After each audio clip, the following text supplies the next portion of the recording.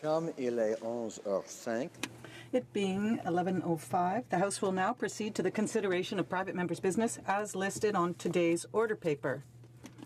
Private members' business, consideration of motion M154, study on the situation of endangered whales, standing in the name of Ms. Ludwig. Ms. Ludwig, seconded by Mr. Whalen, moves that the Standing Committee on Fisheries and Oceans be instructed to undertake a study on the situation of endangered whales and be mandated to 1. Identify steps that could be taken to better protect and help the recovery of right, beluga, and killer whales. 2. Identify immediate and longer-term improvements limiting the impact of human activities on each of these species and, by so doing, add to recovery efforts and to recommendations for new or enhanced actions. 3. Call expert witnesses on each of these species, hearing from those who might be impacted by any possible actions, and working to find a balance among various competing claims, and that the committee present its final report to the House within 4 months of the adoption of this motion. Debate. The Honourable Member for New Brunswick Southwest. Thank you, Mr. Speaker. It is an honour to rise in the House today to present M154, my motion to enhance the protection and recovery of Canada's endangered whale species. New Brunswick Southwest, the riding I am honoured to represent, is situated along the beautiful Bay of Fundy. My interest in the protection and recovery of whales was initially based on my experience locally and what they mean to us from an ecological, cultural, and economic standpoint. Whales are the largest mammals and the most intelligent in our oceans. The endangerment of whales is an indication of the state and health of our oceans. The dramatic loss of 17 North Atlantic right whales in 2017 heightened my interest to advocate for their protection and population recovery. With 2 other whale species at risk, the southern resident killer whale and the St. Lawrence estuary beluga, it became clear that my private member's motion should encompass all of Canada's endangered whale species. From my riding in 2017, tragically, we lost Joseph Hollett while he was disentangling a North Atlantic right whale. Joe participated in nearly 30 whale rescues over the past 15 years. As parliamentarians, we also have the unique opportunity to advocate on issues that matter to Canadians, and in this case, to the researchers, whale rescuers, and others who work so tirelessly on the protection and recovery of whales.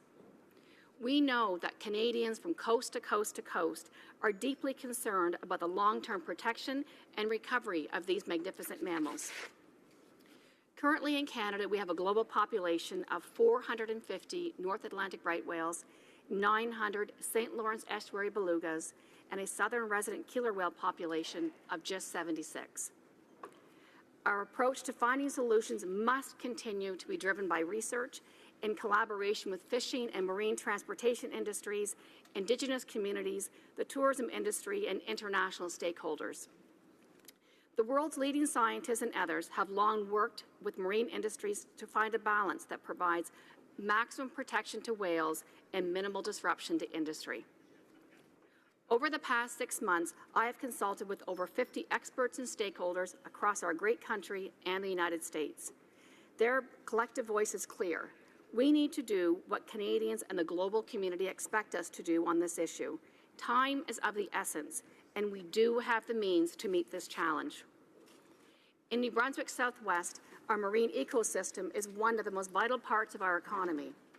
When it comes to the environment and the ocean's ecosystems, whales help regulate the flow of food by helping to maintain a stable food chain and ensuring that certain animal species do not overpopulate the oceans. Whales are a sentinel for health of our ecosystem, and they are sending us a message. Their situations speak volumes to the long-term sustainability of our ocean industries. Mr. Speaker, I want to thank our Minister of Fisheries for his immediate and effective leadership on the situation of the right whales last summer. The Department acted quickly to implement measures in the Gulf of St. Lawrence to protect these magnificent mammals. Since that time, the Ministers of Fisheries and Transport have introduced even more robust measures to protect the North Atlantic right whale, including an earlier start and end to the snow crab fishing season in the southern Gulf of St. Lawrence, fixed and temporary closures where whales are spotted, an earlier speed restriction for ships in the Western Gulf, and dramatic increase in aerial and at-sea surveillance to detect the whales. Their efforts and new measures, combined with ongoing scientific research and recent investments in marine protection in Budget 2018, give us every indication that our government is on the right track. Mr. Speaker, I also want to recognize the work of Dr. Moira Brown and her team at the Canadian Whale Institute. Dr. Brown has been a tireless advocate for the protection of right whales for over 30 years. Most recently, Dr. Brown said, "The population decline since 2011 demonstrates that right whales do not have the capacity to sustain low birth rates and high death rates for very long. If mortality rates remain the same as between 2011 and 2015, with so few breeding females alive, the species could functionally become extinct in less than 25 years. Although there were no new calves born this year, we must remain optimistic that there will be positive outcomes because of the new measures our government has put in place. We have the means to meet this challenge. Let me give you an example.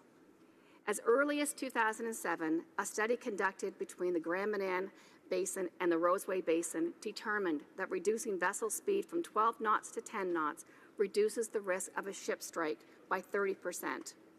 Or that in the beautiful Bay of Fundy, shifting the shipping lane by 4 nautical miles to the east reduces the risk of a vessel collision by 90%. I am convinced that as we have done with the North Atlantic right whale, similar actions can be taken with the recovery of beluga and killer whales. In all instances, we need to identify longer-term improvements to limit the impact of human activities on these species.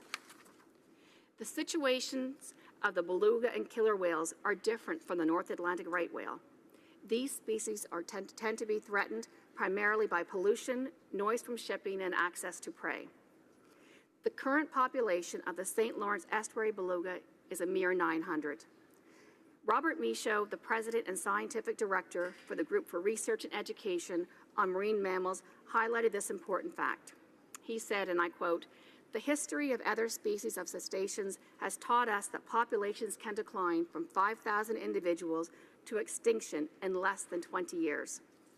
With a population of 900, the St. Lawrence belugas urgently need effective measures of protection," end quote. Even more daunting, the current estimated population of the southern resident killer whale is an alarmingly 76. The range of the southern resident population includes water adjacent to Vancouver, where there is high shipping traffic and other human impacts. Once again, I would like to recognize the Minister of Fisheries, Ocean, and the Canadian Coast Guard for demonstrating our government's commitment to the protection of the southern resident killer whales with the announced $9.1 million in new science funding. In addition to this, Budget 2018 includes $167.4 million over 5 years to help protect and recover endangered whale species in Canada. Notably, the southern resident killer whale, the North Atlantic right whale, and the St. Lawrence Estuary beluga. This includes funding for science activities to help better understand factors affecting the health of whale populations, as well as actions to help address the threats arising from human activities. In a letter of support for this motion, Rick Bates, CEO and Executive Vice President of the Canadian Wildlife Federation, said that a study undertaken by the Standing Committee of Fisheries and Oceans will benefit all efforts to conserve our endangered whales by producing an all-party examination of the situation and how it can be improved. Both immediate and long-term action is required to protect these iconic species. There is no single solution to this problem. The Standing Committee for Fisheries and Oceans will play an important role in studying the effectiveness of protection and recovery measures to date, hearing from expert witnesses, hearing from those who might be impacted by any possible actions, and working to find a balance among these various stakeholders. In closing, on a personal note, I would like to dedicate this motion to Joseph Hollett. The dedication of volunteers and staff who participate in whale disentanglement rescues is inspirational for us all. This is why I'm urging you all to join me and demonstrate your support of M154. In my opinion, as parliamentarians, we have a responsibility to explore every avenue available to us to enhance the protection and recovery of Canada's endangered whale species. I look forward to taking my granddaughter out on a boat in the Bay of Fundy, where she too will fall in love with the ocean, teeming with minkies, humpbacks, and right whales. Mr. Speaker, Canadians and our future generations deserve nothing less. Thank you. Questions and comments? Question and commentaire. The honourable member for Port Moody, Coquitlam. Thank you, Mr. Speaker, and thank you to the member from New Brunswick Southwest for her speech. But while I appreciate the intention of the member's motion, will she not agree the time for study is over? We need immediate action. For the 76 southern resident killer whales that she identified in her speech, we need the government to issue an immediate emergency order under the Species at Risk Act. We don't need another study. So will the member agree that the time for action is now and that we don't need yet another study? Yes. Honourable member for New Brunswick Southwest. Thank you, Mr. Speaker, and I thank my honourable colleague for his question. Certainly at 76 southern resident killer whales, it is an alarming number. But finally, we have a government that is stepping up to do the research, do our homework. I'm very proud of our government and the initiatives that have been taken, the dedication to research. We also have, in addition to that, an accountability and responsibility to look at the measures that are currently in place and how can we monitor them, how can we review them, and take into consideration the Species at Risk Act. When we look at any work that is being done, we have to look at, in my opinion, the maximum protection of whales with the minimal disruption to industry, and I believe that our government is working hard to find a balance. A committee studying this will also be reviewing that and will have the opportunity to hear from the key stakeholders and others on this. Thank you. Questions and comments. The honourable member for North Okanagan, Shuswap. Thank you, Mr. Speaker, and I thank the member from New Brunswick Southwest for her speech. My question to her would be to ask her if she would consider pressuring her Liberal colleagues to actually take action on some of the things that have been recommended. I sit on the Fisheries Committee. We've done a number of studies and reports, provided the recommendations to the government, and we've seen very little action on that.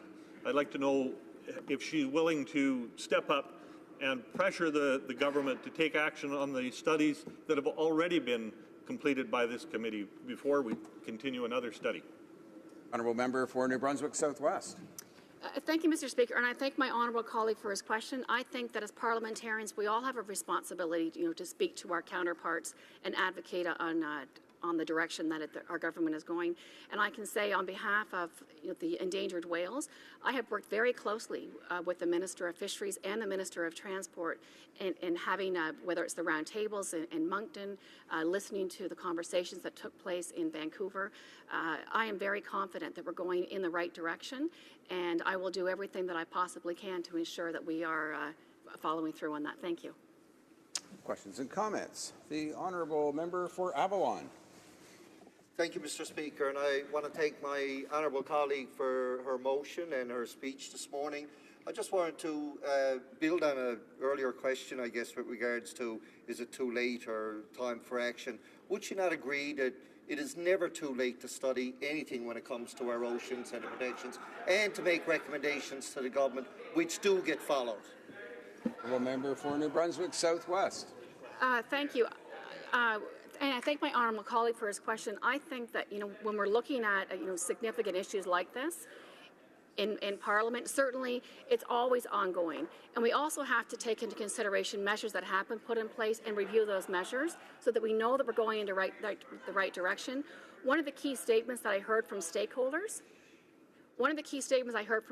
is that one size does not fit all.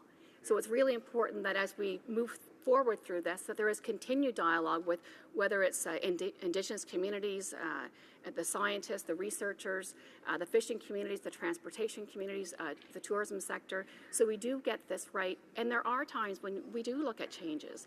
You know, the course that we're carving now or that we're moving forward with may require some adaptations, and I think that's an important one. That's an opportunity when the committee studies this to look at what are the possible avenues that should be maybe receive a focus or maybe a different direction, or reaffirm that they are in the right direction, and who else should be at the table and having a conversation. Thank you.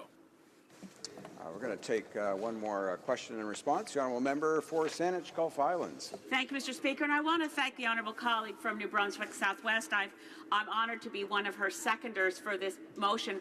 The way I see it, Mr. Speaker, is we know that action must be taken, and a study should not delay action. We know, for instance, that seismic testing in the Gulf of St. Lawrence is disastrous for the right whale, and while the Minister of Fisheries and Oceans has taken some steps, we've not yet banned seismic testing. We know the southern resident killer whales are on the precipice. We need to rebuild their food supply. They need the Chinook salmon, and they need less threat of tanker traffic. Yeah. So we don't need to forestall action while we study. And I want to ask my honourable colleague if she agrees that doing a study is not an excuse for failing to take emergency measures. Member for New Brunswick Southwest. Thank you, and I thank my honourable colleague for her question and for seconding my motion. I think that action is taking place, and I think action will occur as the study is going on. This is, in fact, I would argue, as a complement to the work that is already being done. Looking at the seismic testing, there are environmental controls that have been put into place there, but certainly that is an opportunity as well when it goes before the committee to bring in experts to testify regarding that and any impacts that it may or may not have had in the Gulf of St. Lawrence or off the coast of Nova Scotia. Thank you. Resuming debate, the honourable member for North Okanagan, Shuswap. Thank you, Mr. Speaker, and I thank the member from New Brunswick Southwest for her motion and her speech this morning. It is truly a noble cause to try and save the last of any species. As she said, her original thought on this was to do a study on the endangered right whales. She's eventually allowed it to encompass beluga and killer whales. With the declining populations of whale species, this is something that we should be, and I believe we all are, concerned with. We have inventories of right whales predicted to be functionally extinct within a few decades unless action is taken. We saw 17 dead whales on the Atlantic coast in Canada and U.S. last year. And so far this year, there have been no new calves sighted in those populations. But I debate here that this is not time for another study, it's time for action. And before we get into the reasons for saying another study is not the answer, I first want to sincerely thank and recognize all of the work that the local groups have put into the conservation of whales and other species. My path to this House was an unpaved path, working with conservation organizations where I learned that it is work on the ground that it can accomplish goals beyond anyone's wildest hopes. Volunteers and people like Joseph Mullet, who lost his life while saving the life of an entangled whale, those who transpose their words into actions, I applaud you and for all that you do. While I also applaud the member from New Brunswick Southwest for the idea of having the Standing Committee study the issue and be mandated to identify ways to protect and recover species, I want to point out some alarming facts. First of all, is she a member of this majority government? She has or should have access to the ministers responsible for taking action on protecting and recovering any species needing help. So why has she not been able to get the ear of her ministers? Why is she, as a member of the majority Liberal caucus, forced to ask the House of Commons to support her motion to do what her party's ministers should already be doing? I propose that it is because her Liberal ministers are not as committed to saving the environment as they propose to be. We see very much talk from this Liberal government, but very little action. Secondly, I would like to point out that while she has presented this motion to have the Standing Committee on Fisheries, Oceans and Canada Coast Guard undertake a study and present a report, has she looked at her own government's record on acting on that committee's or other committees' report recommendations? I bring to your attention, Mr. Speaker, the report from the committee titled Newfoundland and Labrador's Northern Cod Fishery Charting a Sustainable Future. 10 recommendations, almost none acted upon. The report from the same committee on wild Atlantic salmon in eastern Canada. 17 recommendations, very few acted upon.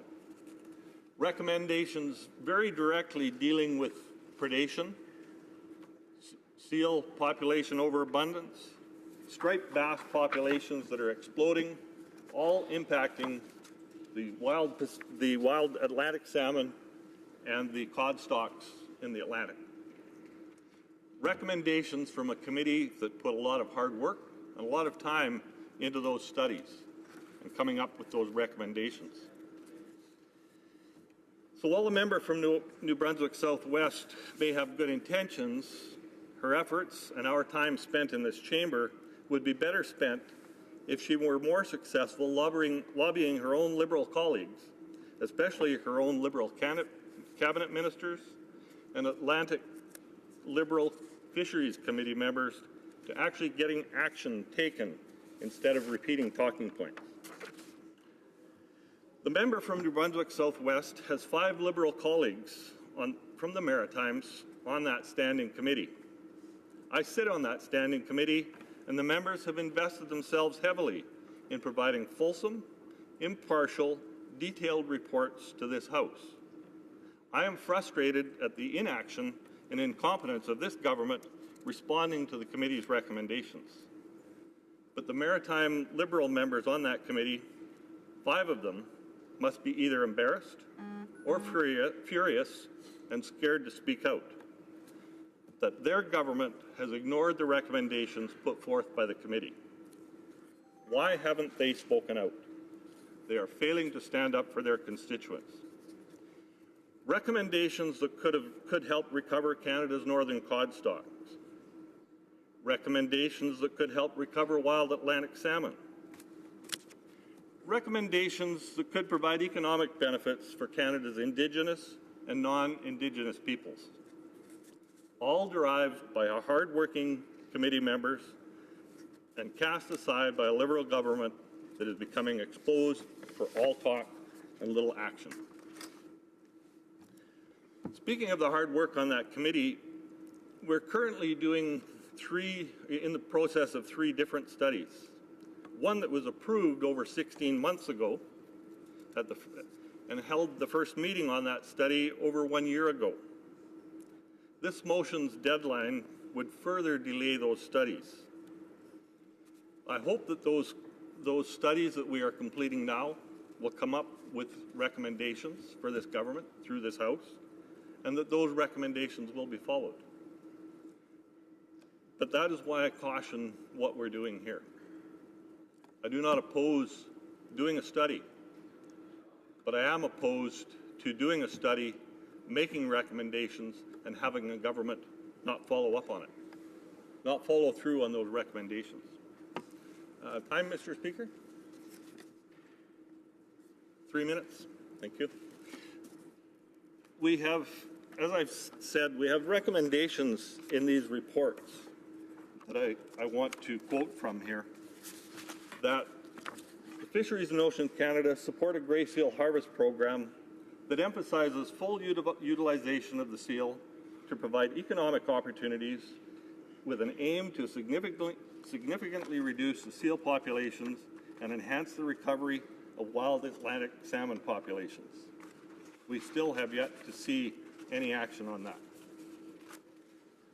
From the report on northern cod, we had another recommendation that we ensure the careful management for prey availability especially capelin, and further ecosystem considerations like habitat protection and climate change.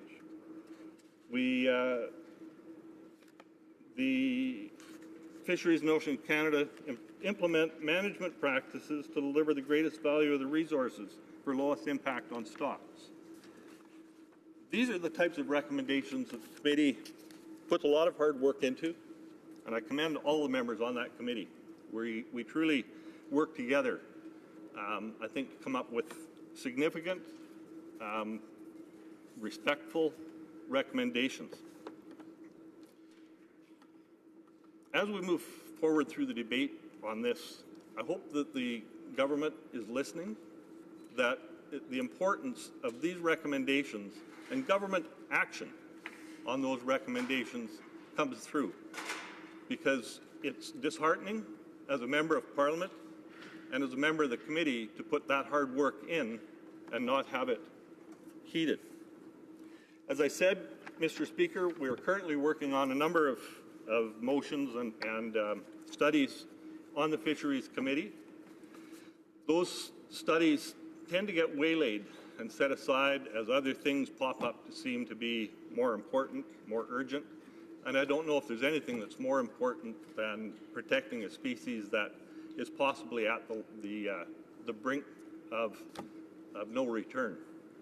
So while I don't oppose this motion, I would like to move, Mr. Speaker, a motion, and I would like to move that the motion be amended by deleting the words "within 4 months of the adoption of this motion."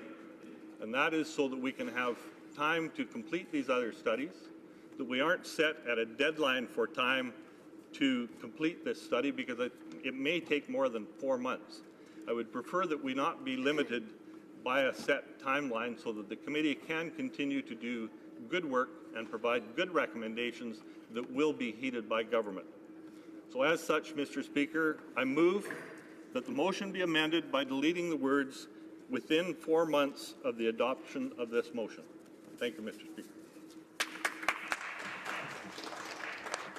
So in accordance with Standing Order 93.3, no amendment can be made to a private member's motion or second reading stage of a private member's bill, unless, of course, it has the consent of the sponsor. I therefore ask the honourable member for New Brunswick Southwest if she consents to this amendment.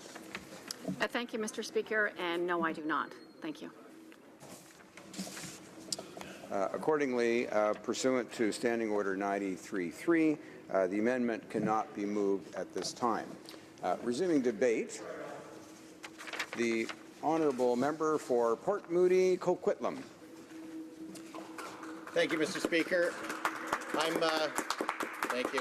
Pleased to rise in the House to speak on Motion 154, which reads that the Standing Committee on Fisheries and Oceans be instructed to undertake a study on the situation of endangered whales and be mandated to identify steps that could take to better protect and help recovery of right, beluga, and killer whales, and to identify immediate and longer-term improvements limiting the impact of human activities on each of these species, and by so doing, add to the recovery efforts and to recommendations for new and enhanced actions, and finally, call expert witnesses on each of the species, hearing from those who might be impacted by any possible actions, and working to find a balance among the various competing claims, and that the committee present its final report to the House within 4 months of the adoption of this motion.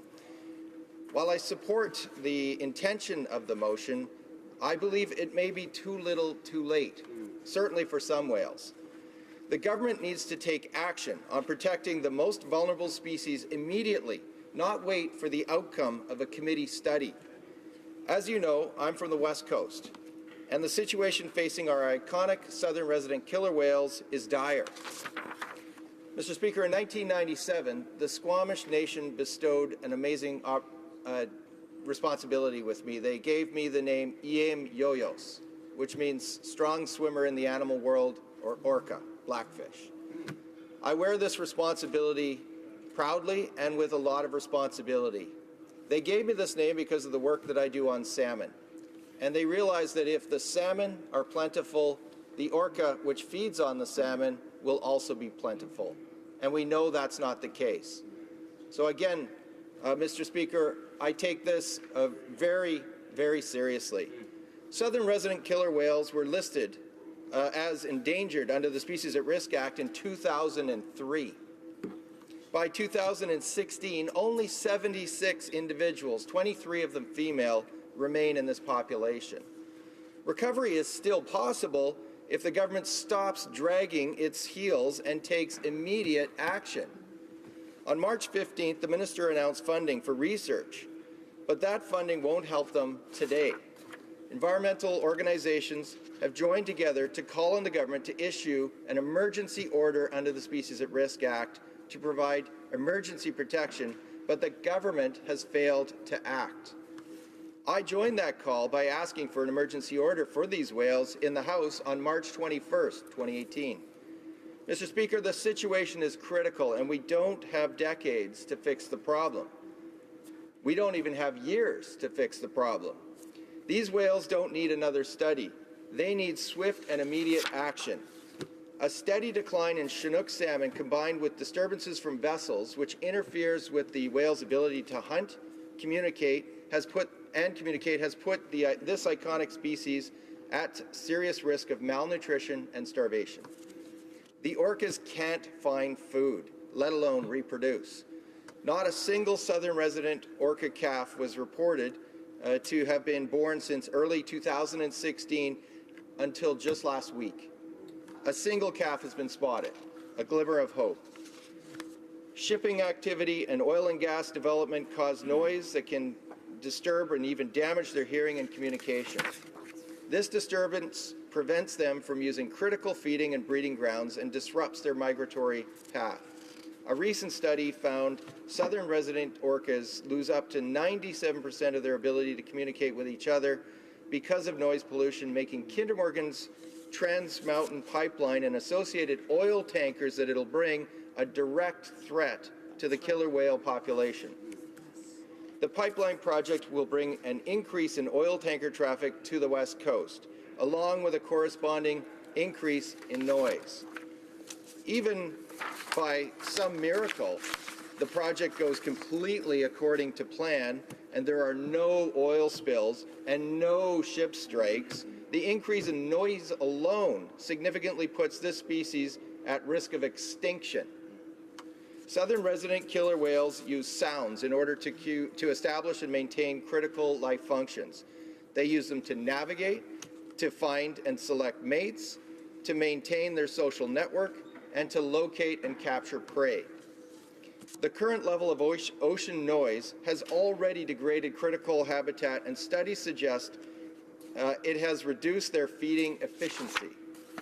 The 76 southern resident killer whales desperately need action by this government to reduce the immediate threats they are facing today, including the impact of the pipeline project on their ability to recover. In March of this year, Washington State issued an executive order with the time-bound measures to benefit southern resident killer whales, including actions concerning fisheries, whale-watching vessels, and state ferries. The Species at Risk Act has a process for the federal government to enact a similar emergency order, and I encourage them to do so without delay. Speaking to DSMOG Canada about the recent Liberal announcement of more research to help the southern resident killer whale, Paul Paquette, adjunct professor at the University of Victoria and senior scientist with the Raincoast Conservation Foundation, said, quote, "We could study them literally to death at this point," unquote. Misty McDuffie, a biologist with Raincoast, said, quote, "What we are really looking for from the federal government right now is threat reductions," end quote. She goes on to say, quote, "We've been waiting and waiting for the government to take some sort of action that would at least contribute to the protection of killer whales, but none has been taken to date," end quote. Mr. Speaker, they need action now rather than waiting for yet another study to be complete and say the same thing. President and CEO of WWF Canada, Megan Leslie, agrees. In an op-ed in the Hill Times on April 20th, she said that while funding for technology and research is important, A cash infusion alone won't feed the 76 orcas facing extinction today. She described the situation as an emergency of the tallest order and recommends immediate action, including protection of feeding areas from fishing and disturbance by recreation or whale watching vessels, speed reductions for commercial vessels to reduce noise pollution in and near feeding areas, and Chinook salmon catch reductions for the health of both species. She says all of these measures need to be in place by late spring of this year, when the orcas return to feed. Mr. Speaker, the clock is ticking. The minister must take immediate action. The situation is not much better on the Atlantic coast, where on March 16th of this year, CBC reported that there has not been a single North Atlantic right whale calf spotted at all this year. An unprecedented and alarming sign for this critically endangered species. Usually mothers and calves making their way north towards Atlantic Canada are spotted by the end of February, but halfway through March, there had not been a single calf sighted for the very first time. The North Atlantic right whale is highly endangered. There are only about 450 of them left, 100 of them females. Between April and November of 2017, at least 16 North Atlantic right whales died, 12 of them in Canadian waters. At least 3 of those had been entangled in fishing gear, and 4 showed evidence of blunt force trauma, which was most likely from a ship strike. The 16 deaths represent more than 3.5% of the population. To put that in perspective, that would be the equivalent of about 1.25 million Canadians suddenly dying over 7 months. On April 20th, speaking to the Washington Post about North Atlantic right whales, marine biologist Charles Mayo said climate change seems to be shifting animals' food source. Their habitat has been polluted with sewage and made noisy by construction and seismic tests. Speeding ships and tangles are hard to break. Fishing rope pose deadly threats. New technology and tightened regulations could protect the whales from some of these big hazards.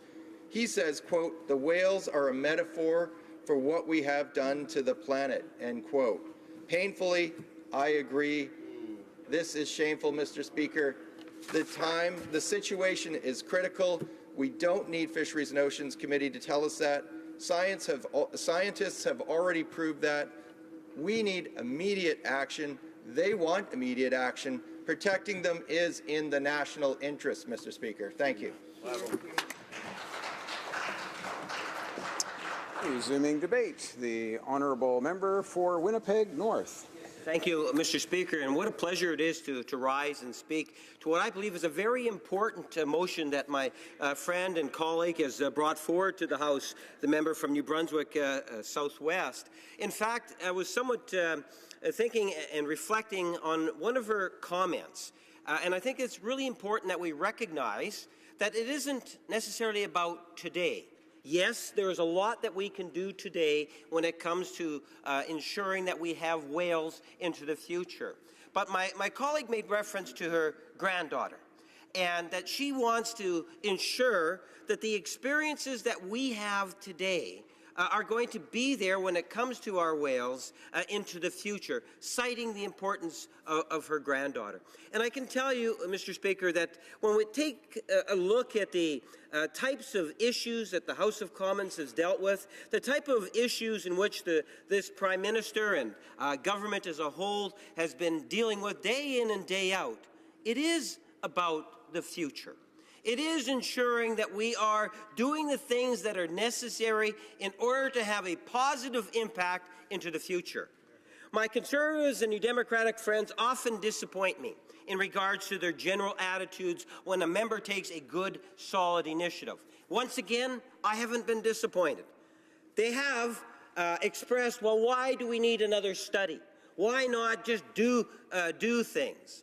Well, Mr. Speaker, and especially coming from the Tories, that's a little much, I must say. But even from my New Democratic friends who do not believe in studies, The only study they believe in is something to do that would prevent the oil and pipelines from ever being built. That's the only time they seem to support a study, Mr. Speaker. But let me make a suggestion. Let me make a suggestion, and that is that this government has actually taken a number of actions to date, and I'd like to be able to make reference to that. But when I look at the motion that my colleague has brought forward, to me, it is forward-thinking. It is about the future. We're taking a look at an important species, an important mammals, 3 mammals in particular, and trying to highlight the issues that are not only important to her and her riding, Mr. Speaker, but I truly believe important to all Canadians, even from a Member of Parliament in Winnipeg North, which is the centre of Canada. But if you go further north, you'll get into Churchill, where you will find the beluga whale, Mr. Speaker, a whale that is well recognized, Mr. Speaker, and an absolute beautiful mammal. The resolution is talking about 3 species in particular. The beluga with reference to the St. Lawrence, the North Atlantic right whale, an absolute beautiful mammal, a mammal that is, in fact, when it comes to population, is on the decrease, or it's just not being able to maintain the population numbers that actually will ensure its longevity into the future. And of course, the southern resident killer whale from BC. And I can assure my friends from across the way, Mr. Speaker, that we are a government that has caucus representatives in all regions of the country. So we can tell you that is it the 32 members of Parliament from Atlantic Canada, that they continuously advocate on issues that are important in that region. And we have heard about the right whale inside caucus, outside of caucus. And we understand and appreciate the concern and share in that concern. We want to be able to see government take actions that will have a very real impact. Mr. Speaker, I'd ask you to let me know when I'm 2 minutes away, because I do have an amendment that I'd like to bring forward. Mr. Speaker, so when I hear opposition members from across the way try to say, well, why another study? Why another study? Let me assure them that not only is it good for us to look at ways in which we can make things better, but we are, as a government, taking tangible actions today. You know, we had the Oceans Protection Plan, $1.5 billion. First ever, Mr. Speaker. How is it, you know, we're in government for just over 2 years, and you see that sort of commitment of hundreds of millions of dollars to protect our oceans. We didn't need a motion coming from the New Democrats or the Conservatives on that issue. All we needed to do was to listen to Canadians. And by listening to Canadians, Mr. Speaker, we recognized the importance of not only talking about it, but also ensuring that there's the finances and resources that are necessary to have a positive impact in our oceans. $1.5 billion, Mr. Speaker. It's an incredible amount of money. In the last budget alone, 2018, I believe it's somewhere around $180 million or even more than that over the next 5 years that's being put into place to ensure that our whale species are in fact being taken care of, or actions that are being taken, Mr. Speaker, to ensure the longevity of those whale species. And I'm not too sure how the Conservatives, I think they probably voted against it, knowing the Conservatives, but that's for another day, Mr. Speaker.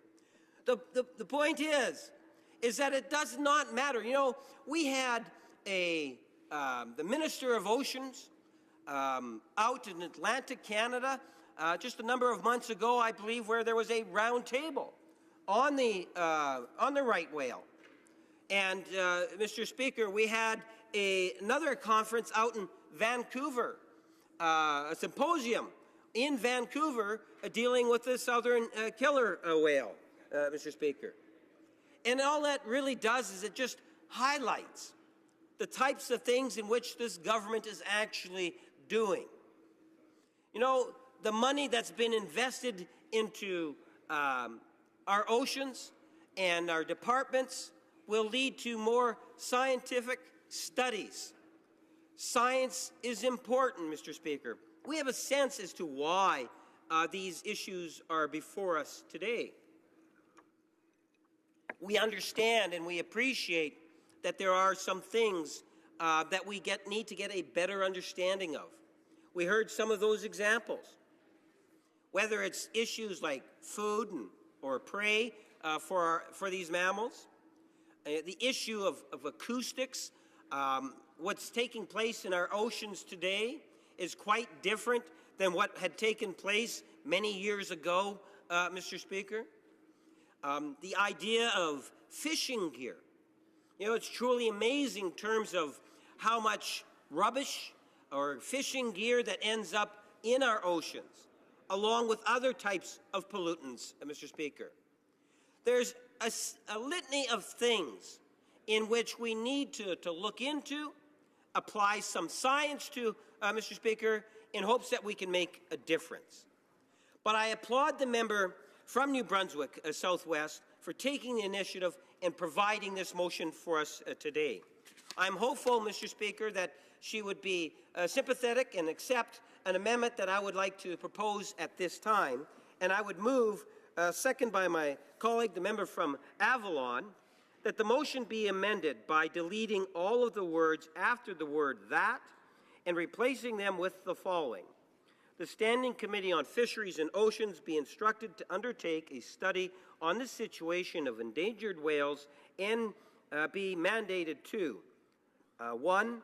Identify steps that could be taken to continue the efforts to protect and help the recovery of NARW, beluga, and southern resident killer whales. 2. To identify immediate and longer-term improvements limiting the impact of human activities on each of these species, and by so doing, add to the recovery efforts and to the recommendations for new or enhanced actions. 3. Call on the expert witnesses on each of the species and those who might be impacted by any possible actions to work to find a balance among various competing claims. And 4, Mr. Speaker, and that the committee present its final report to the House by the end of the 2018 calendar year. Thank you, Mr. Speaker. Again, in accordance with Standing Order 93.3, no amendment can be made to a private member's motion or to the second reading stage of a private member's bill unless, of course, it has the consent of the sponsors. So I will therefore then ask the honourable member for New Brunswick Southwest if she consents to this amendment. Thank you, Mr. Speaker, and I thank my honourable colleague for his very, very passionate talk about whales. I am pleased to accept the amendments, and I also want to say that the situation with whales today in Canada did not turn out the last. Yeah. I think unfortunately, we're not sort of allowed to sort of intersperse with additional commentary on this, and we'll read the amendment. Take it back.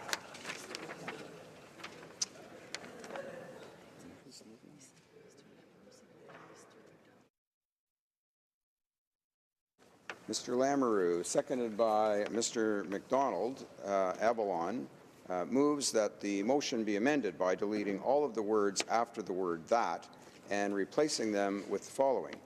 The Standing Committee on Fisheries and Oceans be instructed to undertake a study on the situation of endangered whales and be mandated to 1. Identify steps that could be taken to continue the efforts to protect and help the recovery of NARW, beluga, and southern resident killer whales. 2. Identify immediate and longer-term improvements limiting the impact of human activities on each of these species, and by doing so, add to recovery efforts and to recommendations for new or enhanced actions. 3. call on expert witnesses on each of the species and those who might be impacted by any possible actions to work to find a balance among various competing claims, and that the committee present its final report to the House by the end of the 2018 calendar year. Resuming debate, the honourable member for Edmonton, Manning. It's good. Well, good morning, Mr. Speaker, and today I'm speaking on behalf of our critic, Shadow Minister for Fishery and Oceans, the member for Caribou, Prince George, and I would like to extend on my behalf and my caucus condolences for their loss of his mother-in-law.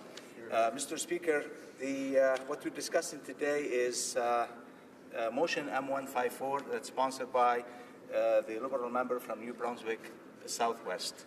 On the background of the motion, the endangered right whales have been dying in record numbers in the past year in Canada. In 2017, at least 13 whales out of a population of approximately 450 whales have perished in the Gulf of St. Lawrence. And speaking of the St. Lawrence here, we know although the Gulf of St. Lawrence is not a normal habitat for the right whales, their arrival last summer took many by surprise. And that result in Transport Canada imposing a 10-knot limit on vessels 20 meters or more in length. So that is something that we need to look at seriously in terms of also a ship move around the oceans, our oceans and our water. And the cruise lines for sure have cooperated with these new limits. At one time, basically to avoid killing those whales or that the losses of such endangered species that we have, and then we look forward to keep protecting. In addition to the 10-knot limit, the cruise ship companies were required to count the number of right whales that they saw each day. So eventually, when the ships are going, they're going slowly. They're slowing down in order to be able, maybe to be able to count and see how many we have left there and how many we are maybe losing on the way. Also, they have to, the cruise ship has to locate where those whales are found and report them back to the government on a regular basis. And it is clear that maybe this is not enough. That's why bill or motion M154 could be a step to find to put a study together in order to probably try to find a solution to this situation that we go through. So the action needs to be taken immediately. That's what we've been told. It's not just a study, but maybe we need to be able to take an action aftermath. So hopefully the result of the committee report will give us that opportunity to do so. So we can say that the right whales have been dying in record numbers, as we said. In 2017, 13 of them was lost among a community of few hundred, 450 actually, in the Gulf of St. Lawrence. Almost all the North Atlantic whales in the western North Atlantic Ocean, in summertime and in autumn, they feed in areas at the Canadian and Northeast United States coast in a range stretching from New York to Newfoundland. So it's quite a journey on the East Coast, I guess, for these whales. Particularly popular feeding areas are the Bay of Fundy and Cape Cod Bay. In winter, they head south towards Georgia and Florida to give birth. So they go to the warmer places during the winter time to give birth and to maintain basically a population. The leading cause of death among the North Atlantic right whale, which migrates through some of the world's busiest shipping lanes, where journeying off the east coast of the United States and Canada is being struck by ships. So unfortunately, they get struck by the ships, and that's one main reason of losing a population of such in the course of time. At least 16 ship strike deaths were reported between 1970 and 1999, and probably more remain unreported. So the record shows that there is 16 ship strike in a period of 29 years. That is something also to be looked at and to be monitored. A second major cause of morbidity and mortality in the North Atlantic right whale is entanglement in plastic fishing gear. Right whales ingest plankton with wide open mouths, risking entanglement in any rope or net fixed in a water column. So what happened, ropes wraps around their upper jaws, flippers and tails. Some are able to escape and others remain tangled. So if they can get the proper aid and help, they could be safe throughout the course and they can be fine. But again, the possibilities of saving or monitoring that closely is not always there. In July 1997, the U.S. introduced the Atlantic Large Whale Take Reduction Plan, which seeks to minimize whale entanglement in fishing gear and record large whale sighting in an attempt to estimate numbers and distribution. So there is an action is happening on the side of the United States, and that is something actually speaking to, in a way, to us on the northern side to be able to study and look for solution if possible. So researchers are still working to pin down how the whales in Canada died, but at least 3 appear to have been hit by ships and 1 perished after becoming entangled in fishing gear. So eventually, the 2 main reasons for losing those whales are either they're entangled by the ship or they've been chewing on some plastic things, so they become a main reason for their death. In 2014, researchers monitoring belugas in St. Lawrence warned of catastrophic disaster if something was not done to stop the population decline. So again, the record's showing that we're losing those. I think from 1,000 at some point to 889 at some point. Now, what we're looking for in Canada is below 500 mark. So there's something that telling us that we're losing this population and we must do something about it. So at this point, there's not enough evidence and information we have, at least from the researcher side, that we know exact numbers and we have exact data of what's happening. So the exact count in the St. Lawrence estuary is not there. So, but the population, as I said, was estimated below 900, but 889 in 2012. That is according to recent Fishery and Oceans Canada report. When we say recent, I'm not sure if it's 2017-18 or probably before that. Therefore, Motion 154 would call on Standing Committee of Fisheries and Oceans to undertake a study on the situation of endangered whales and report the study back to the House of Commons with 4 months of passage. Hopefully, the 4 months' time is going to be enough for the committee to acquire a study, to call on witnesses and on researchers and scientists, hopefully to be able to find some solutions. The motion called the committee to first identify steps that could take to better protect and help the recovery of right beluga and killer whales, and second, to identify immediate and long-term improvement limiting the impact of human activities on each of these species, and by doing so, to recovery efforts and to recommendations for new enhanced actions. Third, call expert witnesses on each of the species hearing from those impacted with possible actions and working to find a balance among various competing claims. And the last thing is that the committee present this final report to the House of Commons and the adoption of this motion. Mr. Speaker, I'm pleased to say that we will support this motion and we look forward to studying the issues at committee. Thank you. En conséquence, la période prévue. The time provided for the consideration of private members' business has now expired. The order is dropped to the bottom of the order of precedence on the order paper. Oh, the honourable member for New Westminster Burnaby, perhaps on a point of order. Merci beaucoup, Monsieur. Thank you, Mr. Speaker. Yes, I do have a point of order. To ask you, Mr. Speaker, to apply Standing Order 69.1 on Bill C-74, the 2018 Budget Implementation Act. And in this corner of the House, Mr. Speaker, we believe that this bill is an omnibus bill as defined under Standing Order 69.1.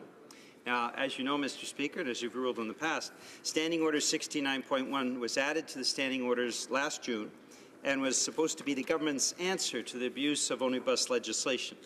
And I'll remind you, Mr. Speaker, though I know you're well versed in this, that Standing Order 69.11 says the following. In the case where a government bill seeks to repeal, amend, or enact more than one act, and where there is not a common element connecting the various provisions or where unrelated matters are linked, the Speaker shall have the power to divide the questions for the purposes of voting on the motion for second reading in reference to a committee and the motion for third reading and passage of the bill. The Speaker shall have the power to combine clauses of the bill thematically and to put the aforementioned questions on each of these groups of clauses separately, provided that there will be a single debate at each stage. Now, following adoption of this standing order, Mr. Speaker, as you know, since that time, we've seen a number of new omnibus bills being tabled by this government. C-63, the previous Budget Implementation Act, got divided for votes at second and third reading because it contained so many different provisions, Mr. Speaker, and you ruled on that. We also had a huge environmental bill, C-69, that was split for the purposes of voting. And Mr. Speaker, you'll recall that you ruled that the section on the Navigable Waters Protection Act was distinct enough from the rest of that environment bill to split it. Now, we have serious concerns, and all parliamentarians should have serious concerns about the use of omnibus bills in this place. It becomes increasingly difficult for members of Parliament to represent their constituents when governments table these massive bills where so many different things are lumped together. With respect to C-74, Mr. Speaker, we have a situation that is particularly problematic. This is a massive bill, more than 555 pages, and it affects more than 40 different pieces of legislation. So there's no doubt that this is an omnibus bill because it does touch on various topics, including veteran affairs, the Parliament Act, and on paternity and maternity leave, as well as positions such as the Chief Information Officer. So, Mr. Speaker, as you know, this is the biggest bill we have ever seen on a budget. But what is most troubling from our perspective is the effect on the greenhouse gas emissions tariffs. This is being dealt with in a budget bill. The second paragraph of Standing Order 69.1 that stipulates this, too, the present standing order shall not apply if the bill has as its main purpose the implementation of a budget and contains only provisions that were announced in the budget presentation or in the documents tabled during the budget presentation. Now, Mr. Speaker, we looked through the budget speech, the budget documentation, the tax tables, everything else that was tabled with the budget in February. And the only reference to carbon pricing from the budget documents is a few short paragraphs, including, quote, the government recently released draft legislative proposals on the federal carbon pollution pricing system, as well as a regulatory framework outlining the approach to carbon pollution pricing for large industrial facilities, and intends to introduce legislation to establish that system, unquote. Now, Mr. Speaker, in that short paragraph, there is an acknowledgement that the government actually was working on separate legislation that should properly be put to the House separately.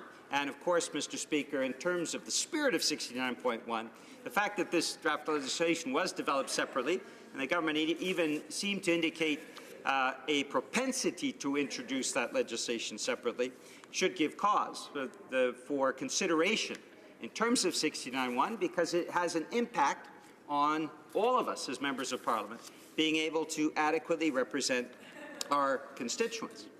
De ces quelques paragraphes, the Liberals felt that they were justified in including a few paragraphs on carbon pricing in their budget bill.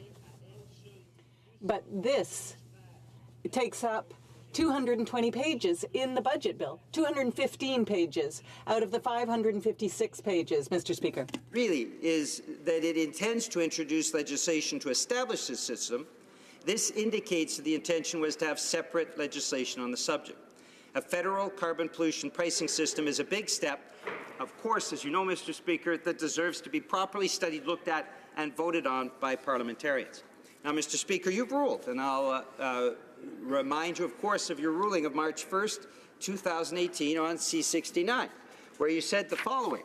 The question the chair must ask itself is whether the purpose of the standing order was to deal only with matters that were obviously unrelated, or whether it was to provide members with the opportunity to pronounce themselves on specific initiatives when a bill contains a variety of different measures. And Mr. Speaker, at that time, you answered very appropriately and courageously, establishing the precedent around separating that bill out, so that members of Parliament had the opportunity to adequately represent their constituents by that separate vote.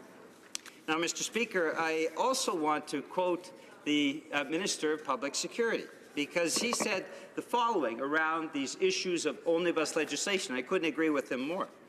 Les libéraux the Liberals condemned these anti-democratic maneuvers on the part of the Conservatives, who used omnibus bills on several occasions.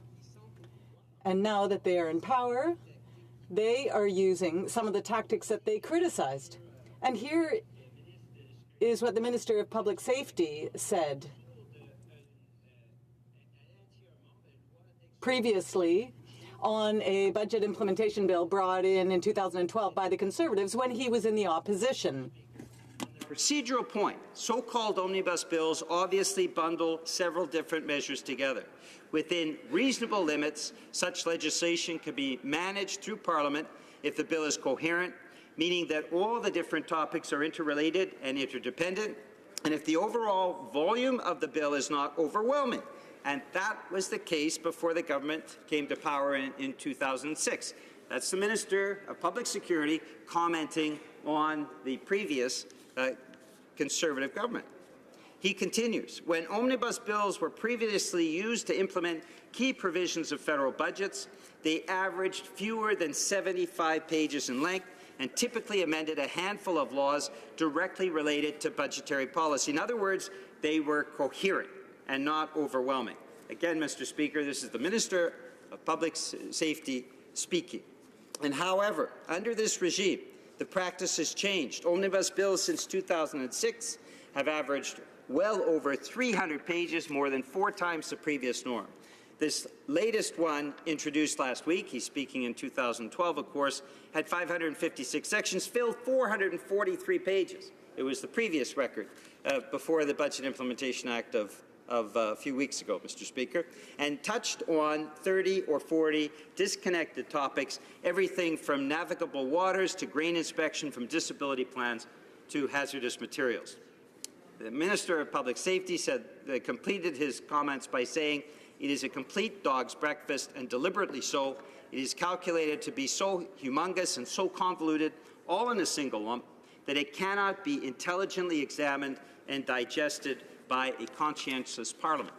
And that indeed, Mr. Speaker, I couldn't agree more with the current Minister, the Liberal Minister of Public Safety, in condemning what the impact is on parliamentarians of having these dog breakfast omnibus bills. And Mr. Speaker, as you know, the current Budget Implementation Act is the largest we have ever seen dumped on the floor of the House of Commons, and 215 pages are around carbon pricing. So, Mr. Speaker, this clearly violates the spirit of 69.1. This clearly gives you the opportunity, as Speaker, despite the loophole that I'm sure the Government House Leader or the Parliamentary Secretary of the Government House Leader will try to use to justify what is unjustifiable, Mr. Speaker. There is long precedence in this place that we try to make sure that our votes count and that legislation is distinct enough so as members of Parliament we have the ability to truly represent our constituents. This dumping in of 215 pages around carbon pricing to make the most massive Budget Implementation Act in Canadian history simply violates to every degree the spirit and the principles around 69.1. Now, you have ruled in the past on these important measures, Mr. Speaker. You have taken the opportunity to judge whether parliamentarians and whether Parliament and whether ultimately Canadians are well served by this dumping in of legislation. It started under the previous government. This 69.1 was designed to give you the tools, Mr. Speaker, to counter that abuse by governments of dumping in separate legislation. There is no doubt that the government is violating the spirit of 69.1 by dumping in carbon pricing into this massive bill. And what I ask you today to do, Mr. Speaker, is to take the time to consider what I've said. Other members may choose to join in as well, and ultimately to rule to separate out carbon pricing so that as members of Parliament we can truly represent our constituents. Thank you, Mr. Speaker. I see the Honourable Government House Leader rising on the same point of order. No. I thank the Honourable Member for New Westminster Burnaby for bringing this matter to the attention of the House and for the precision and clarity of his arguments. We'll take this under advisement and get back to the House in due course and fairly soon. We'll now see the Honourable Government House Leader on a point of order. Mr. Speaker, I move, seconded by the Minister of Status of Women, that in relation to Bill C-74, an act to implement certain provisions of the budget tabled in Parliament on February 27, 2018, and other measures, not more than one further sitting day shall be allotted to the consideration at second reading stage of the bill, and that 15 minutes before the expiry of the time provided for government orders on the day allotted to the consideration at second reading stage of the said bill, any proceedings before the House shall be interrupted, if required, for the purpose of this order, and in turn, every question necessary for the disposal of the said stage of the bill shall be put forthwith and successively without further debate or amendment. Thank you, Mr. Speaker.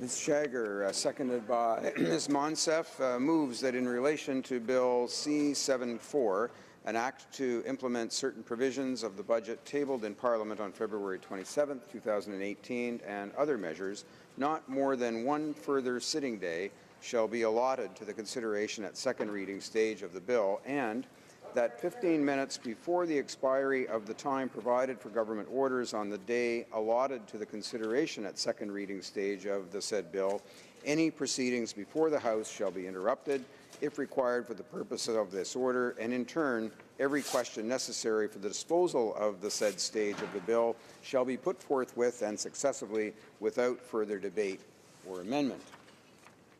Et maintenant, conformément Pursuant to Standing Order 67-1, there will now be a 30-minute question period. Well, members, in the usual way that we do to indicate how many might wish to participate in the 30-minute question period, and I think we get a sense of that. So we'll confine the interventions to around 1 minute, both for the member posing a question and then for the government response. Questions? And the Honourable Opposition House Leader. Thank you, Mr. Speaker. Well, we have the government shutting down debate on their Budget Implementation Act, a budget that did not bother to mention NAFTA, a budget that has no plan to pay down the massive deficit that they are giving to our grandchildren and great-grandchildren, And, Mr. Speaker, a budget that implements a carbon tax that the government is covering up the cost of, not only to Canadians, but, Mr. Speaker, any effect that it will or will not have. Now, today, the PBO told us that this carbon tax will have a cost to the GDP of $10 billion by 2022. Will the Minister of Finance tell us today how much will this carbon tax cost everyday Canadians? Would he please be upfront, stop the cover-up, and tell us once and for all? The Honourable Minister of Finance. Mr. Speaker, I'm happy to be here to answer questions on Bill C-74 today. And to start with addressing the fact that we are moving forward on a plan that's going to continue the very positive economic results we've seen over the last 2.5 years. It's not by accident that Canada now has had, over the last year and a half, the fastest growth among G7 countries. It's truly been a remarkable turnaround from the 10 years before, when we saw ourselves in a very difficult growth situation engineered by the previous government's lack of investing in Canadians. What we find ourselves at now is a position where we have among the lowest unemployment rates we've seen in 40 years, and our plan to continue our economic success put forward in Bill C-74 is an important one, to be able to continue the good results for Canadian families. It will continue as well our mission and our approach to ensuring that we deal with climate change over the long run. It's a responsible approach, Mr. Speaker, that we know will be positive for Canadians both today, tomorrow, and in the long run. Questions. The Honourable Member for Berthier-Maskinongé. Thank you, Mr. Speaker. I would just like to express the profound disappointment I have, and I think a lot of the members on this side of the House have for the government. You know, they promised during the election that they would be different and they would respect Parliament and they would make sure that we all have a voice and input. And what they are doing today is that they're muzzling our voice and they're not letting us represent our constituents and being that strong voice for our constituents here in the House of Commons. It's disappointing because this Budget Implementation Act is 556 pages, Mr. Speaker. That's a big piece of legislation, and it's huge. It's an omnibus, obese piece of legislation, and it's really, really important that we study it and we have a healthy debate in the House of Commons. And if they're so proud of this budget, Mr. Speaker, why are they muzzling debate in the House of Commons? Honourable Minister of Finance. Mr. Speaker, I'd like to thank the member for her question and just point out, of course, that this bill has been debated in this House for 4 days. We've had 45 members of Parliament who've spoken about this bill. That includes 13 members of the Conservative Party, 6 members of the New Democratic Party, and of course 1 member from the Green Party. It is important that we've had that sort of discussion. What we do know as well, Mr. Speaker, is that we are going to be able to then move this bill from this format into committee, where we can continue to ensure that we have discussion. We believe, Mr. Speaker, that this is an important way for us to move forward on the agenda that will help Canadians to be successful in the future. Clearly, what's happened in the last couple of years is that the kind of measures we put in place have been positive for our economy. Now we want to make sure that that positive direction continues. This bill is the way to make sure that that happens. The debate that's gone on has been important, and now we can move it to committee so that we can continue that debate. Questions. The Honourable Member for Carleton. Today, the Parliamentary Budget Officer produced a report in which he calculated that the Liberal carbon tax will erase $10 billion a year from our economy. This Finance Minister thus far has refused to reveal how much the average family will pay for his carbon tax. 200 pages of the bill before the House today deals with the implementation of that very tax. If the minister is able to put 200 pages of complicated rules, regulations, and taxes into this bill, why can't he stand now and answer this simple question? How much will the Liberal carbon tax cost the average Canadian family? How much? Honourable Minister of Finance. Mr. Speaker, we're happy to talk about why it is that we think pricing carbon is the right way to go. We think the reality of our situation is that climate change has real costs. Climate change is expected to cost Canada's economy $5 billion a year by 2020. We know that as much as $43 billion a year will be expended by 2050. That's if we don't take action, Mr. Speaker. We know that the appropriate way for us to deal with this is to price carbon. So that's why we're coming forward with an approach to pricing carbon that's been proved in a province like British Columbia can be done in a way that is consistent with continuing to successfully grow the economy. Mr. Speaker, we know that in order to make sure that we have a long-term situation where our economy remains healthy, it means that we price the things that we don't want, like pollution, while we encourage the activities that we do want, like investing in clean technology over the long run. These things, Mr. Speaker, will most certainly go forward with our approach, and that, we know, will help us to continue on the very positive economic situation that we've engineered over the last 2.5 years. Questions? The honourable member for Burnaby, New Westminster, Burnaby.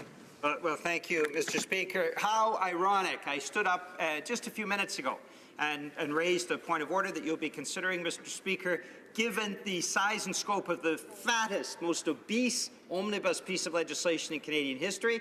And just a few minutes after that, the Liberals moved TA closure to shut down debate. It is absolutely absurd.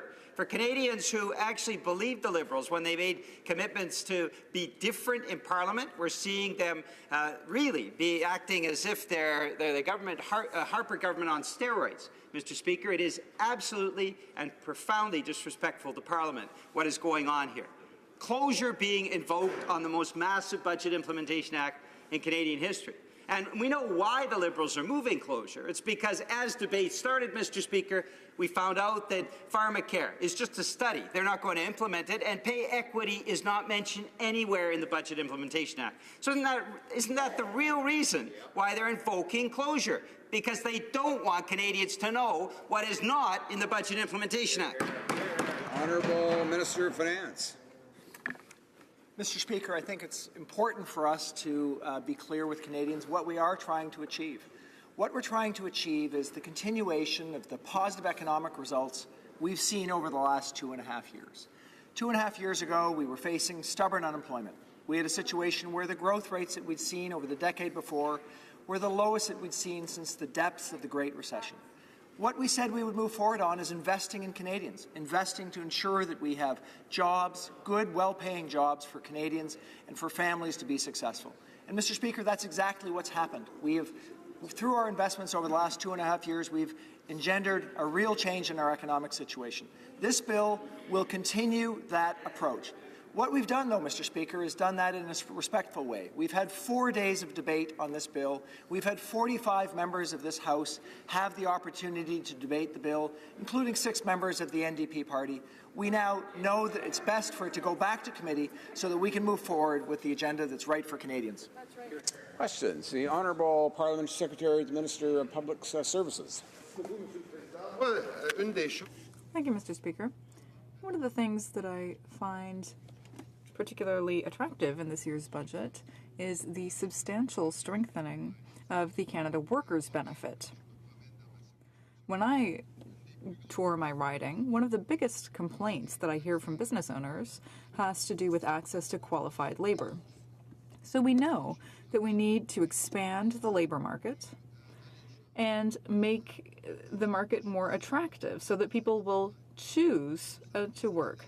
We also know that social assistance can often make this a difficult decision for some people. It's difficult for them to choose to go back to work because they don't want to sacrifice the social assistance that they may have depended on before. So I'd like to ask the Minister of Finance what he thinks of this significant strengthening, and I would also like to ask him why he thinks that it's so important for us to strengthen the Canada Workers' Benefit. Thanks. Monsieur le Président, Mr. Speaker, that really is a good question. This is something that's very important for us and very important for our country. It's clear that it is necessary to have an environment where all Canadians have an incentive to work. That is very important. We know that some people are in difficult situations, they don't have work, and they face challenges when it comes to entering the labor market. That's why the Canada Workers' Benefit is so important. It gives people the opportunity to have more money when they enter the labor market, And it continues to be in effect until they start making more money.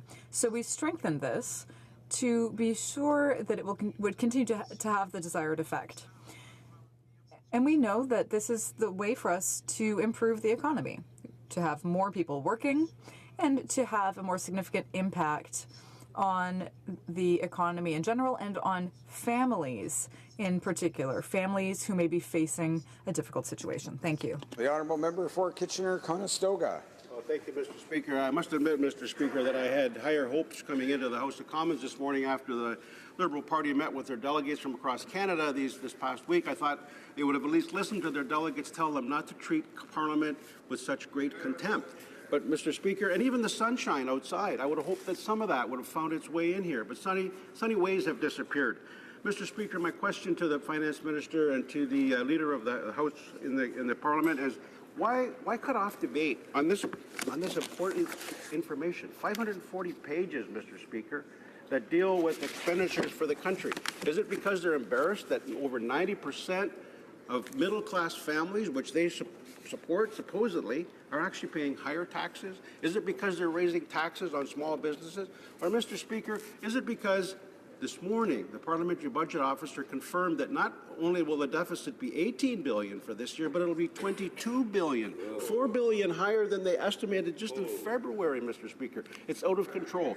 Mr. Speaker, is it A, B, C, or D, or is it all of the above in which they're embarrassed? Thank you, Mr. Speaker. Honourable Minister of Finance. Mr. Speaker, I think it's really important that we have the opportunity to talk about this in this House. That's why we've spent 4 days debating Bill C-74. We think as well, Mr. Speaker, it's important that we go to committee so that we can do a deeper dive. To the specific questions, I think it's important to recognize what's actually happened over the last 2.5 years.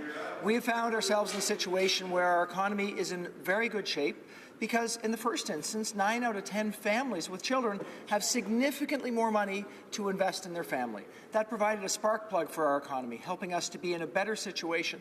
So facts matter, and the facts are 2.5 years later, we have significantly lower unemployment. We have significantly higher growth. So we will continue on that approach of making sure that taxes for middle-class Canadians are low. What we'll do as well, though, in question B, we'll make sure that we continue to support small businesses. What we've done, Mr. Speaker, is we've lowered small business taxes. As of January 1st, 2018, of course, those small business taxes went down. They will go down again on January 1st, 2019. We think that's important to ensure that our economy continues to be strong. And finally, what we want to assure Canadians is that we will continue with our fiscally responsible approach, which is continuing to reduce our net debt to GDP over time, putting us in a very positive situation right now, and also resilient to deal with any challenges in the future. Questions. Questions? The Honourable Member for Longueuil-Saint-Hubert. Mr. President, the fact is that we're laughing stock internationally because we can't apply taxes to OTTs and stuff like that. This is the joke. This is the fact that you are presenting to me this morning. You know very well that we are late on these taxes. You know very well that people in Longueuil... Yeah, he's looking at me like he's not understanding. La vérité, c'est que le ministre... Je demande encore pour le député... I would ask the members to direct their comments through the chair and to do so for all their speeches in the House. The Honourable Member. Thank you, Mr. Speaker. You're quite right. Now, when the Minister of Finance of the European Committee comes here and says that our policy is untenable and that you shouldn't tax web giants like that, well, it's untenable. If the Minister of Finance came to my riding and saw the situation that community organizations dealing with refugees are facing, with people crossing the border, and the minister doesn't care at all, says that it's totally under control, well, I'd like them to come see the situation on the ground and to see the burden on our community organizations. When the ministers cut tax credits for public transportation, it's grotesque. I mean, all of a sudden, their PR people, their spin doctors, can't even explain your bad decisions anymore. The Honourable Minister of Finance. Mr. Speaker, that's an interesting question.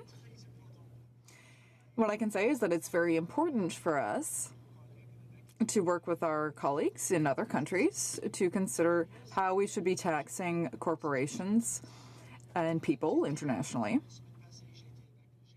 Last week, I was with the G20 and the G7, and I can say that we are working together to find ways to ensure that our tax system works all around the world. There was an important OECD report that urged countries to consider how to deal with taxation of digital companies. That is something that is very important. Now, they explained one way of looking at our current situation and also of looking at the future of international taxation.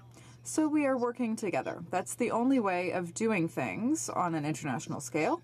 It's clear that we are leaders along with other countries, and we will continue to make things as good as possible. Thank you. The honourable member for Carleton. The Prime Minister promised in the last election that this year's deficit would be $6 billion. As Finance Minister said a few months ago, it would be $18 billion. Today, the Parliamentary Budget Officer said it's now $22 billion. In other words, the deficit is going to be more than 3 times bigger than the Prime Minister promised, and 20% bigger than the Finance Minister said only a few weeks ago. My question is simple. How did the Finance Minister get it so wrong? Honourable Minister of Finance. Mr. Speaker, let me first say that I appreciate the reports that come out of the Parliamentary Budget Officer. It's an important function of this government, of Parliament, that they come out with their reports. What I can also say is that the numbers that we put out in our budget remain exactly what we think our estimates will be. We have taken an approach over the last 2.5 years to very clearly enunciate how we're going to make investments so that we can grow the economy and how we're going to be able to do that in a fiscally responsible way. Each year we've shown where those investments are going, and we've projected what might happen in terms of the growth that would come from those investments. In fact, Mr. Speaker, the growth has been stronger than expected. Canadians have had a better situation in terms of job creation. Hardworking Canadians are creating jobs at a record pace, meaning we are in the lowest rate of unemployment that we've seen in about 40 years. Bravo. It's an extremely positive situation for Canadian families as they consider how to raise their children. We're going to continue with those investments. We're going to do it in a responsible way while reducing our debt to GDP over time so that we can always be prepared for the future for Canadians. Thank you. Questions. The honourable member for Sarnia-Lambton. Well, thank you, Mr. Speaker. It's disheartening to see that every day from this Liberal government, there's another broken promise. They promised they wouldn't do omnibus bills. Here we have a 540-page document to look through. They promised they were not going to run more than $6 billion of deficit this year, but we've just heard it's likely to be $22 billion when they predicted it was only going to be $18 billion. And so when we see this kind of broken promises going on, and I hear the Finance Minister say, yes, but we had 4 days of debate. Well, if you take $22 billion and you divide it by 4, that's $5.5 billion. Is it worth taking more than a day to discuss the spending of $5.5 billion of taxpayer money? So my question for the Finance Minister is, why does he have so much trouble keeping his promises and making his budget targets? Honourable Minister of Finance. Well, Mr. Speaker, I think it's important to consider the promises that we made and the promises that have been kept. We promised Canadians that we would lower middle-class taxes. We're here. The members opposite voted against lowering middle-class taxes, but we went ahead and kept that promise. We promised, Mr. Speaker, that we would ensure that Canada Child Benefits didn't go to the wealthiest so we could give more to families. 9 out of 10 families have significantly more, on average $2,300 more, now indexed to inflation so they can raise their families. These are promises kept, Mr. Speaker. What we put in this budget, of course, is some new promises. We said that the Canada Child Benefit will keep up with inflation. We said that the Canada Workers Benefit will help those in the most challenged situation to do better over time. Mr. Speaker, we are keeping our promises for Canadians, and what we're doing with Bill C-74 is making sure that we continue with this positive economic results. We've had 4 days of debate on this. We think that it's appropriate for this to go to committee so that we can examine it in more detail. That, Mr. Speaker, is responsible. Questions. La députée de Longueuil. Questions? The honourable member for Longueuil-Saint-Hubert. Mr. Speaker, What's sad in all this is that the Minister of Finance is taking us for a bunch of fools. Now, the Liberals' communications officers have been trying to muddy the waters here, but the truth is that the transaction tax, so the various provincial and federal sales taxes, are not applied to these digital services, and we are becoming an international laughingstock because of this. They told us that they would discuss this at the G7 in Charlevoix, but they will be laughed at if they raise this because everyone else applies taxes to these services. So I'm wondering, why is the minister pretending that this is not a big deal? Why is he trying to say, oh no, of course we're going to talk about it? This is the truth. Last week, the Minister of Finance of the European Community said that the situation was untenable, and I would like to know what the minister thinks about this. The Honourable Minister of Finance. Monsieur le Président, Mr. Speaker, I would invite the member to look at the OECD report. We are working together with other countries to consider how we might make our international tax system work better, and that's very important. We know that international companies have many approaches in terms of choosing where they're going to invest, and we need to do this together. We are working on this. I was with the other G7 and G20 countries last week, and I can assure you that we are continuing to work together to find a solution. Of course, this takes time. We need to take the right approach to ensure that significant investments continue. But at the same time, we intend to continue to work together to ensure that the system works in the future. Questions? The Honourable Member for Edmonton West. Disgraceful that this government is moving ahead to end debate on the budget. Keeping in mind, though, for every day that we have debated the budget, it's cost Canadians about $5.5 billion of debt in this budget, so maybe cutting off a day will save Canadians money. My question to the minister is the PBO report says international growth is going to be 4% this year, 4% next year. That comes from the OECD.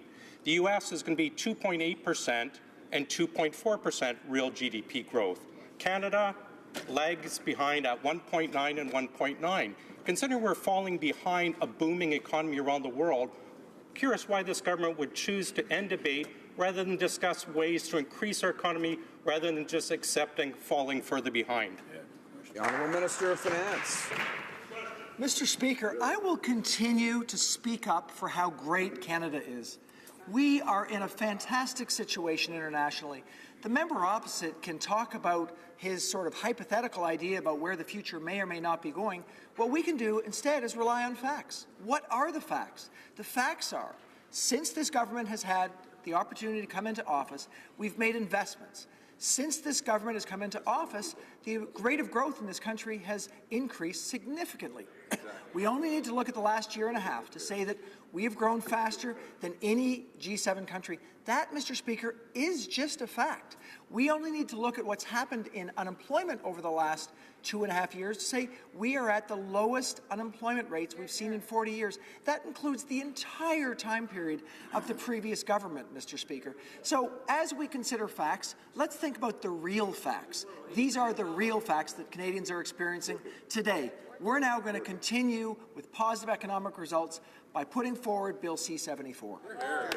Questions? The Honourable Parliamentary Secretary to the Government House Leader. Yes, thank you, Mr. Speaker. What I have witnessed is over the years budgetary measures that continue to support and enhance Canada's middle class, those who want to be a part of it, and the impact that that has had in terms of just getting Canadians involved in the success stories that the Minister of Finance is talking about. And I'm wondering if the Minister of Finance can just maybe provide some thought in terms of by how we as government are able to work with Canadians to increase that disposable income and how that's fostering a healthier economy. Honourable Minister of Finance. Mr. Speaker, it really is a great question because when you get really positive results, what you want to do is you want to go back and look and see what is it that actually happened to get ourselves to those positive results, because clearly you want to do more of that. So, Mr. Speaker, as we look back over the last 2.5 years, what's changed? Middle-class taxes have gone down. The Canada Child Benefit has gone up. Canadians have had the ability to invest more in their families, and what's happened as a result is our economy has done better.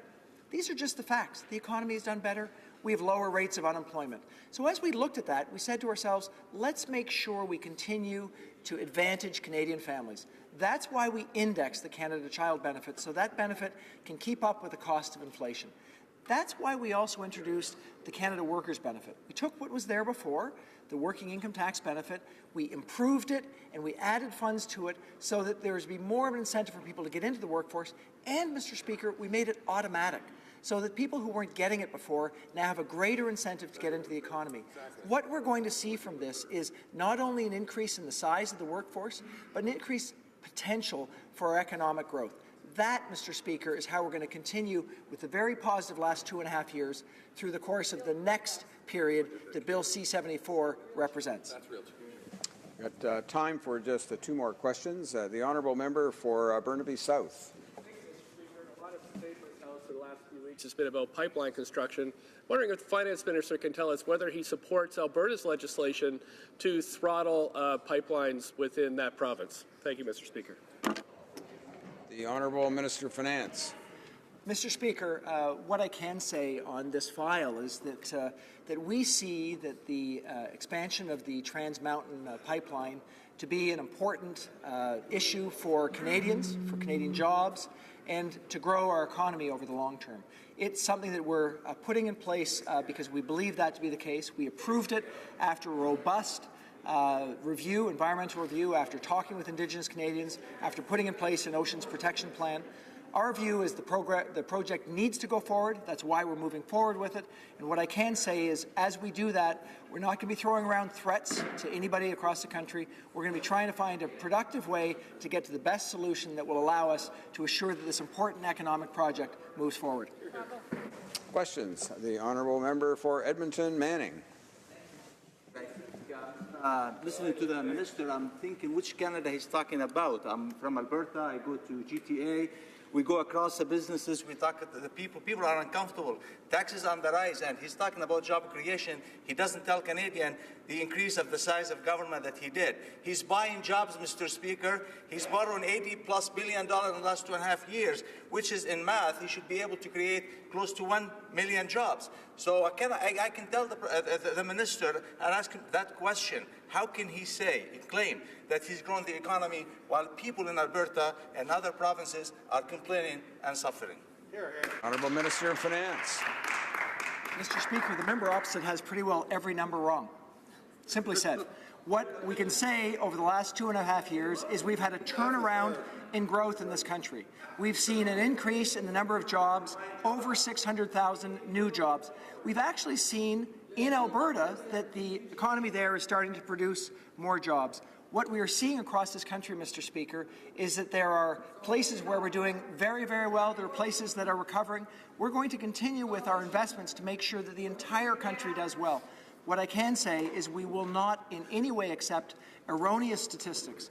The fact of the matter is middle-class taxes have gone down. The fact of the matter is small business taxes have gone down. The fact of the matter is our economy has grown. The fact of the matter is more Canadians are working. This is all positive, Mr. Speaker. We're going to continue on our track to continue to make sure this is the case for Canadians. Yeah, we can take one more question. The honourable member for Longueuil-Saint-Hubert. Thank you, Mr. Speaker. I understand that they want to conclude the debate because clearly every time I ask a question on the fact that internet services are not subjected to sales tax and goods and services tax, they keep talking to me about taxation of companies, which is a great challenge. I agree that it's difficult to act in a coordinated fashion internationally, but I'm talking about provincial sales tax and goods and services taxes. Can he please tell me about that? The Honourable Minister of Finance. Mr. Speaker, I will continue to tell the truth. We have a situation in Canada where the taxation system works. We continue to do the things we have to do to make sure that the future will be good, when it comes to taxes. That's why we're working here in Canada to make sure that the system works. At the same time, we need to work with our colleagues in other countries to consider how the international system will continue to work. That is very important, and we will continue with our approach because that is the only way to make sure that the system works for the future. Il est mon devoir d'interrompre mes... It is my duty to interrupt the proceedings and put forward the motion before the House. The question is as follows.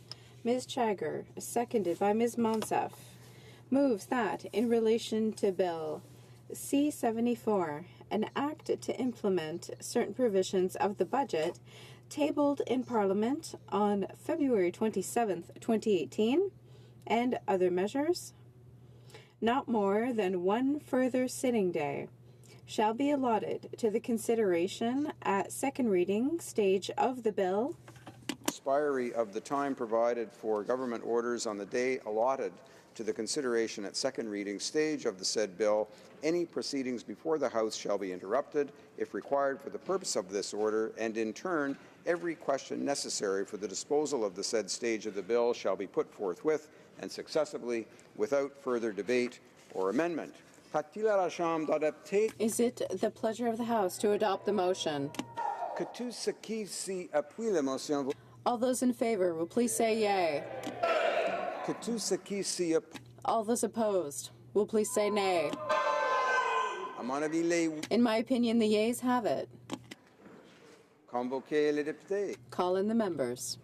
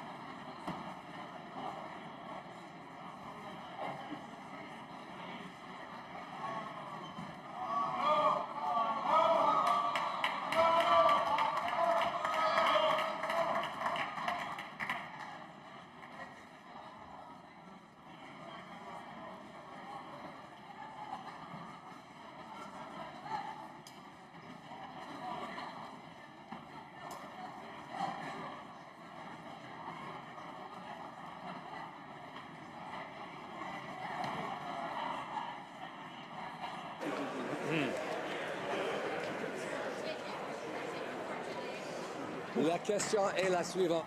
The question is as follows. Ms. Jagger, seconded by Ms. Monsef, moved that in relation to Bill C-74, an act to amend certain provisions of the budget tabled in Parliament on February 27th, 2018, and other measures, not more than one further sitting day shall be allotted to the consideration at second reading stage of the said bill. For the expiry of the time provided for government orders on the day allotted to the consideration at second reading stage of the said bill, any proceedings before the House shall be interrupted if required for the purpose of this order, and in turn every question necessary for the disposal at the said stage of the bill shall be put forthwith and successively without further debate or amendment. All those in favor of the motion will please rise. Ms. Chager. Ms. Chager. Mr. Hare. Mr. Hare. Mr. O'Regan. Mr. O'Regan. Mr. Sargent. Mr. Sargent. Madame Joly. Madame Joly. Mr. Champagne. Mr. Champagne. Monsieur Leblanc. Monsieur Leblanc. Mr. Morneau. Mr. Morneau. Mr. Bryson. Mr. Bryson. Ms. Wilson-Raybould. Ms. Wilson-Raybould. Mr. Macaulay-Cardigan. Mr. Macaulay-Cardigan. Madame Leboutillier. Madame Leboutillier. Madame Bibeau. Madame Bibeau. Mr. Hussain. Mr. Hussain. Ms. McKenna. Ms. McKenna. Mr. Baines. Mr. Baines. Ms. Haidu. Ms. Haidu. Ms. Bennett. Ms. Bennett. Mrs. Philpott. Mrs. Philpott. Ms. Mahichuk. Ms. Mahichuk. Mr. Casey Cumberland Colchester. Mr. Casey Cumberland Colchester. Mr. McKay. Mr. McKay. Mr. Nault. Mr. Nault. Ms. Scroll. Ms. Scroll. Mr. Lausanne, Argenteuil, La Petite Nation. Mr. Lausanne, Argenteuil, La Petite Nation. Mrs. Romanato. Mrs. Romanato. Mr. Rioux. Mr. Rioux. Mr. Blair. Mr. Blair. Mr. Holland. Mr. Holland. Mr. Leslie. Mr. Leslie. Mr. Carr. Mr. Carr. Ms. Monsef. Ms. Monsef. Mr. Rodriguez. Mr. Rodriguez. Mr. Garneau. Mr. Garneau. Ms. Duncan, Etobicoke North. Ms. Duncan, Etobicoke North. Mr. Duclos. Mr. Duclos. Ms. Murray. Ms. Murray. Ms. Cara. Ms. Cara. Mrs. Cesar Chauvin. Mrs. Cesar Fan. Mr. Cormier. Mr. Cormier. Mr. Wilkinson. Mr. Wilkinson. Mr. Lemetti. Mr. Lemetti. Mr. Cosner. Mr. Cosner. Ms. Jones. Ms. Jones. Mr. Rusnak. Mr. Rusnak. Mr. Eiking. Mr. Eiking. Mr. Bagnall. Mr. Bagnall. Mr. Paradis. Mr. Paradis. Mr. McGinty. Mr. McGinty. Mr. Scarpalagia. Mr. Scarpalagia.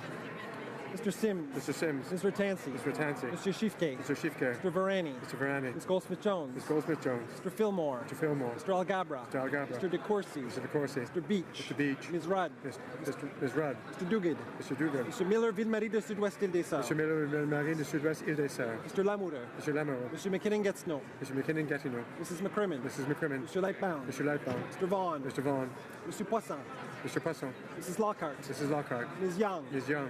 Mr. Jesnevsky. Mr. Jesnevsky. Mr. Dollywall. Mr. Dollywall. Mr. Pesky-Salido. Mr. Pesky-Salido. Madame Mendez. Madame Mendez. Mr. Oliphant. Mr. Oliphant. Mr. Dubourg. Mr. Dubourg. Mr. Alday. Mr. Alday. Ms. Alislev. Mr. Alislev. Mr. Amos. Mr. Amos. Mr. Hernandez Sangri. Mr. Hernandez Sangri. Mr. Arsenault. Mr. Arsenault. Mr. Aria. Mr. Aria. Mr. Badaway. Mr. Badaway. Mr. Bayless. Mr. Bayless. Mr. Boissonneau. Mr. Boissonneau. Mr. Bossio. Mr. Bossio. Mr. Bertina. Mr. Bertina. Mr. Breton. Mr. Breton. Mr. Chen. Mr. Chan. Mr. Bruson. Mr. Bruson. Mr. Moff. Ms. DeMoff. Ms. Dillon. Ms. Dillon. Mr. Biddle. Mr. Biddle. Ms. Tassi. Ms. Tassi. Ms. Zerowitz. Ms. Zerowitz. Mr. Assassi. Mr. Assassi. Mr. El-Khoury. Mr. El-Khoury. Mr. Erskine Smith. Mr. Erskine Smith. Mr. Ailson. Mr. Ailson. Mr. Fergus. Mr. Fergus. Mr. Finnegan. Mr. Finnegan. Mr. Fisher. Mr. Fisher. Mr. Fonseca. Mr. Fonseca. Mr. Fragascatos. Mr. Fragascatos. Mr. Fraser West Nova. Mr. Fraser West Nova. Mr. Fraser Central Nova. Mr. Fraser Central Nova. Mr. Fuhrer. Mr. Fuhrer. Mr. Garrettson. Mr. Garrettson. Mr. Graham. Mr. Graham. Mr. Greywall. Mr. Greywall. Mr. Hardy. Mr. Hardy. Mr. Harvey. Mr. Harvey. Mr. Housefather. Mr. Housefather. Ms. Hutchings. Ms. Hutchings. Mrs. Jordan. Mrs. Jordan. Mr. Johari. Mr. Johari. Ms. Khalid. Ms. Khalid. Madame, Monsieur Lefebvre. Mr. Lefebvre. Mr. Levitt. Mr. Levitt. Mr. Long. Mr. Long. Mr. Longfield. Mr. Longfield. Ms. Ludwig. Ms. Ludwig. Mr. Maloney. Mr. Maloney. Mr. May Cambridge. Mr. May Cambridge. Mr. McDonald. Mr. McDonald. Mr. McKinnon Coquitlam Port Coquitlam. Mr. McKinnon Coquitlam Port Coquitlam. Mr. McLeod Northwest Territories. Mr. McLeod Northwest Territories. Mr. Morrissey. Mr. Morrissey. Madame Nassif. Mr. Nassif. Mr. Oliver. Mr. Oliver. Monsieur Ouellet. Mr. Ouellet. Mr. Peterson. Mr. Peterson. Monsieur Picard. Mr. Picard. Mr. Robillard. Mr. Robillard. Mr. Rumi. Mr. Rumi. Mr. Hota. Mr. Hota. Mr. Saini. Mr. Saini. Monsieur Sanson. Mr. Sanson. Mr. Sanga. Mr. Sanga. Mr. Sarai. Mr. Sarai. Mrs. Schultz. Mr. Schultz. Mr. Seri. Mr. Seri. Madame Shanahan. Madam Shanahan. Mr. Sheehan. Mr. Sheehan. Mr. Sidhu Mission Masque Fraser Canyon. Mr. Sidhu Mission Masquerade Fraser Canyon. Ms. Sidhu Brampton South. Ms. Sidhu Brampton South. Mr. Secan. Mr. Secan. Mr. Sorbera. Mr. Sorbera. Mr. Spengeman. Mr. Spengeman. Mr. Tabera. Mr. Tabera. Mr. Tan. Mr. Tan. Mr. Van Dad. Mr. Van Daan. Ms. Vandenbeld. Ms. Vandenberg. Mr. Whalen. Mr. Whalen. Madame Fortier. Madame Fortier. Madame Lambropoulos. Madame Lambropoulos. Ms. Ing. Ms. Ing. Monsieur Hébert. Monsieur Hébert. Mr. Rota. Mr. Rota. Mr. Hogue. Mr. Hogue. Mr. Rogers. Mr. Rogers. Ms. Yip. Ms. Yip. Mr. Tutu. Mr. Tutu. Mr. Kong. Mr. Kong. All those opposed to the motion will please rise. Ms. Bergen. Ms. Bergen. Mr. Nicholson. Mr. Nicholson. Ms. Finley. Ms. Finley. Mr. Blaney, Bellechasse, Les Etchemins, Lévis. Mr. Blaney, Bellechasse, Les Etchemins, Lévis. Mr. Allison. Mr. Allison. Mr. Bazan. Mr. Bazan. Ms. Rempel. Ms. Rempel. Mr. Kent. Mr. Kent. Mr. O'Toole. Joe O'Toole. Mr. Reyes. Mr. Reyes. Mr. Poiliev. Mr. Poilievre. Mr. Fast. Mr. Fast. Mr. Bernier. Mr. Bernier. Mrs. McLeod, Kamloops, Thompson, Caribou. Mrs. McLeod, Kamloops, Thompson, Caribou. Mrs. Block. Mrs. Block. Mr. Van Loan. Mr. Van Loen. Mr. Albus. Mr. Albus. Mr. Paulus. Mr. Paulus. Mr. Bertod. Mr. Bertol. Mr. Deltel. Mr. Deltel. Mr. Chong. Mr. Chong. Mr. Richards. Mr. Richards. Mr. Workington. Mr. Workington. Mr. Strahl. Mr. Strahl. Mrs. Stubbs. Mrs. Stubbs. Ms. Harder. Ms. Harder. Mrs. Vecchio. Mrs. Vecchio. Mr. Abu Tayyaf. Mr. Abu Tayyaf. Mr. Kelly. Mr. Kelly. Ms. Gladue. Ms. Gladue. Mr. McColman. Mr. McColman. Mr. Warwa. Mr. Warwa. Mr. Sopak. Mr. Sopak. Mr. Miller, Bruce Gray, Owen Sound. Mr. Miller, Bruce Gray, Owen Sound. Mr. Reed. Mr. Reed. Mr. Carey. Mr. Carey. Mr. Lukiski. Mr. Lukiski. Mr. Nader. Mr. Nader. Mr. Broussard. Mr. Broussard. Mr. Sweet. Mr. Sweet. Mrs. Wagenthal. Mrs. Wagenthal. Mr. Soroya. Mr. Soroya. Madame Boucher. Madame Boucher. Mr. O'Brien. Mr. O'Brien.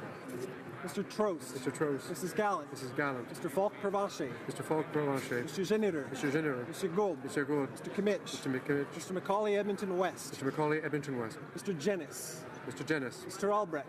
Mr. Albrecht. Mr. Hoback. Mr. Hoback. Mr. McGuire. Mr. McGuire. Mr. Cooper. Mr. Cooper. Mr. Arnold. Mr. Arnold. Mr. Clark. Mr. Clark. Mr. Stanton. Mr. Stanton. Mr. Losa Stormont Dundas South Glengarry. Mr. Lozan Stormont Dundas South Glengarry. Mr. Shipley. Mr. Shipley. Mr. Van Kesteren. Mr. Van Kesteren. Mr. Glinsky. Mr. Glinsky. Mr. Yerdega. Mr. Dega. Mr. Diot. Mr. Diot. Ms. Leach. Ms. Leach. Mr. Leipert. Mr. Leipert. Mr. Schmale. Mr. Schmale. Mr. Shields. Mr. Shields. Mr. Viersen. Mr. Viersen. Mr. Weber. Mr. Weber. Mr. Motts. Mr. Motts. Mr. Benzin. Mr. Benson. Mrs. Falk Battleford's Lloydminster. Mrs. Falk Battleford Lloydminster. Mr. Carroll. Mr. Carroll. Madame Brussel. Madame Brussel. Ms. Matheson. Miss Matheson. Ms. Duncan Edmonton Strathcona. Ms.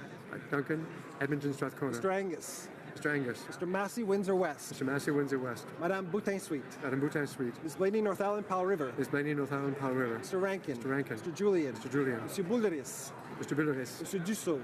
Mr. Dussault. Mr. Donnelly. Mr. Donnelly. Mr. Stewart. Mr. Stewart. Ms. Kwan. Ms. Kwan. Monsieur Aubin. Mr. Aubin. Monsieur Nantel. Mr. Nantel. Monsieur Saganash. Mr. Saganash. Ms. Jolibois. Ms. Jolibois. Madame Quash. Madame Quash. Mr. Blakey. Mr. Blakey. Monsieur Choquette. Mr. Choquette. Madame Moore. Madame Moore. Ms. Benson. Ms. Benson. Mr. Weir. Mr. Weir. Mr. Duval. Mr. Duval. Mr. Stetsky. Mr. Stetsky. Mr. Cannings. Mr. Cannings. Mr. McGregor. Mr. McGregor. Ms. Malcolmson. Ms. Malcolmson. Madame Sanssouci. Madame Sanssouci. Ms. Hardcastle. Ms. Hardcastle. Madame Hughes. Madame Hughes. Monsieur Plamondon. Monsieur Plamondon. Monsieur Sainte-Marie. Monsieur Saint-Marie. Monsieur Fortin. Monsieur Fortin. Monsieur Thériault. Monsieur Thériault. Monsieur Beaulieu. Monsieur Beaulieu. Madame Gill. Madame Gill. Ms. May Saanich Gulf Islands. Ms. May Saanich Gulf Islands.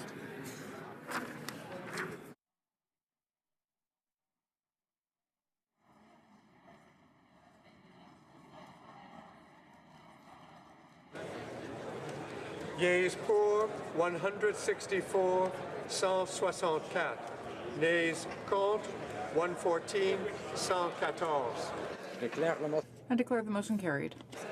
Orders of the day, ordre du jour. Orders of the day, government orders, government bills, comments. Resuming debate at second reading of Bill C-74, Budget Implementation Act 2018, and on the amendment of Monsieur Poiliev. I wish to inform the House that because of the proceedings on the time allocation motion, government orders will be extended by 30 minutes.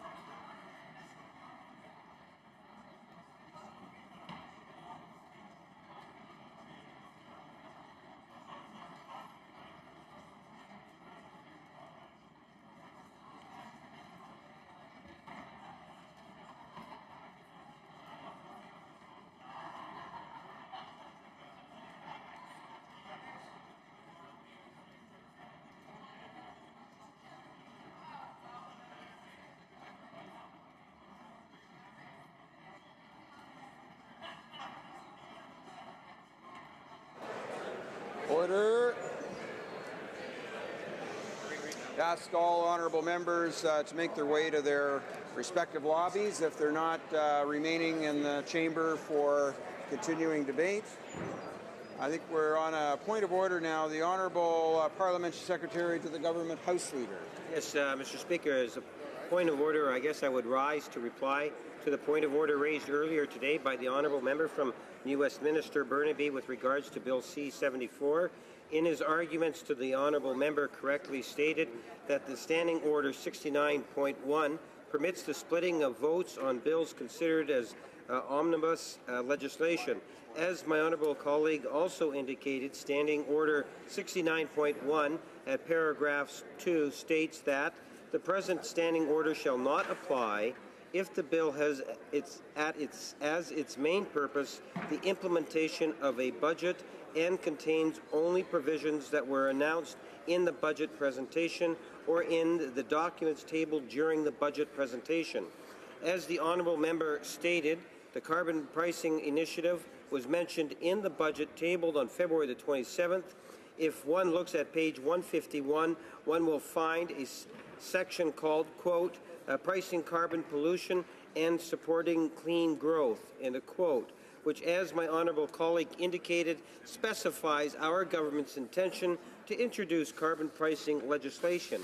As such, Mr. Speaker, I disagree with my honourable colleague that the current legislation goes against the spirit of the Standing Order 69.1.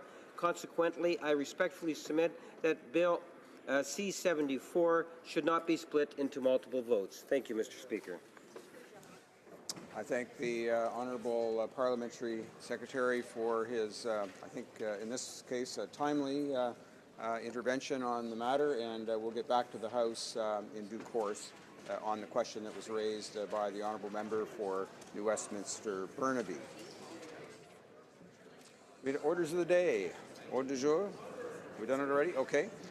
When the House last took up debate on the question before the House, the Honourable Member for St. Albert Edmonton had 5 minutes remaining for questions and comments. So we'll go to that now. Questions and comments. This is for the Honourable Member for St. Albert Edmonton. The Honourable Member for Sarnia-Lambton. Well, thank you, Mr. Speaker, and I'd like to thank my colleague for what was an excellent speech. And the question that I have for him has to do with the record of this Liberal government in chronically breaking their promises. You know, they got elected on a promise to run just a very small $10 billion deficit. They promised this year's deficit would only be $6 billion, and it's more than 3 times that. They promised no omnibus bills. We see that. So could the member comment on how he sees this government's ability to keep their promises? The Honourable Member for St. Albert Edmonton. Well, thank you, Mr. Speaker. The Budget Implementation Act is a product of the Prime Minister saying one thing during the election and then doing quite another, because he said he would never, ever, ever introduce an omnibus bill. And here we have a 500-plus page omnibus bill. Indeed, it was the second omnibus bill introduced in a single week by this government. So much for that promise. As the member for Sarnia-Lambton rightfully pointed out, the Prime Minister said he would run 3 years of small deficits, so-called small deficits. In the first year was twice as much, in the second year it was twice as much. This year it was 3 times larger in terms of a deficit of what he promised. And in terms of that commitment to balance the budget in 2019, well, instead of a 4-year plan, he's replaced it with a 30-year plan, Mr. Speaker. It seems like the only promise that this Prime Minister has been able to keep is the legalization of marijuana. Questions and comments. The Honourable Member for Kingston and the Islands. Thank you very much, Mr. Speaker. And I happened to be in the House when the member from St. Albert made his comments. So when we last spoke to this, and I think he started it off, if I remember correctly, by saying that the Liberal Party won the jackpot when we won the election because of this amazing fictitious surplus that the Conservatives had left behind. But in reality, and then of course he went on to say that we are currently in a fiscal train wreck. Yet the reality of the situation is that Canada currently has the best growth in GDP amongst the G7 countries. Mm-hmm. You see, Mr. Speaker, the difference between what this government did and the previous government is instead of investing in things like gazebos and helicopter trips to private cottages. We're actually investing in things that are changing lives. We're investing in people. We're investing in people and the resources to improve their skills and to give them what they need to truly succeed. So, Mr. Speaker, I asked the member opposite how he could possibly say that we're on a train wreck when we are the best in terms of growth amongst the G7 countries. Well, member for St. Albert, Edmonton. Well, Mr. Speaker, if the honourable member for Kingston and the Islands had listened to my speech, he would have known that I alluded to the fact that under the Prime Minister Harper, in the first 2 years, we paid down nearly $40 billion in debt. The largest debt repayment in modern Canadian history by any government. We led Canada through the toughest economic times since the 1930s and led Canada to a balanced budget, which this government inherited. By contrast, this government has run massive deficits, a sea of red ink, $500 million of additional debt over the next 20 years. Mr. Speaker, between the record of Stephen Harper and the record of this government, I'd take the record of Stephen Harper any day. We have time for one more question and comments. The honourable member for Oshawa. Thank you very much, Mr. Speaker, and I want to thank my colleague. His words are always encouraging, and I find them very inspirational when he does a speech in the House. And I'd like him to comment on something that's really of particular importance to myself.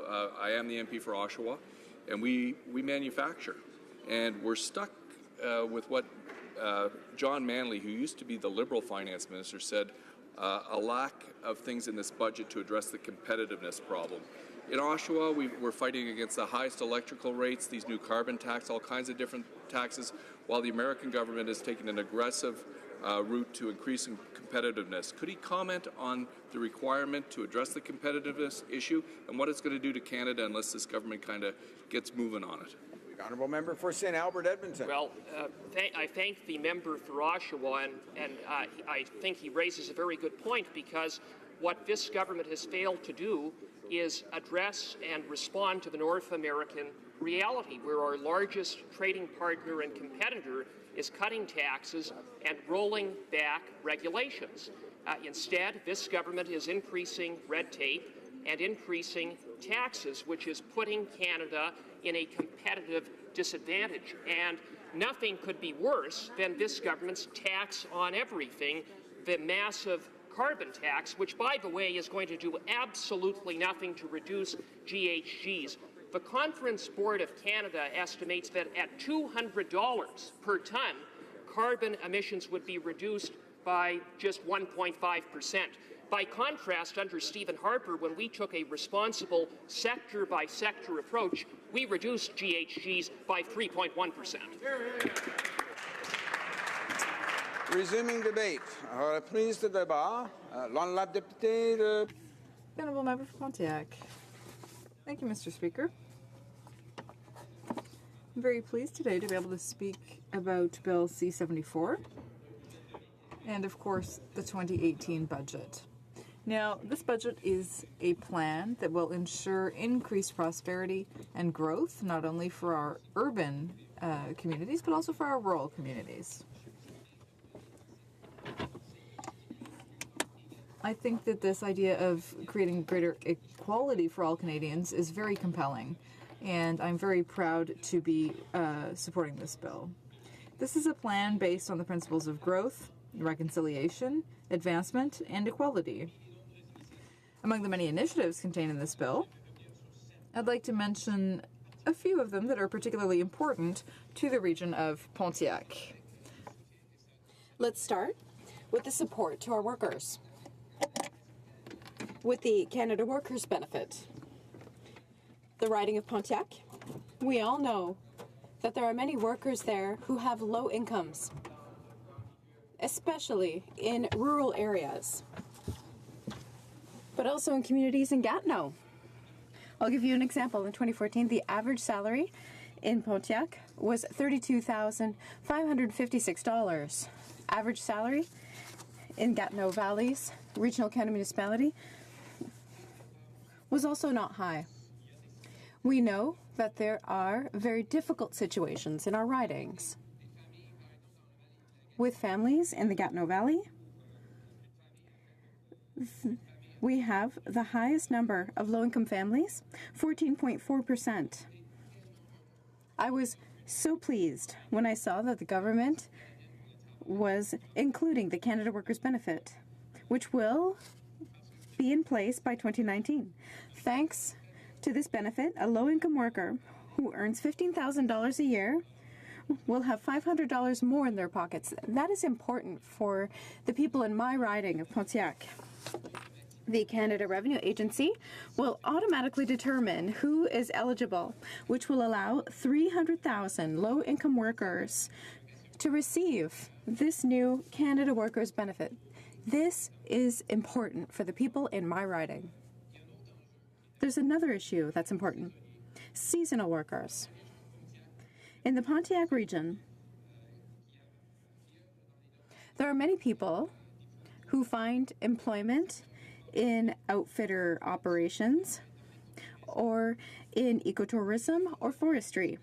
Many municipal elected officials in Pontiac approached me regarding the problems with the EI system. I'm thinking of the mayor of Mont-Saint-Lyton, Alain Fortin, and the Council of Mayors of the Gatineau Valley who approached me about this. And I can tell you that our government has heard these elected officials. And the government will invest $230 million over 2 years to improve the lot of seasonal workers who depend on employment insurance in the off-season. We know that the conditions will be outlined in the next few months following discussions with the provinces, but let us be clear. This measure responds directly to the needs and the requests of the people of Pontiac who work in the forestry sector and the outfitting sector and in tourism. Another very important issue for my riding, Phoenix. The Phoenix pay system is an issue that is of concern to me personally, and it affects too many people in my region, in Pontiac. Nobody should have to go without their pay or be paid incorrectly. Our government, as you know, Mr. Speaker, inherited the Phoenix pay system. This project was badly managed from the very beginning before we were even elected. The previous government demonstrated a lack of governance, monitoring, technical and human resources, as well as a bad change management strategy, which led to problems with launching the current system. However, we understand the urgency of the problem, and we know that it is up to us to solve it. Our government is doing everything it can to ensure that federal employees are paid on time, all the time. We've already taken several measures, like increasing the number of employees to process payroll transactions. About 551 employees were hired over the last few months to improve the Phoenix system's operation. In Budget 2018, I'm glad to see that our budget continues to allocate resources to solve this problem. In Budget 2018, there's an investment of $142 million to continue to make progress when it comes to Phoenix's problems, including hiring additional employees in order to bolster the system. The government is also going to invest $16 million over 2 years to work with experts, unions in the federal public service, and technology providers on the next steps to implement a new payroll system. I have hope that our government will finally be able to solve this issue. I know that the people in my riding have been asking me to do this, and I will be there for them in order to continue to resolve the Phoenix system problem. When it comes to official languages, as I am sure you know, Pontiac is a region where bilingualism is very, very present. Francophone and Anglophone communities are very active in the cultural sector. in 2018, the budget of 2018 grants new funding of $400 million over 5 years to support the Action Plan for Official Languages 2018 to 2023, which includes funding for radio stations and community newspapers, for official language minority communities. There's also money being granted to access services for Anglophone communities in Quebec in their official language, and funding for local cultural activities. This is very, very important in a riding like Pontiac. Conservation. Earlier this year, as the media reported significantly, I was just so proud of members opposite, members from our party, senators. 116 of our parliamentary colleagues signed a letter that I had the privilege of drafting, sent it to our finance minister, sent it to our prime minister, and urged them to deliver a budget that would allow us to achieve our commitments under the UN Convention on Biological Diversity to protect 17% of our terrestrial landmass and 10% of our ocean by 2020. These are really, really important commitments. This is one of the issues that most motivated me to run for office. And I was so proud of our finance minister, of our prime minister, and of our government for making that decision to invest an historic amount of $1.3 billion over 5 years to conserve Canada's ecosystems, our landscapes, and our biodiversity. This budget, on this measure alone, is an incredible victory for all of Canada. In addition to thanking the Prime Minister, I'd like to thank a number of people in our community in Pontiac who worked so hard on this issue. In particular, Alison Woodley and Eric Hebert Daly, who have worked for CPAWS or who worked at the time with CPAWS for on this issue so hard, and this achievement is theirs as well. I'd also like to thank all of the parks and wildlife officials working in the federal civil service who for so many years desperately needed this kind of investment.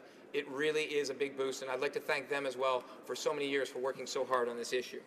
We all know that conserving our environmental and our environmental heritage is it's an issue that transcends partisan politics. Canadians believe in it, and we've gone and stepped up to do it.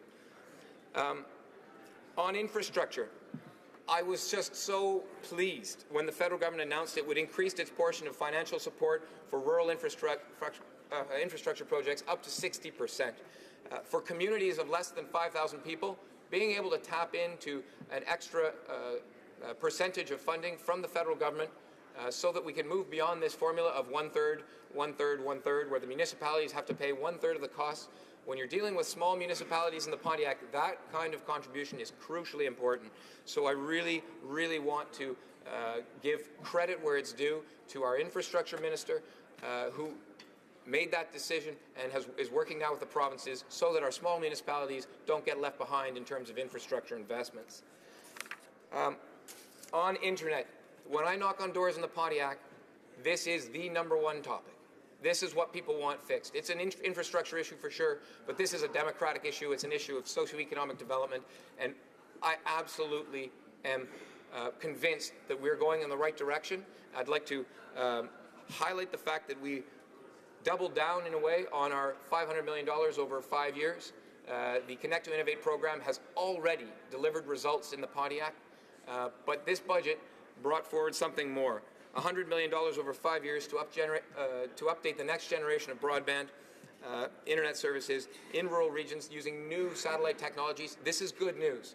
It's good news, and I'm looking forward to making more announcements like the $6.7 million that was just announced in the Gatineau Valley. There is more good news for the Pontiac, I believe, to come on internet, and I look forward to working hard. Thank you very much. Questions and comments. The honourable member for Kitchener-Conestoga.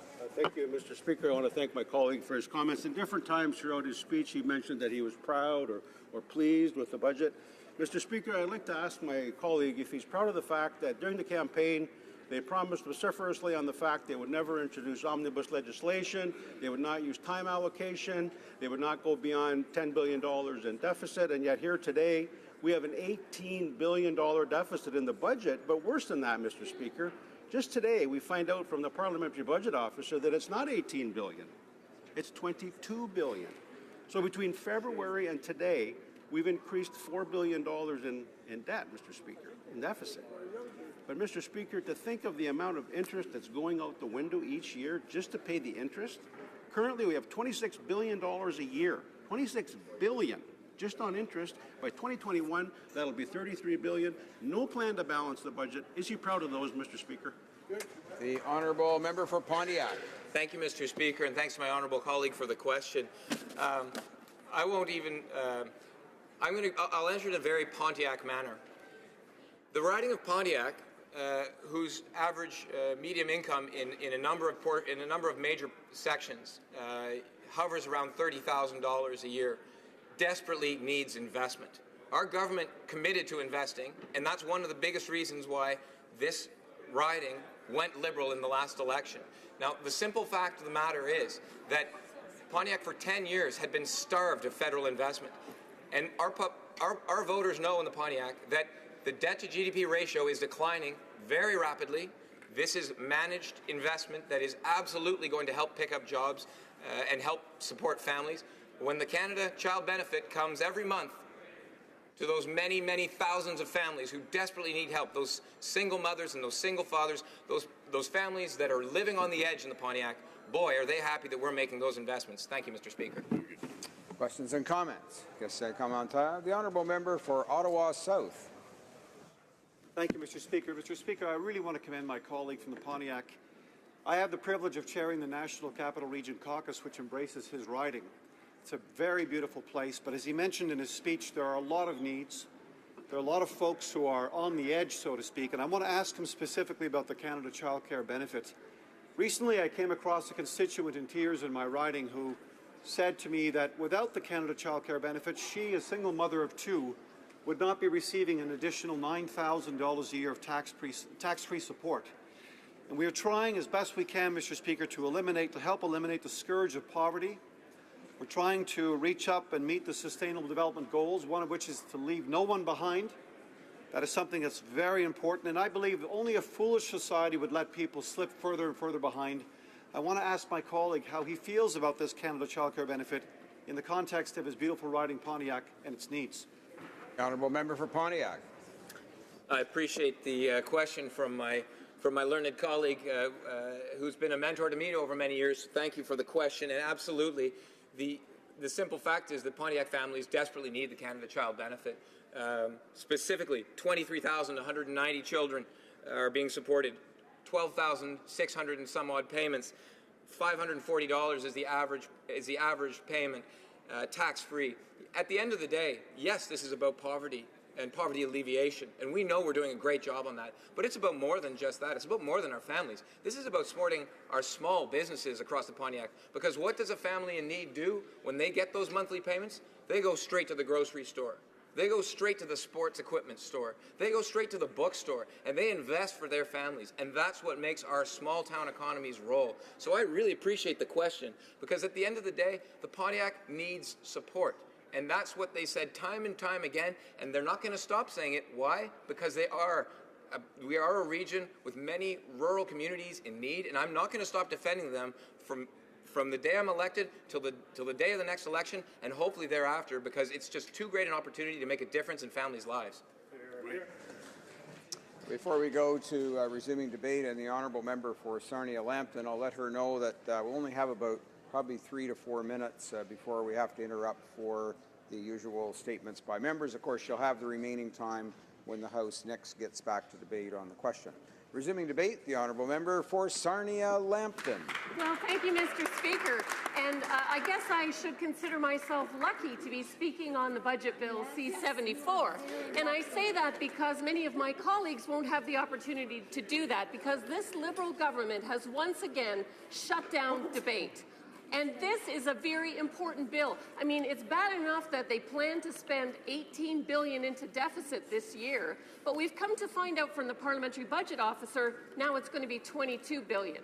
And so it seems to me that we should take more than one day for each $5.5 billion of Canadian taxpayer money that's going to be spent by the government. And I'm just very disheartened that this government would once again shut it down.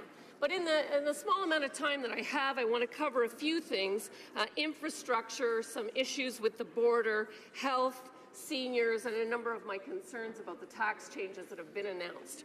First of all, with infrastructure, this is a government that got elected on a promise that they were going to run tiny deficits and they were going to put money into infrastructure in municipalities.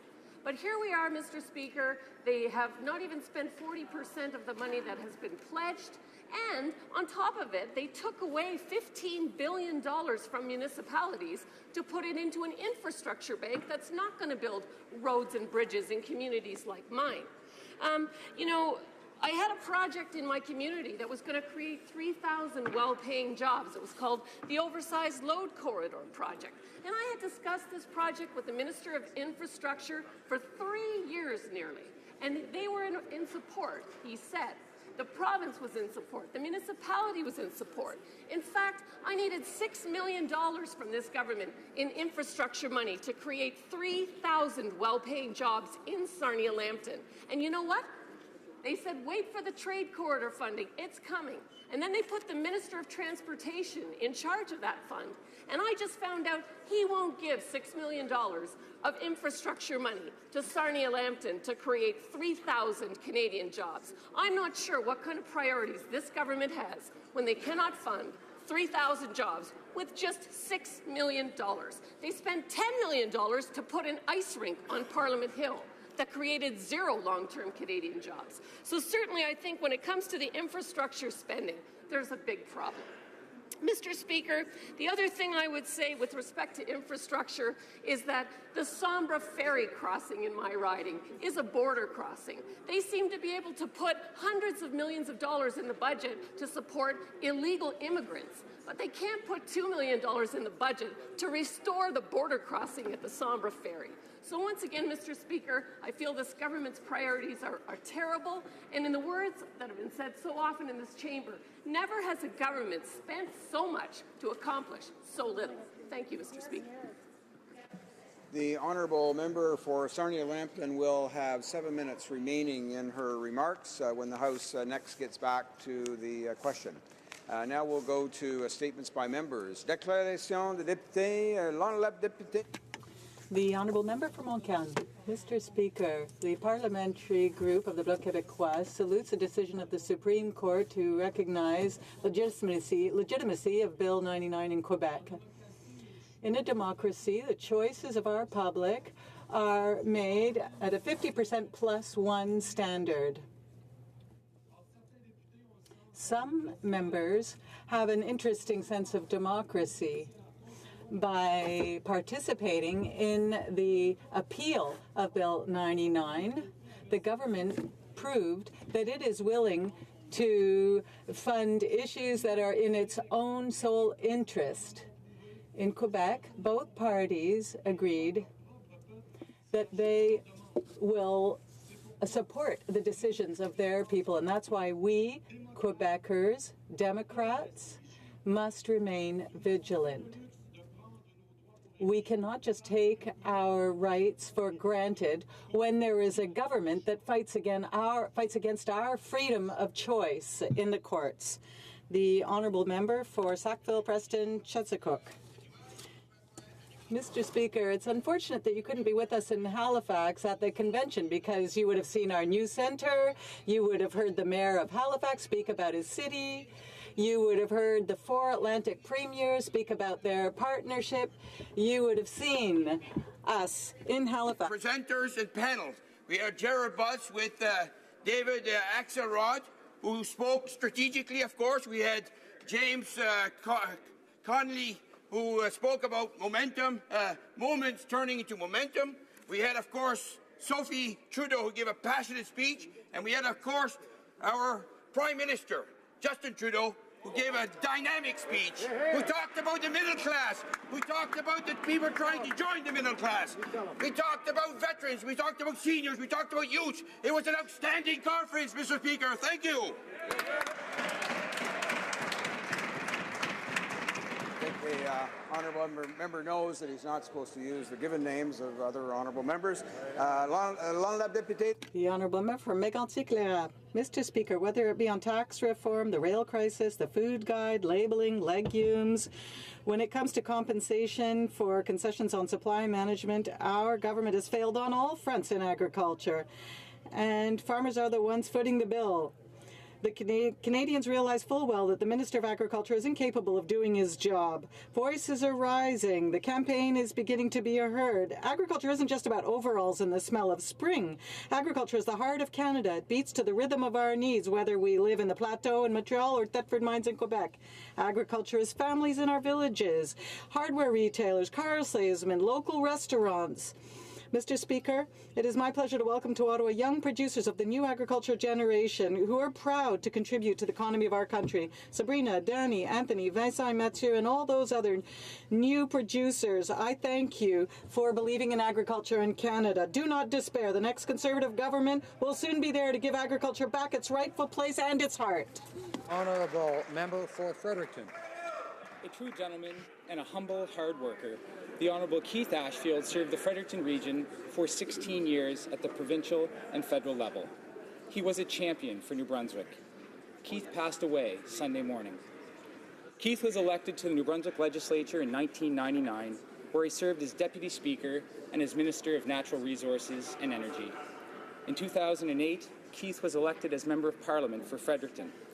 During his 7 years in Ottawa, Keith held several cabinet portfolios, including Minister of Fisheries and Oceans, and Minister responsible for the Atlantic Canada Opportunities Agency.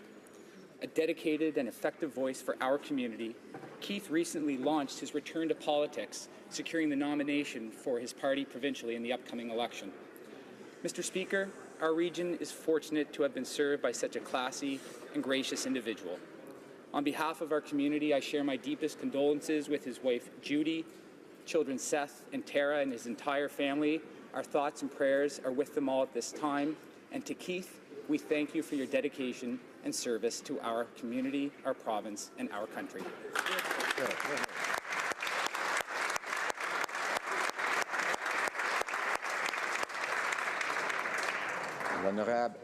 The Honourable Member for Longueuil-Saint-Hubert. Mr. Speaker, sickness affects all of us.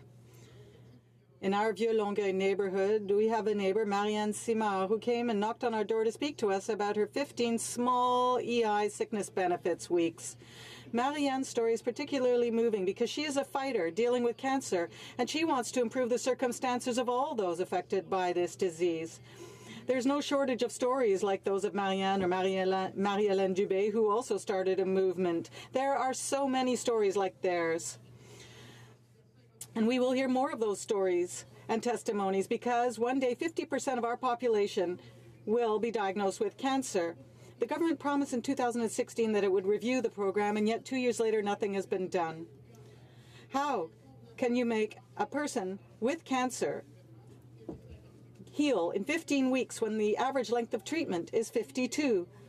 To all those who would like to help Marianne and Marie-Hélène make this government keep its promise, contact us so that we can continue to put pressure on this government.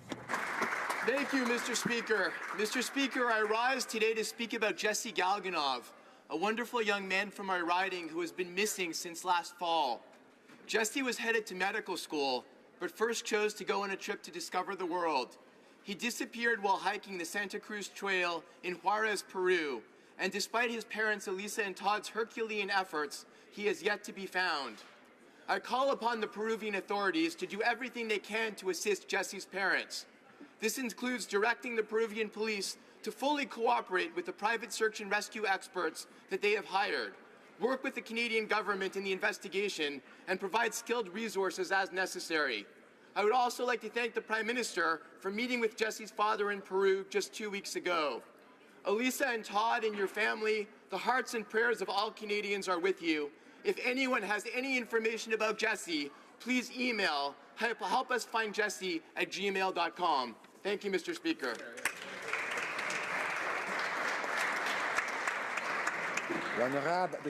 The Honourable Member for Lévis-Lotbinière. Mr. Speaker, today I would like to pay tribute to an exceptional man, Mr. Sauveur Champagne. His whole life, he shaped his family, physical, and social environment. From a very young age, along with his brothers and friends, he cleared land, he built and repaired buildings and tools for his farm, defining his part of the country.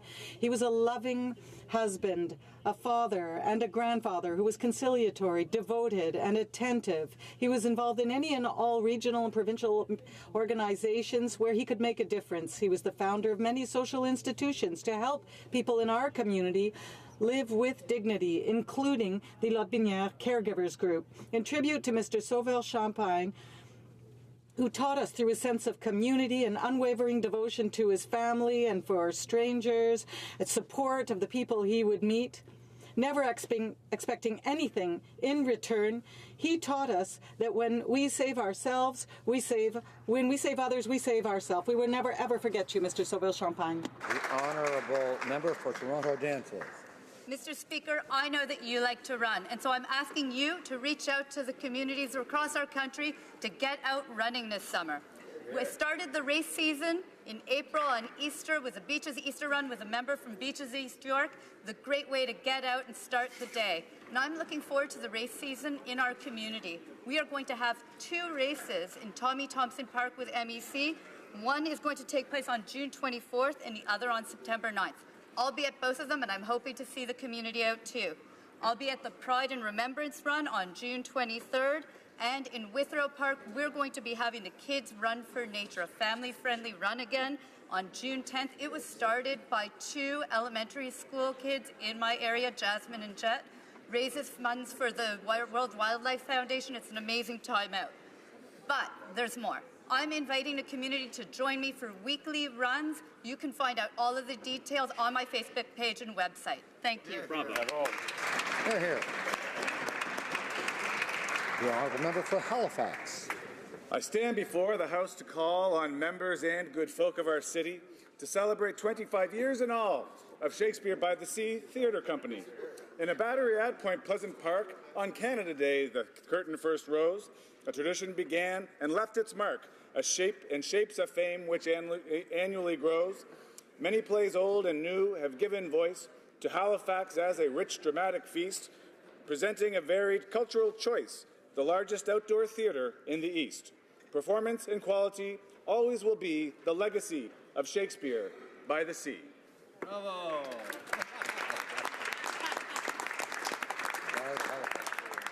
The member for Lethbridge. Congratulations to the Lethbridge Hurricanes on winning a spot in the WHL playoffs. Lethbridge could not be more proud. Your hard work, team spirit, and many hours of practice and competition have brought you to this point. We are 2 games into our battle against the Swift Current Broncos, and as you enter into Game 3, we are looking forward to cheering you on from home.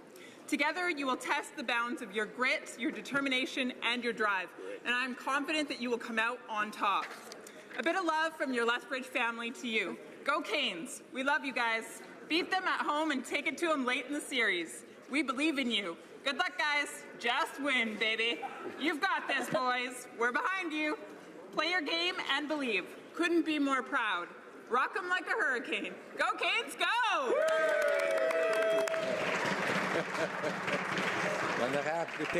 The honourable member for Brome-Missisquoi. Mr. Speaker, as President of the Canada-France Interparliamentary Association, it gives me great pleasure to welcome this week our association's French delegation, chaired by Anne Chapelier, MP, and co-chairs of the Friendship Group, Senator Claudine Lepage and MP Jean-Luc Laglaise. Mr. Speaker, Canada and France are the 2 main actors in the international francophonie, and they are inseparable friends. We share many values, whether it be related to culture, civil law, our way of thinking and doing. We see eye to eye. But we do so especially on language. And as Yves Duté described in his song, The Language of Our Home, French is a beautiful language that carries its stories and its accents, that evokes music and the aroma of herbs, goat cheese, and wheat bread, and that through the howling winds of winter has made its way everywhere into colleges. And we still speak our language, from Ile d'Orléans to Contrescarpe. And when French is sung, it is as if the wind were caught in a harp, creating a symphony. Welcome to our colleagues from France. L'honorable député de Nickel Belt. The honourable member for Nickel Belt. Following the devastating crash a little more than 2 weeks ago, we learned that Humber Bronco Logan Boulet had signed his organ donor card. Since then, Canadians across the country have come together. Organ donation rates have increased dramatically. Canadians who come together in times of tragedy to care for one another. Because of Logan's heroic decision to become an organ donor, he saved the lives of 6 people who desperately needed a transplant. Monsieur le Président, 90... Mr. Speaker, 90% of Canadians believe that organ donation is important, but only 20% have agreed to be organ donors. Greater Sudbury and Sturgeon Falls and Nickel Belt rank 3rd and 16th for registered donors in Ontario. I invite all Canadians to visit the provincial organ donation website to register. In doing so, we can all be a hero for someone in need. Thank you.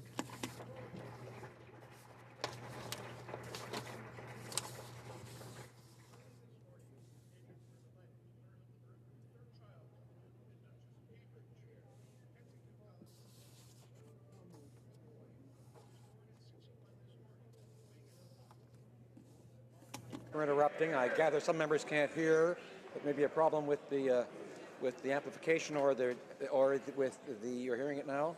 Members are now hearing it. I'd ask the member to restart this significant statement. Thank you, Mr. Speaker. Let's try this again. Early this morning, Canadians were delighted to learn of the birth of a 3rd child, the Duke and Duchess of Cambridge. Kensington Palace has announced that the royal baby, a boy, was born at 6:01 this morning, weighing a healthy 8 pounds, 11 ounces. Little Prince is now 5th in the line of succession to the Canadian throne and is Her Majesty the Queen's 6th great-grandchild. The Duke and Duchess and their children visited Canada most recently in the autumn of 2016, touring British Columbia and the Yukon. We look forward to having them return to Canada with the newest member of their family soon. On behalf of Canada's official opposition, I would like to extend my warmest congratulations to the Duke and Duchess of Cambridge and wish their family great happiness in the future.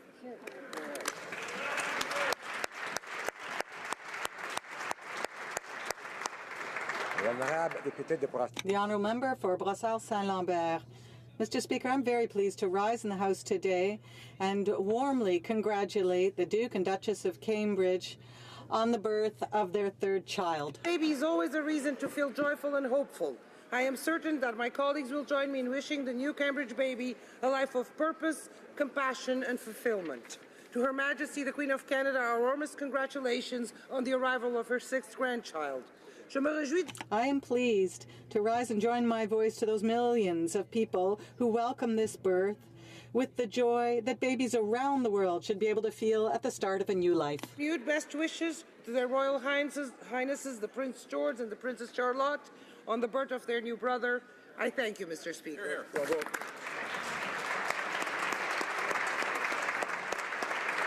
honourable member for Windsor-Tecumseh. Another inspiring weekend in Windsor-Tecumseh. I salute Show Event Studio, fostering local arts. Kim Christie and Pat Jefflin of Canadian Arts Productions, making a film about civil rights activists Viola Desmond and Harriet Tubman, based on original stage work of Leslie McCurdy, daughter of the late MP Howard McCurdy, a distinguished trailblazer my colleague from Windsor West recently paid tribute to.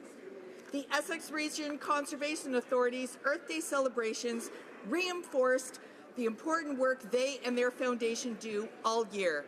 It's clear when speaking to people at these varied events, we know our natural environment. I applaud my colleagues.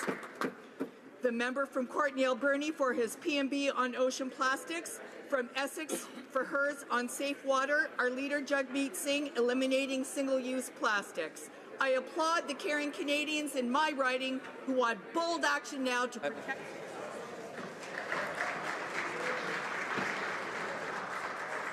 We have, I'm afraid, another audio problem, and I'm going to ask the honourable member for Windsor-Tecumseh. I apologize, but there was an audio problem again. I would ask the member for Windsor-Tecumseh to redo her statement if she doesn't mind. I apologize.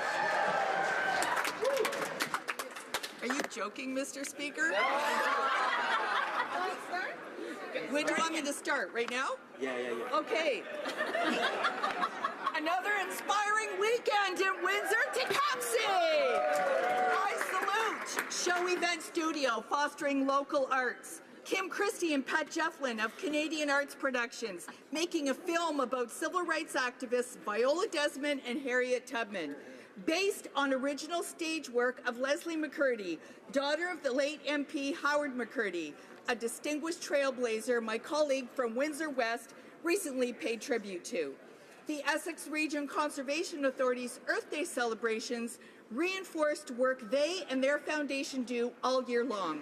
It's clear when speaking to people at these varied events, we know our natural environment cannot survive without a regulatory environment. I applaud my colleagues, the member from Courtenay Alberni for his PMB on ocean plastics, from Essex for hers on safe water, our leader Jagmeet Singh outspoken on eliminating single-use plastics, and I applaud the caring Canadians in my community who want to hold bold action now to protect our future.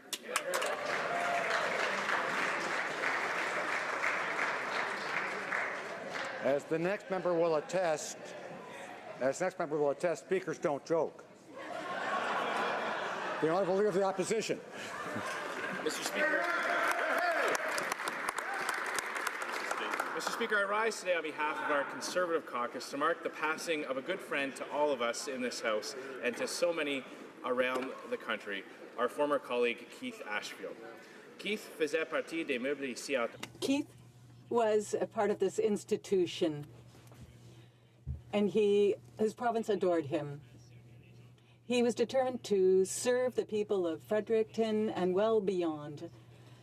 And Keith participated in the Provincial Legislative Assembly as well in 1991. And he won a seat here a few years later. To Ottawa in 2008 as a member of the Conservative government, where he would serve as cabinet minister and staunch defender of Atlantic Canadian interests until 2015. Throughout his political career, Keith fought to champion and protect Canada's natural abundance, both as the provincial minister for natural resources and the federal minister for fisheries. Rural families and workers and those who rely on Canada's natural wealth to help feed their families knew they had an advocate in Keith Ashfield. Even as he faced health challenges in recent years, he never stopped working for the New Brunswick communities he loved so much. Keith even said a few months ago that he would run again at the provincial level. And no doubt the people of New Brunswick would have supported him, and they knew. Our caucus, my wife Jill and I send our sincere condolences to Keith's wife Judy and their loved ones. May his memory be a blessing for all of them. Merci.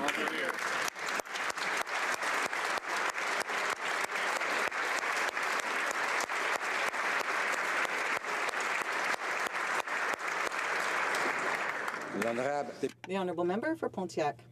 Mr. Speaker, yesterday, on the 22nd of April, we joined the international community to celebrate Earth Day and to honor our planet. In Pontiac, from Gatineau to Wayfield, young people and less young, those who are less young, attended workshops, discussions, and even a choir concert. Earth Day is an opportunity to appreciate the natural beauty and diversity of our planet, and as well as the vast landscape of Canada. It is inspiring, motivating, encouraging, and it gives us hope while reminding us of our responsibility to be good stewards of our planet. Know that we weren't the first people to set foot on Earth, and we won't be the last. It's our responsibility to ensure that our children and our children's children have the opportunity to see, hear, and feel the presence of whales off the coast of Nova Scotia, herds of caribou in the Yukon and elsewhere, grizzly bears in Alberta, and wolves, of course, in the riding of Pontiac. Together, and only together, can we protect our lands, our waters, and our wildlife for generations to come. Thank you, Mr. Speaker.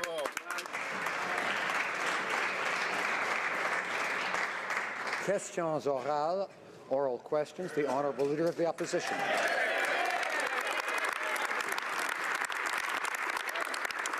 Mr. Speaker, I trust I speak for all parliamentarians when I say that our thoughts and prayers are with those victims of the recent tragic situation that's unfolding in Toronto right now. I wonder if the Prime Minister will join me in sending our best wishes to the community impacted and update the House as to any information that he may be able to share as this situation unfolds. Right Honourable Prime Minister. Mr. Speaker, I thank the Leader of the Opposition for his question and concern. Our thoughts are obviously with those affected by this incident. We are still gathering information, and as soon as we can, we will share more information with Canadians. Nos pensées sont avec tous ceux. Our thoughts are with all of those affected by this incident. We are currently learning more about what has happened, and we will keep Canadians up to date. Honourable Leader of the Opposition. Mr. Speaker, Canada is facing a crisis at its border. Last year, the RCMP intercepted over 20,000 people crossing the border illegally into Canada. Well, thousands of people respect the rules and wait in line. But this government is allowing thousands of others to cut in front of the line. Why do law-abiding families end up having to get processed later than those who cross illegally? The Right Honourable Prime Minister. Mr. Speaker, we are continuing to ensure the integrity of our immigration system. Whether people arrive in a regular or irregular fashion do go through security checks. They go through a very rigorous process. Canadians can trust that the rules of our immigration system will be applied throughout the process, regardless of the way that someone arrives in Canada. The Honourable Leader of the Opposition. Well, Mr. Speaker, so far in 2018, 6,300 people have crossed illegally into Canada. That's a rate of more than 60 people per day, worse than in 2017. Now, this is a crisis that takes resources away from those families who are trying to come to Canada the right way and prioritizes queue jumpers. Can the Prime Minister explain to those families who have been waiting patiently for months for their turn to become proud Canadians why he's prioritizing those who are jumping the line? Right Honourable Prime Minister. Mr. Speaker, Canada is signatory to international conventions. That means when people arrive in our country, we process them in a responsible, rigorous way. That is how Canadians expect us to do it. That is exactly what we are doing. Suggesting that we are somehow, we should instead be ignoring our international obligations and conventions is simply not what Canadians expect from any government. Honourable Leader of the Opposition. Mr. Speaker, last week, the Parliamentary Budget Officer confirmed in a report what everyone except the Prime Minister already knew, that the Liberal carbon tax will destroy the Canadian economy. So the question is simple. While the Liberal tax goes up, economic growth will go down. So my question is simple. How long has the Prime Minister known that this carbon tax will destroy economic growth in Canada? The Right Honourable Prime Minister. Mr. Speaker, with comments like these, the Conservatives show that they haven't learned anything from Canadians in the last election. They continue to think that there is a choice between what's good for the environment and what's good for the economy. But their inaction over 10 years on the environment left us with very little economic growth. We will continue, just as we promised to Canadians, to invest in the economy and the environment at the same time. And they can continue with the Stephen Harper approach. The Honourable Leader of the Opposition. Speaker, it's Liberals who are confused on this matter. In fact, when we asked for proof that a carbon tax would have any concrete impact on reducing greenhouse gas emissions, both the Environment Minister and the Prime Minister couldn't come up with an answer. But there is evidence that a carbon tax will damage the Canadian economy. We asked for that through an access to information, but that was blocked out. And the excuse for blocking it out was that just that information alone would damage the Canadian economy. So if that information alone would damage the economy, how bad will the carbon tax be for the economy? Right Honourable Prime Minister. Mr. Speaker, it's disappointing to see in 2018 the Conservatives still doubling down on Stephen Harper's failed approach, not understanding that putting a price on carbon pollution is the way to build a strong economy for the future. But quite frankly, I find it a bit rich that the members opposite are complaining about secrets. Perhaps the Leader of the Opposition should stop censoring the member from Beauce.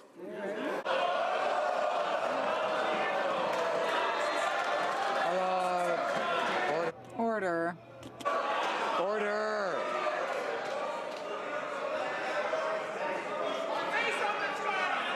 Order.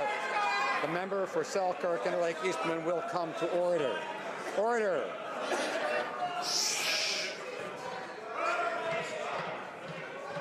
L'honorable député. The honourable member for Rimouski-Nejet-Témiscouata-les-Basques. Mr. Speaker, our thoughts and prayers are also going to the victims of that tragic incident. We also are thinking of their families, friends, and the entire Toronto community, and we will be closely following the developments there. Mr. Speaker, 20% of Canadians need to choose between paying for prescription drugs and buying enough to eat. And that's why a universal pharmacare program makes so much sense. Good ideas don't take political sides, especially when it comes to pharmacare. That's one of our policies, and members of the Liberal Party also voted in favour, as they did in 2016, of that idea. Now, will the government take this opportunity to set up a universal pharmacare program now? Right Honourable Prime Minister.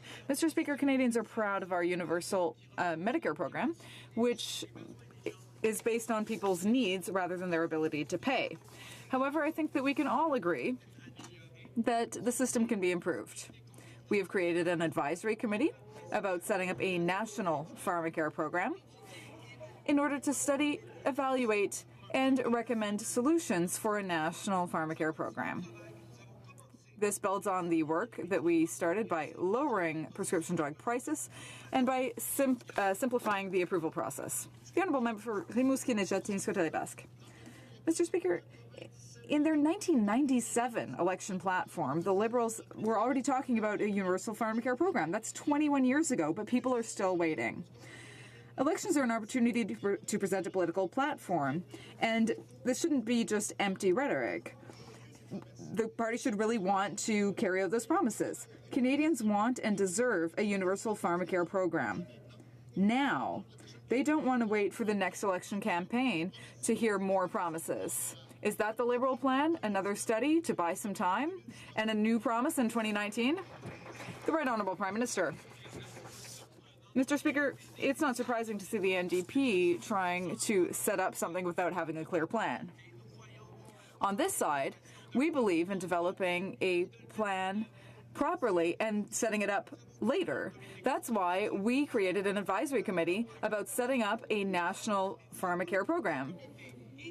This committee will study, evaluate, and make recommendations concerning a universal pharmacare program. This builds on the work that we started by lowering prescription drug prices and by simplifying the regulatory approval process for drugs. For North Island, Powell River. Seriously, Mr. Speaker, Canadians deserve action. Liberals promised to implement pharmacare 21 years ago. And this past weekend, their party members called on them to act. We have the PBO saying that national pharmacare would save Canadians billions of dollars, and the Health Committee calling for public prescription drug coverage for all Canadians. And what's this government's response? To call yet another study. So, who do the Liberals not trust? The PBO, the Health Committee, or their own membership? Who is it? Right Honourable Prime Minister. Mr. Speaker, this is another example of the NDP being filled with ideas, but no idea how to actually implement those ideas. On this side of the aisle, we believe in developing a plan before you implement something. That's why we've created an advisory council on the implementation of national pharmacare. They have a mandate to study, evaluate, and recommend options on a path forward on pharmacare. And this builds on concrete work we've already undertaken to improve access to necessary prescription medications, including steps to lower drug prices and streamline regulatory process. The Honourable Member for North Island, Powell River. Mr. Speaker, with exploding household debt and over half of Canadians on the brink of not being able to afford their bills, Canadians simply cannot afford to wait another 21 years. It is shameful that in 34 years after Medicare was introduced, our healthcare system still has this gaping hole in it. And the unfilled prescriptions just mean higher hospital costs down the road. This situation is unfair and unaffordable for Canadians. Will this government commit to implementing pharmacare today in this House? Right Honourable Prime Minister. Again, Mr. Speaker, Canadians expect things to be done right. That's exactly what we are doing. We're making sure with a panel of experts that we move forward in a responsible way. We believe in actually putting forward solutions that will help Canadians and not just grandstanding on labels and ideas. We will deliver like we've delivered on the Canada Child Benefit, like we delivered on the lowering taxes for the middle class and raising on the wealthiest 1%, two things that the NDP stood against in the last election. The Honourable Member for Richmond-Athabasca. Mr. Speaker, immigrants are crossing our border illegally, and the issue is not at all resolved. Every day sees massive increases in the number of illegal crossings to Quebec. This has been going on for over a year, and as usual, the Liberal government is making official statements while being unable to back up their statement with any concrete proposals. So my question for the Prime Minister is simple. What is he going to do concretely to deal with the thousands of asylum seekers crossing the border? Honourable Minister of Immigration. Mr. Speaker, Canada is an open and welcoming country to those who need protection. However, our government is determined to ensure that we have orderly immigration. $3 million for faster processing of asylum claims and border security operations. We've worked with the province of Quebec, who have done a lot to deal with this issue through the Intergovernmental Task Force on Irregular Migration. We've responded to provincial issues, and we will continue to work to make sure that this issue is addressed properly. The Honourable Member for Richmond-Athabasca. Mr. Speaker, the problem of illegal border crossings has been known for over a year now, and nothing has changed. Last year, there were over 20,000 unofficial crossings into Canada, and nearly 90% of those happened in Quebec. Spring is just starting, and there have already been 6,373 cases, including 5,609 just in Quebec. So at this rate, the number of illegal immigrants will double by the end of the year. What will this government do to stop this illegal situation? The Honourable Minister of Immigration. The party opposite would have you believe that they actually care about border security. This is the party that cut $390 million from the Canadian Border Services Agency, jeopardizing border security operations. This is the party that cut refugee health care for the most vulnerable people, pregnant women, victims of torture. This is the party that did that. This is the party that, as recently as March 22nd, when it came time to stand up for the Yazidi survivors of Daesh atrocities and vote for $14 million budget towards those services, what did they do? They were missing in action. They voted against it. Honourable Member for Calgary Nose Hill. Mr. Speaker, no one is disputing that the Prime Minister has a really, really expensive plan to deal with this issue. In reality, though, it's not working. No matter how much he spends, more people are illegally crossing the border every day. Exactly. The only criticism that he has of our former government, which, by the way, did not have this hashtag Welcome to Canada problem in managing our borders, is that we weren't expensive enough. Why does the Prime Minister think it's fair to prioritize hundreds of millions of tax dollars we don't have on illegal border crossers instead of stopping the flow? Right. The Honourable Minister of Immigration. Mr. Speaker, the member opposite is on record as calling on our government to spend more money for faster processing of asylum claims and border security operations. Budget 2018 delivers exactly that. But what is absolutely irresponsible is for that party to preach us on border security when they cut almost $400 million from the CBSA, jeopardizing the same border security that they are complaining about now.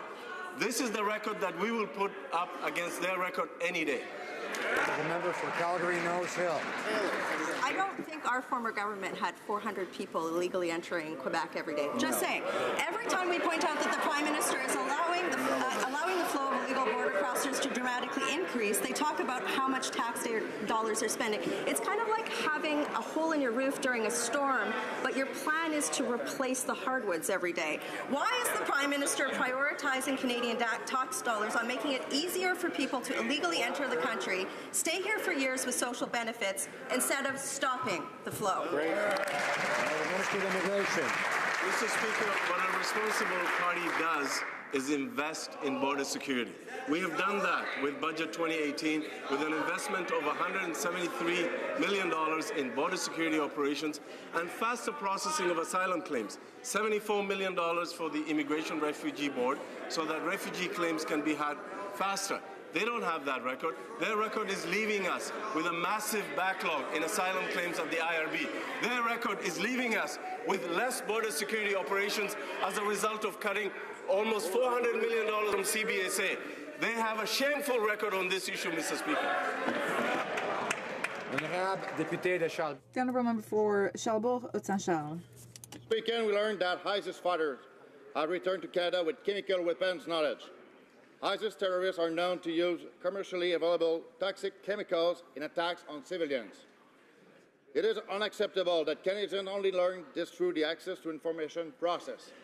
So, I will ask again, are these violent traitors under surveillance? Yes or no? Honourable Parliamentary Secretary to the Minister of Public Safety. Mr. Speaker, we are obviously constantly monitoring the situation to ensure that any individual who poses a threat to the country is immediately apprehended and brought to justice. I would hold out that the party opposite, when it's dealing with people of interest and concern, the 60-some individuals who were of concern during their mandate, not one of them had charges laid. We currently have 2 where we have evidence. We pursue that. I would make as a last comment, Mr. Speaker, the incident that he's talking about, the risk level was rated as extremely low. Honourable Member for Charlebourg-Haute-Saint-Charles. Mr. Speaker, it's absurd. Canadians can only get snippets of information from the government about this via access to information processes. It's clear the Prime Minister has no respect for Canadians because he's stubbornly refusing to be transparent on this file. The Prime Minister is ready to welcome back these violent traitors as extraordinarily powerful voices in preventing radicalization. But he hasn't even heard their confessions. So again, who are these terrorists and where do they live? Monsieur le Président. Mr. Speaker, where there's evidence that someone has done something wrong or has bad intentions toward Canada, well then our government and our public servants will take action immediately. And that's in cases where the evidence is very clear. Also, during the Conservative government's mandate, no one was charged. There are 2 where we have evidence, we act. The Honourable Member for Jonquière. Mr. Speaker, so far the government has refused to propose solutions to help workers and retirees affected by Sears's recent bankruptcy proceedings. This weekend at the Liberal Convention, the party encouraged the government to finally take action on this issue. The NDP's proposal in C-384 is much more concrete and will end once and for all the theft of workers' pensions. Will the government decide to support this bill? Honourable Minister of Economic Development. Our government has been very clear when it comes to strengthening pensions. That is why in the last budget we put forward a plan to make sure there was a whole-of-government approach when it comes to strengthening pensions. This goes above and beyond the measures we have taken to support the CPP. We'll continue to work with other departments and other officials to make sure we come forward with a robust plan to help provide more pension security for Canadian workers, Mr. Speaker.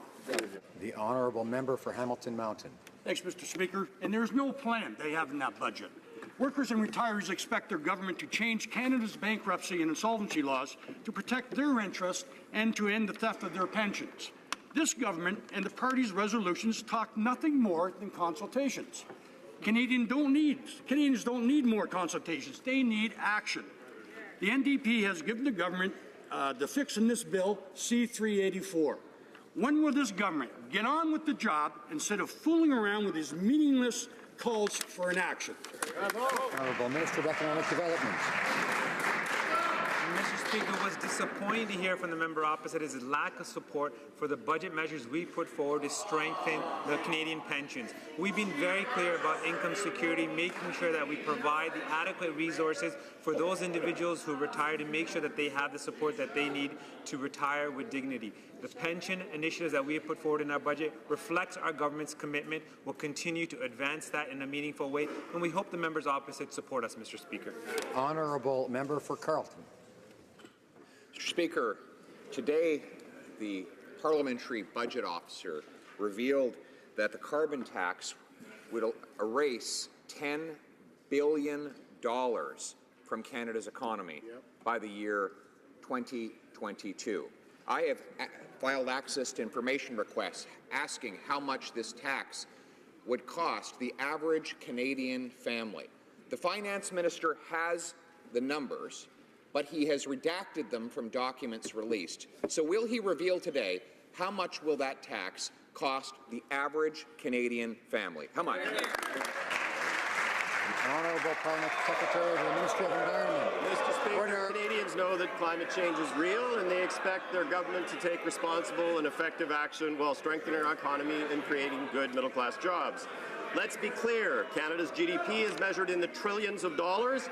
We're talking about roughly the same rate of growth with or without carbon pricing, and that is just one side of the coin, Mr. Speaker. The PBO did not model the economic opportunities that are driven through the innovation that carbon pricing, the pricing of carbon pollution will provide.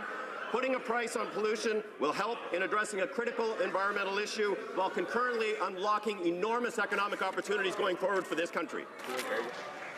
Order. I'm afraid I have to remind the honourable members for Abbotsford and Durham that we wait our turns to speak. We don't interrupt when someone else is speaking. Of course, standing orders provide for not interrupting, and I'm sure they won't want to do that in the future.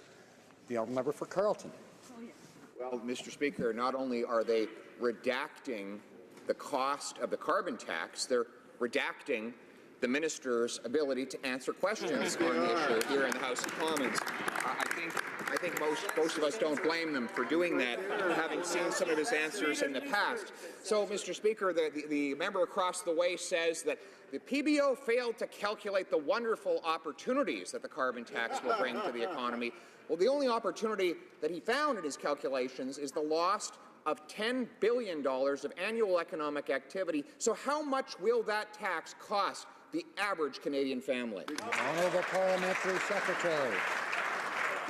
Mr. Speaker, the memo that the honourable member refers to was something that was released months ago, was discussed previously in exchanges in this House, was actually prepared under the previous Conservative government, and clearly thus does not represent the approach to the pricing of carbon pollution that we have negotiated and developed with the provinces and territories. Carbon pricing works, Mr. Speaker. It creates a powerful but low-cost incentive to cut pollution, encouraging people and businesses to save money by reducing their energy use, and for investment in clean solutions that will help to create good middle-class jobs. Full member for Carleton. Well, Mr. Speaker, if the government has nothing to hide, then they don't need to use all of that black ink to cover up the cost of the carbon tax to the average Canadian family. But speaking of costs, we learned today that the government's already promise-breaking deficit will be even bigger than the finance minister admitted just a few months ago. He said it would be $18 billion. Now the PBO says it will be $22 billion, almost a 20% increase in only a couple of weeks. How did the finance minister get his numbers so wrong again? The Minister of Finance.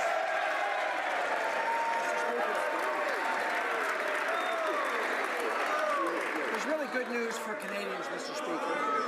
The good news for Canadians is clear.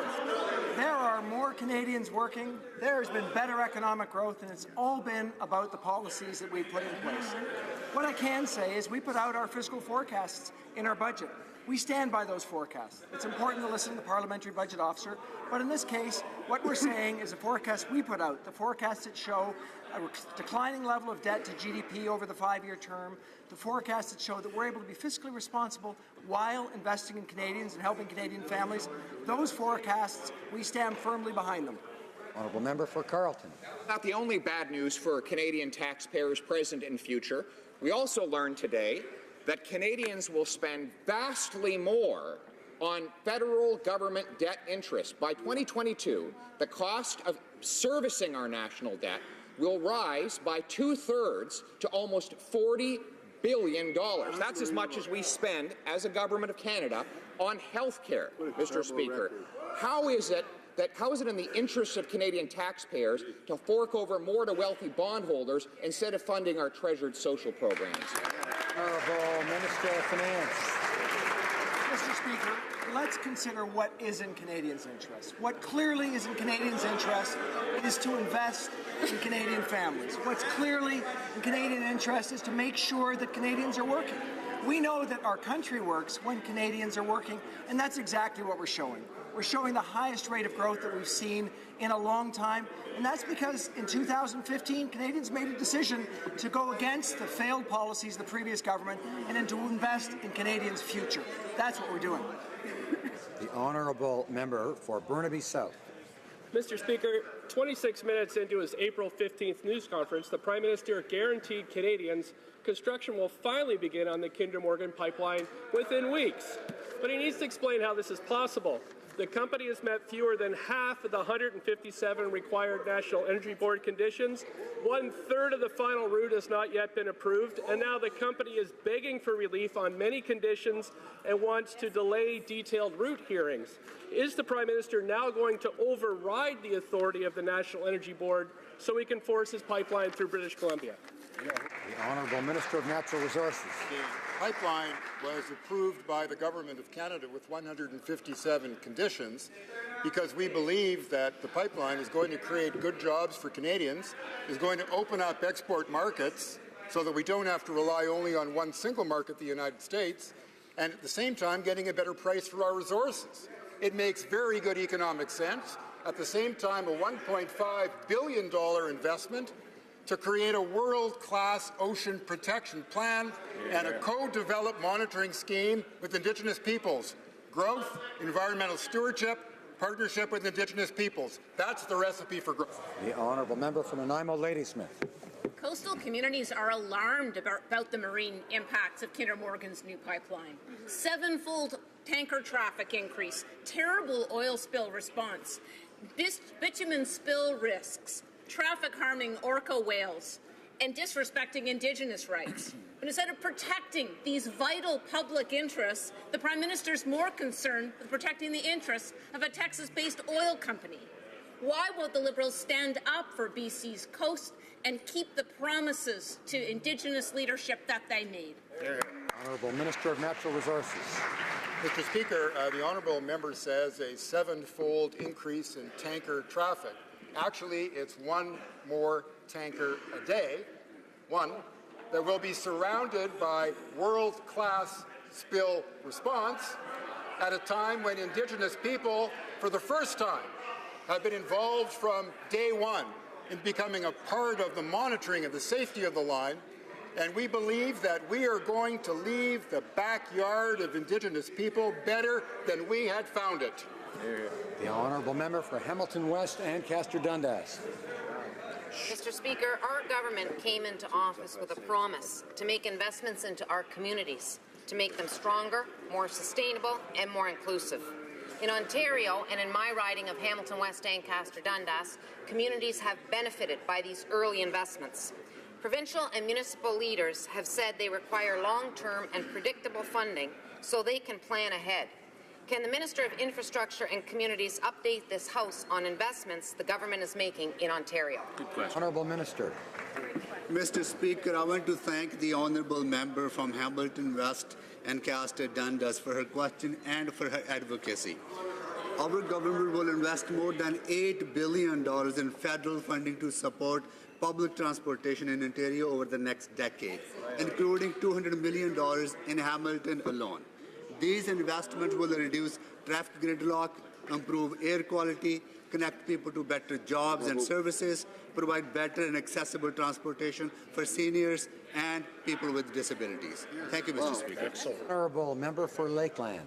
Mr. Speaker, in 2016, foreign investment in Canada fell by 42%, and again by 27% last year. U.S. investment in Canada decreased by half, while Canadian investment in the U.S., it's up 2/3 since the Liberals were elected. The stalled Trans Mountain expansion directly affects Canada's growth. Natural resources jobs are middle-class jobs for Canadians. The Liberals put all those jobs at risk by undermining Canadian energy.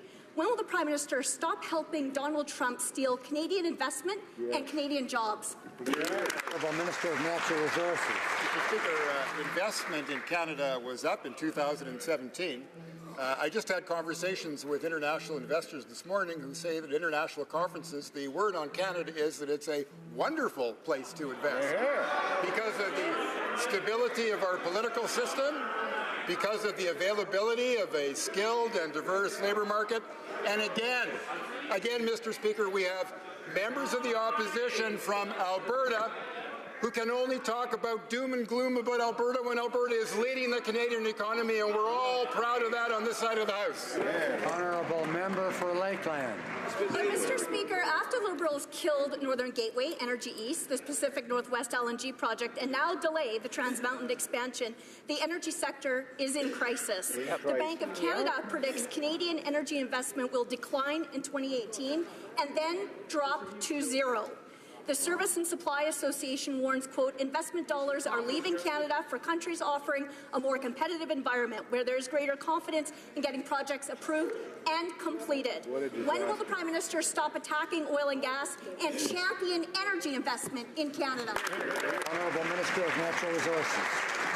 Mr. Speaker, it's unfortunate that the member who is from Alberta has so little confidence in the entrepreneurship of Albertans, the capacity of Albertans to innovate, innovation that actually gave us the opportunity to develop this resource in the first place, and all of this talk about doom and gloom.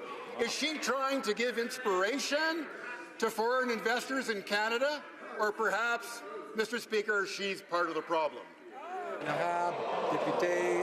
The Honourable Member for Louis Saint Laurent. Mr. Speaker,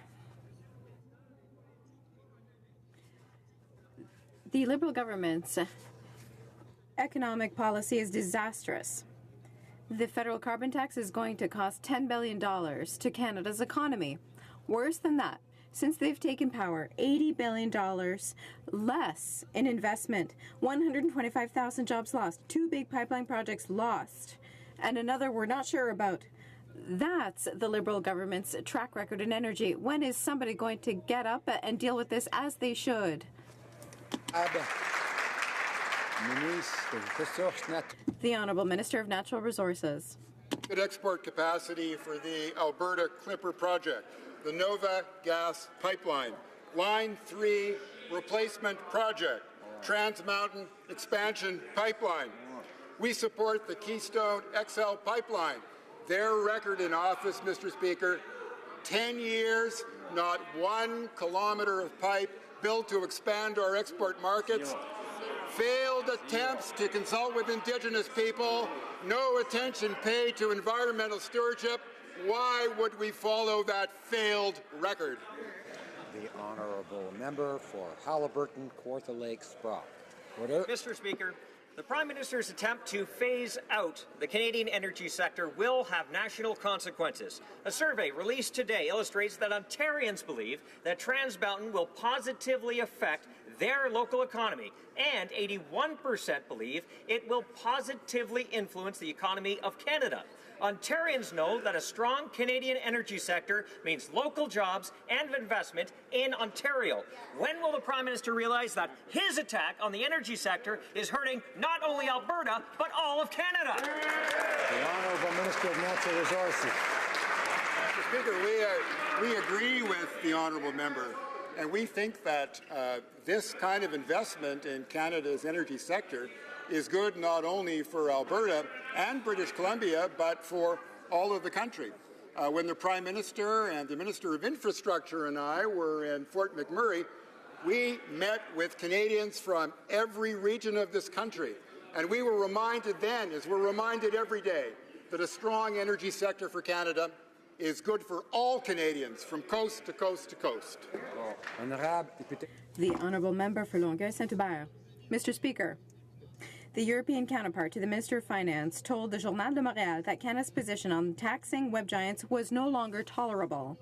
While the European Union and others are putting their pants on, we're stalled and proposing consultations with countries who have all asked web giants to pay their fair share. It is entirely absurd. What is it going to take for the government to finally decide to ask? Because now we don't know what else to do anymore. The Honourable Minister of Canadian Heritage.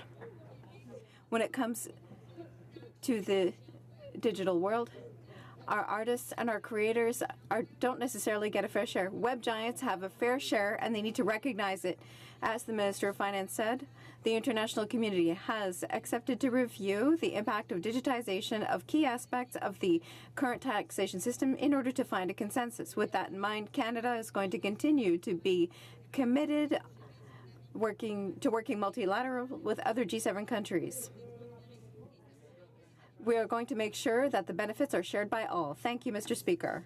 Malahat Langford. Mr. Speaker, Liberals promised Canadians the creation of a national food policy, but it took them 18 months to set up the consultation process. Then they consulted farmers for 3 months over last summer during the busiest time of the year. Now, 6 months later, we're still waiting for the food policy, but based on the minister's response a few weeks ago, it doesn't look very promising. The government has been spending a lot of time talking to itself, but little to farmers and to Canadians. When are the Liberals going to deliver on a strategy for local, safe, and affordable food for Canadians? Honourable Minister of Agriculture.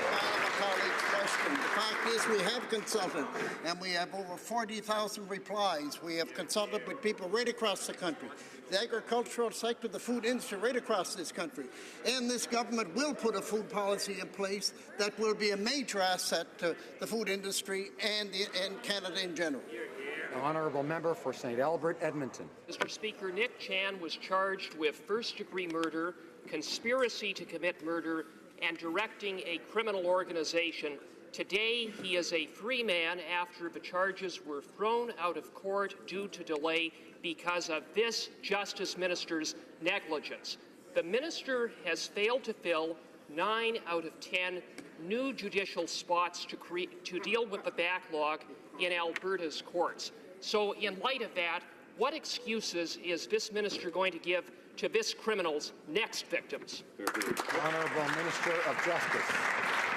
Well, thank you, Mr. Speaker. Our government is committed to ensuring that we continue to move forward with broad-based criminal justice reform to address delays that were identified by the Supreme Court of Canada. I was grateful to introduce Bill C-75. I look forward to the member opposite supporting Bill C-75 as we move forward because it will substantially address the delays in the criminal justice system.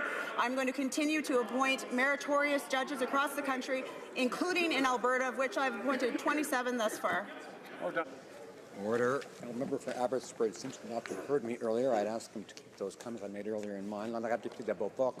The Honourable Member for Beauport, Côte-de-Beaupré, Île-d'Orléans, Charlevoix.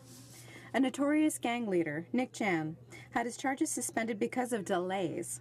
That means that now we're seeing more and more seized criminals being freed because the Minister of Justice has failed. We have the impression that she is protecting criminals to the detriment of victims. When will the minister take her responsibilities seriously and appoint judges so that justice is finally done? Minister of Justice.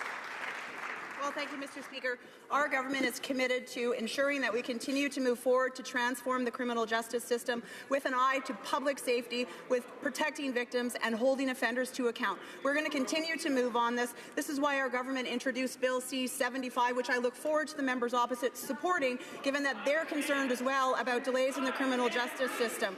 I was also proud and continue to be proud to appoint meritorious judges across the country, 167 in fact, and last year in 2017, 100 judges, the most of any justice minister in 2 decades. Honourable Member for Niagara Falls. Mr. Speaker, in my 6 years as Minister of Justice, there was never a shortage of qualified candidates for the Queen's Bench in Alberta, and I'm absolutely convinced that there are no shortage of qualified candidates in Alberta today. So there is no excuse for a gang leader to have his murder charges stayed because the minister isn't appointing the necessary number of judges in Alberta. So why is it that the government is enabling gang leaders to walk the streets?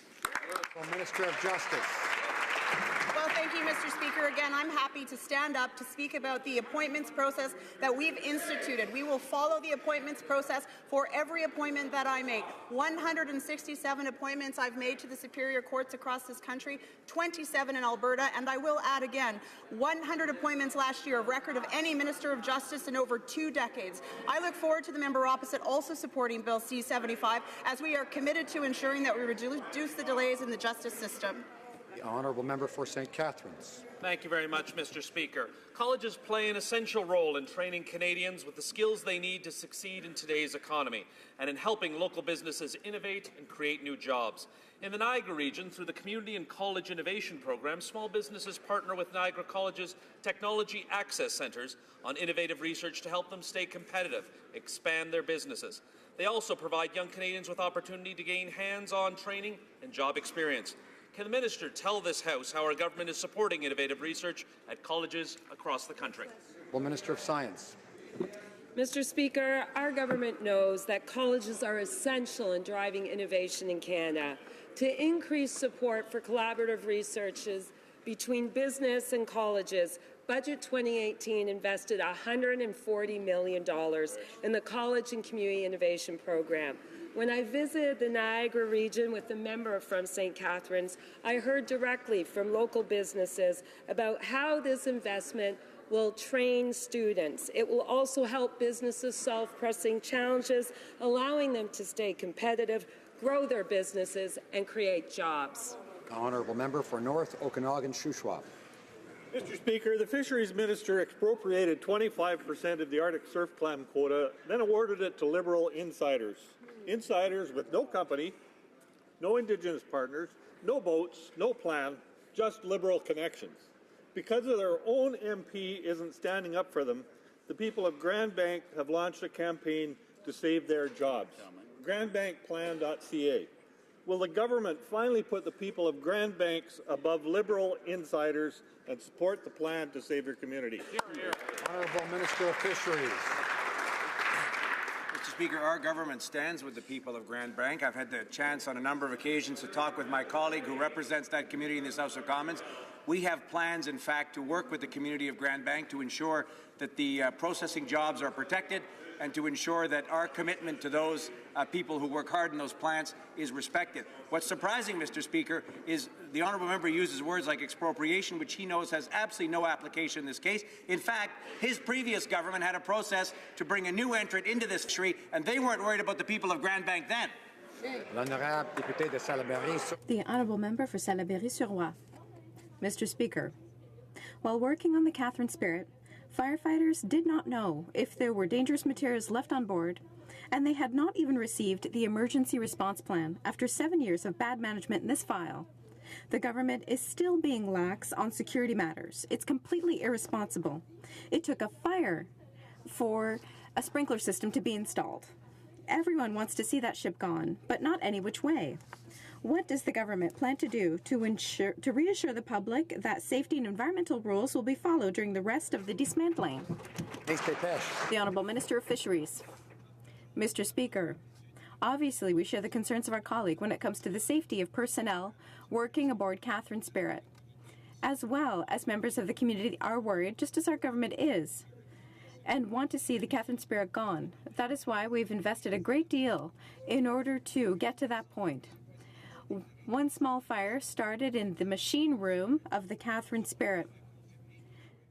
It was confirmed that the plans for the boat, as well as the emergency management plan, were given to emergency responders on December 14th, 2017.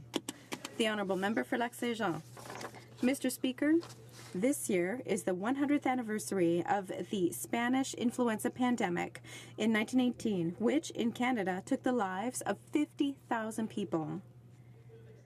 Sadly, no vaccine was available at the time.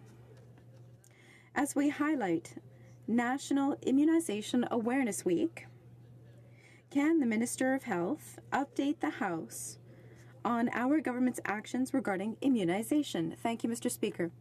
The Honourable Parliamentary Secretary to the Minister of Health. Mr. Speaker, thank you to my colleague for Lac-Saint-Jean for his important question and his excellent work. Mr. Speaker, vaccination is the cornerstone of public health in Canada, as it is one of the most effective ways to battle, prevent, and in some cases eradicate infectious diseases. And as my colleague has pointed out, history has shown us the profound impact that vaccination can have, and that's why our government is acting on a $25 million five-year commitment to improve immunization coverage rates in Canada. By working with our partners, our government is supporting a strong immunization system in Canada. Merci, Monsieur le Président. The honourable member for Barrie Innisfil. Mr. Speaker, what is happening to Canada under these Liberals? We have a national opioid crisis, yet over the weekend, the Justice Minister said she was open to the idea of decriminalizing illicit drugs.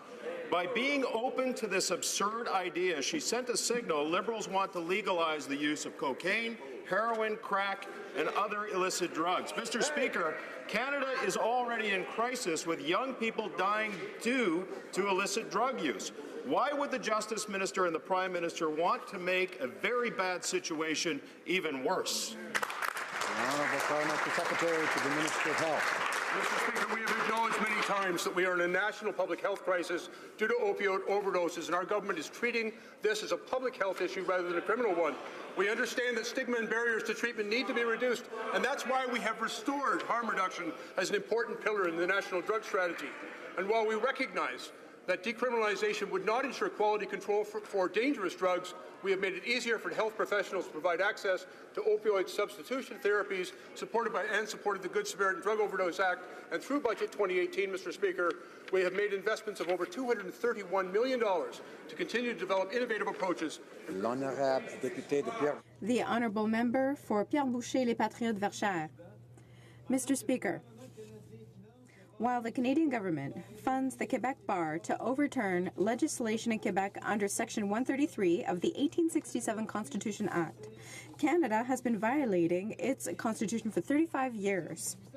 The 1867 Constitution Act was passed only in English. There is no official French version, even if the 1982 Constitution Act requires it. Can the Minister of Justice admit that they are transgressing their own that she is transgressing our own constitution? Well, thank you, Mr. Speaker. Our government is committed to working collaboratively with, I believe what the member opposite is talking about, with federally appointed judges as well as the province who bear responsibility for the administration of justice. This issue has been referred to the Quebec Court of Appeal by the government of Quebec.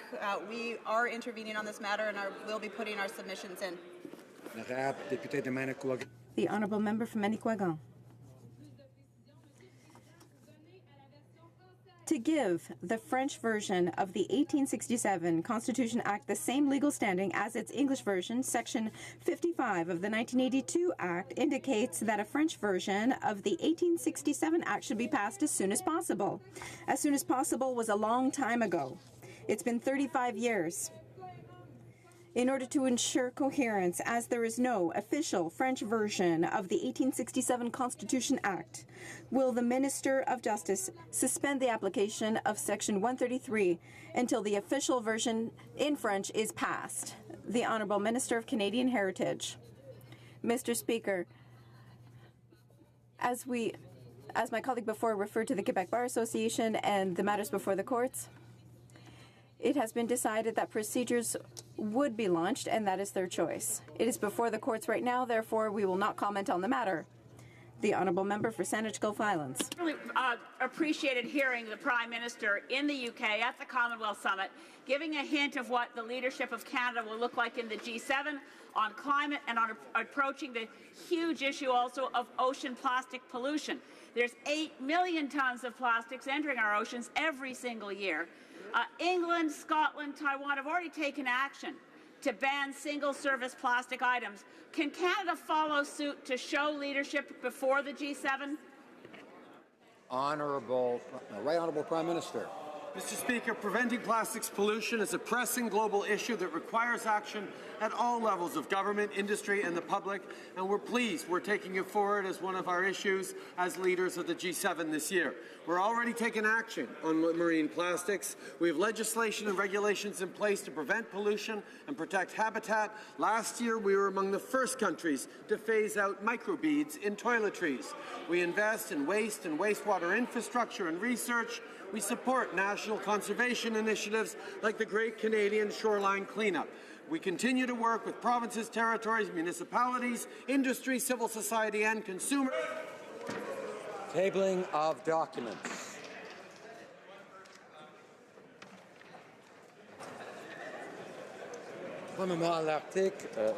Pursuant to Section 79.2.2 of the Parliament of Canada Act, it is my duty to present to the House a report from the Parliamentary Budget Officer entitled Economic and Fiscal Outlook, April 2018.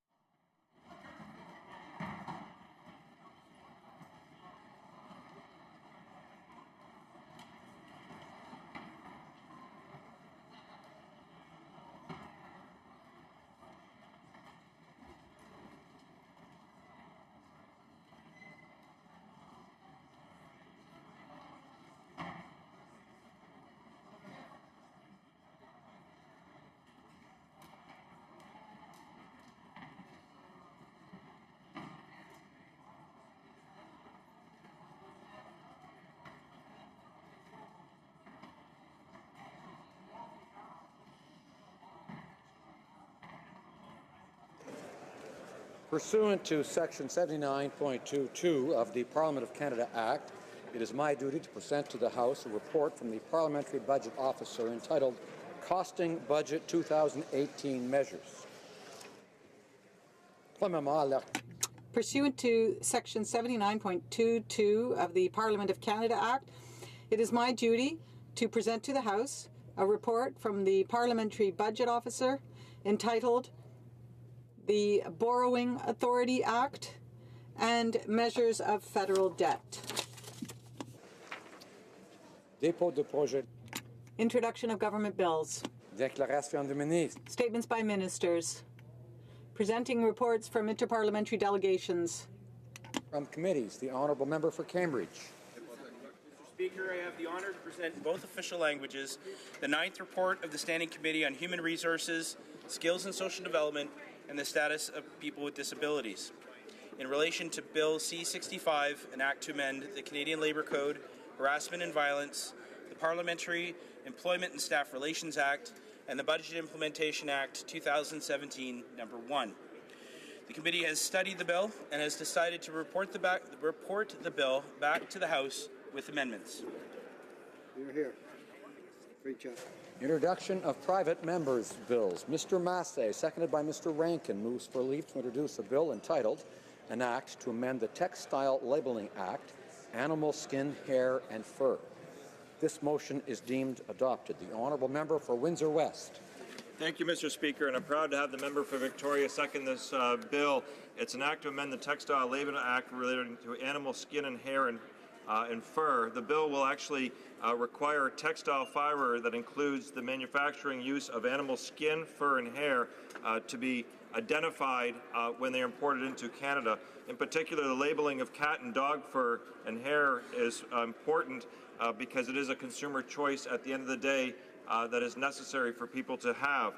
They have a right to know what they are purchasing. Every year, approximately 2 million dogs and cats are killed for their fur, and their skins are used to make trim on coats, toys, hats, and figurines. These are all projects that often originating from Asia and exported from all over the earth. The USA, European Union, Great Britain, and Australia are of similar legislation. Companies that manufacture and produce these items should be accountable for at least consumers knowing what they are purchasing for them and their loved ones. Thank you, Mr. Speaker. Mr. Massey, seconded by Mr. Rankin, moves that the bill be now read a first time and be printed. This motion is deemed adopted. Première lecture de ce projet-là, first reading of this bill. When shall the bill be read a second time? At the next sitting of the House. First reading of Senate public bills. Motions. Presenting petitions. Présentation de pétitions. The member for Sarnia-Lambton. Well, thank you, Mr. Speaker. I have a petition here regarding the Canada Summer Jobs Program, and it cites the fact that the Canadian Charter of Rights and Freedoms gives people the freedom of conscience, freedom of thought, and freedom of belief as fundamental freedoms.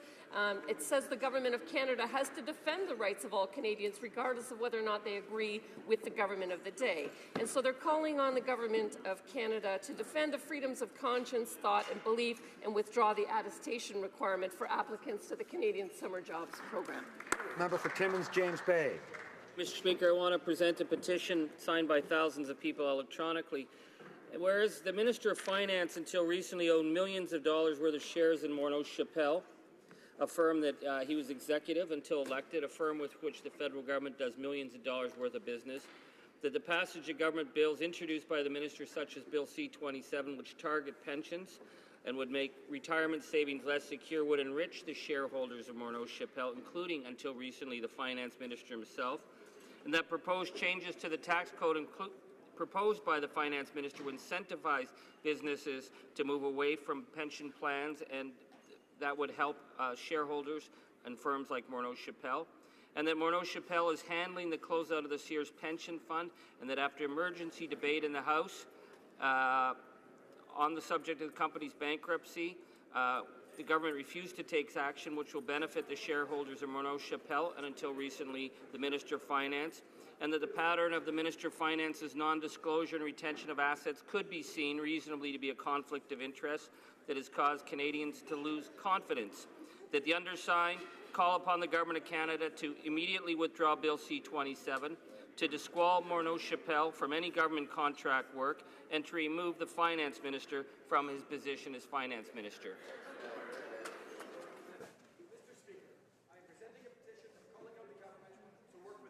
Nations to secure the release of the remains of two Israeli soldiers, Hadar Golden and Oron Shaul, which the terrorist group Hamas has illegally held for over 4 years.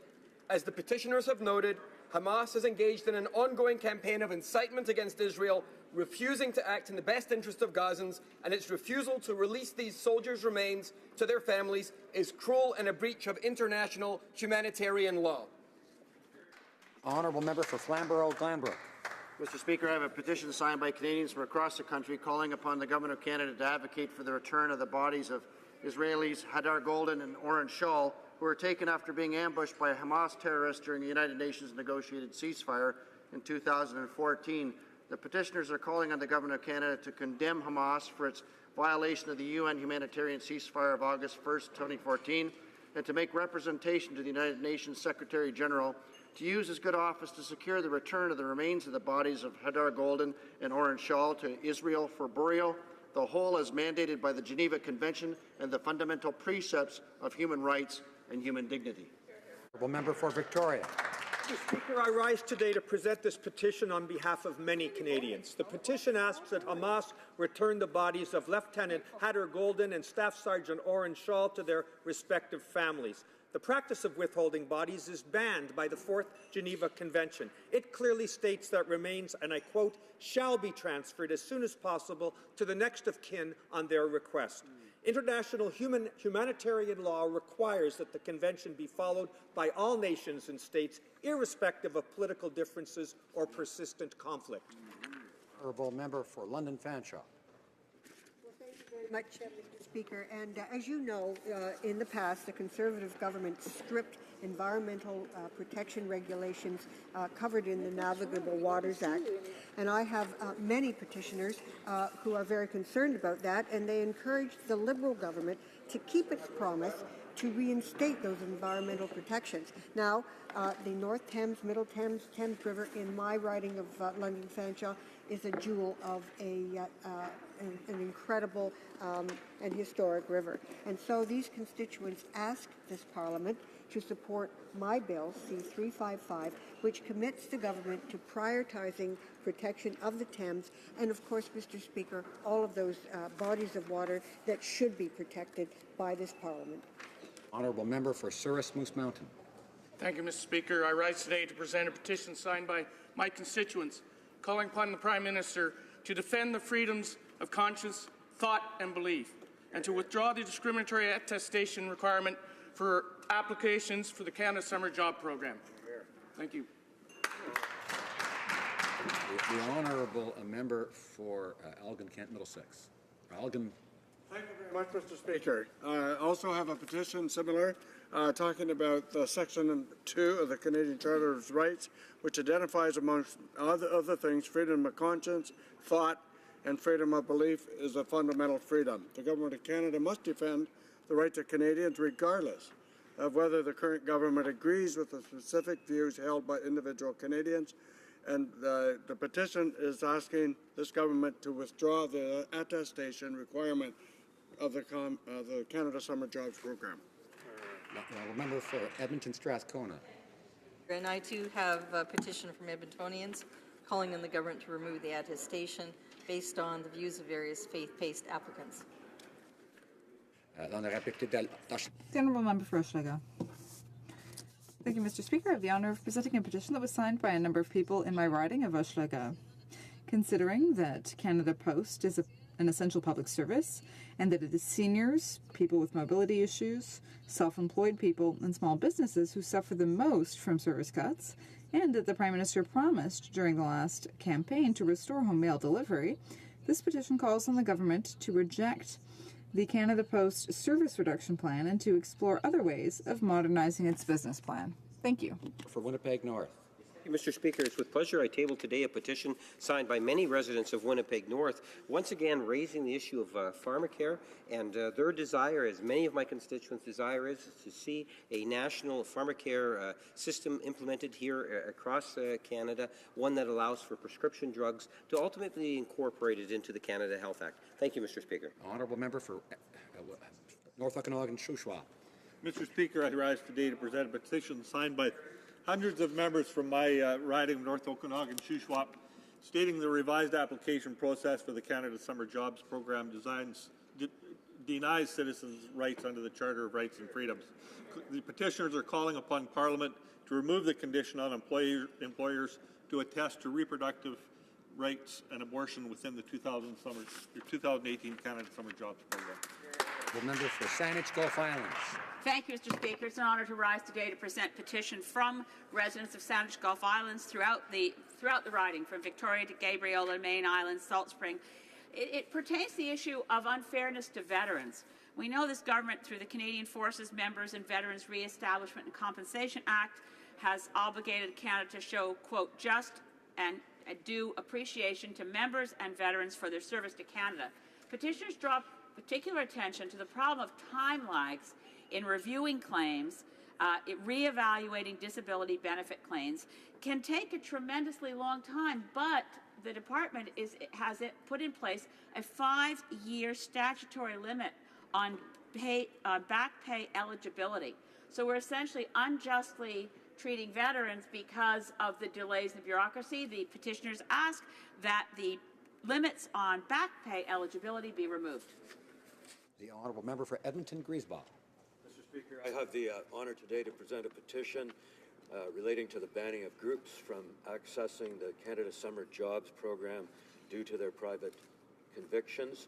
The petition's calling on the Canadian Parliament and the government to defend their freedoms by removing the attestation requirement from the Canada Summer Jobs application and thereby restore the confidence of Canadians that all constitutional rights and freedoms are respected by this government.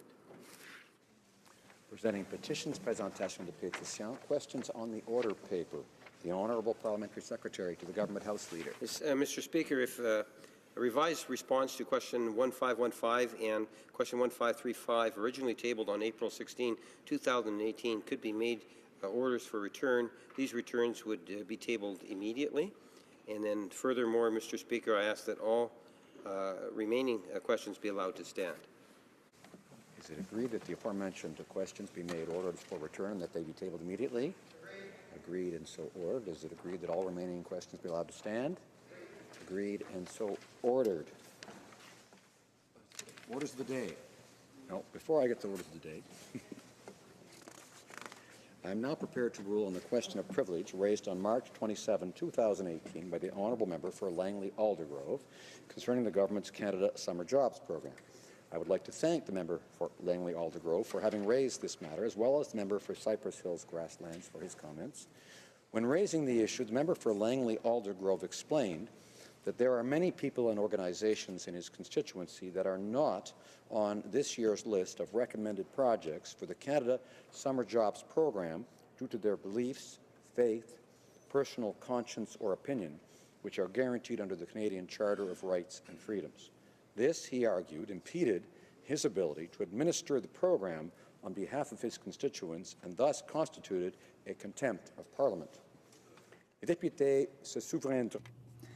Members will remember that immediately prior to the matter being raised, I reminded the House, and in particular the member for Langley Aldergrove, that a request condition for a prima facie matter of privilege is that it is raised at the earliest opportunity.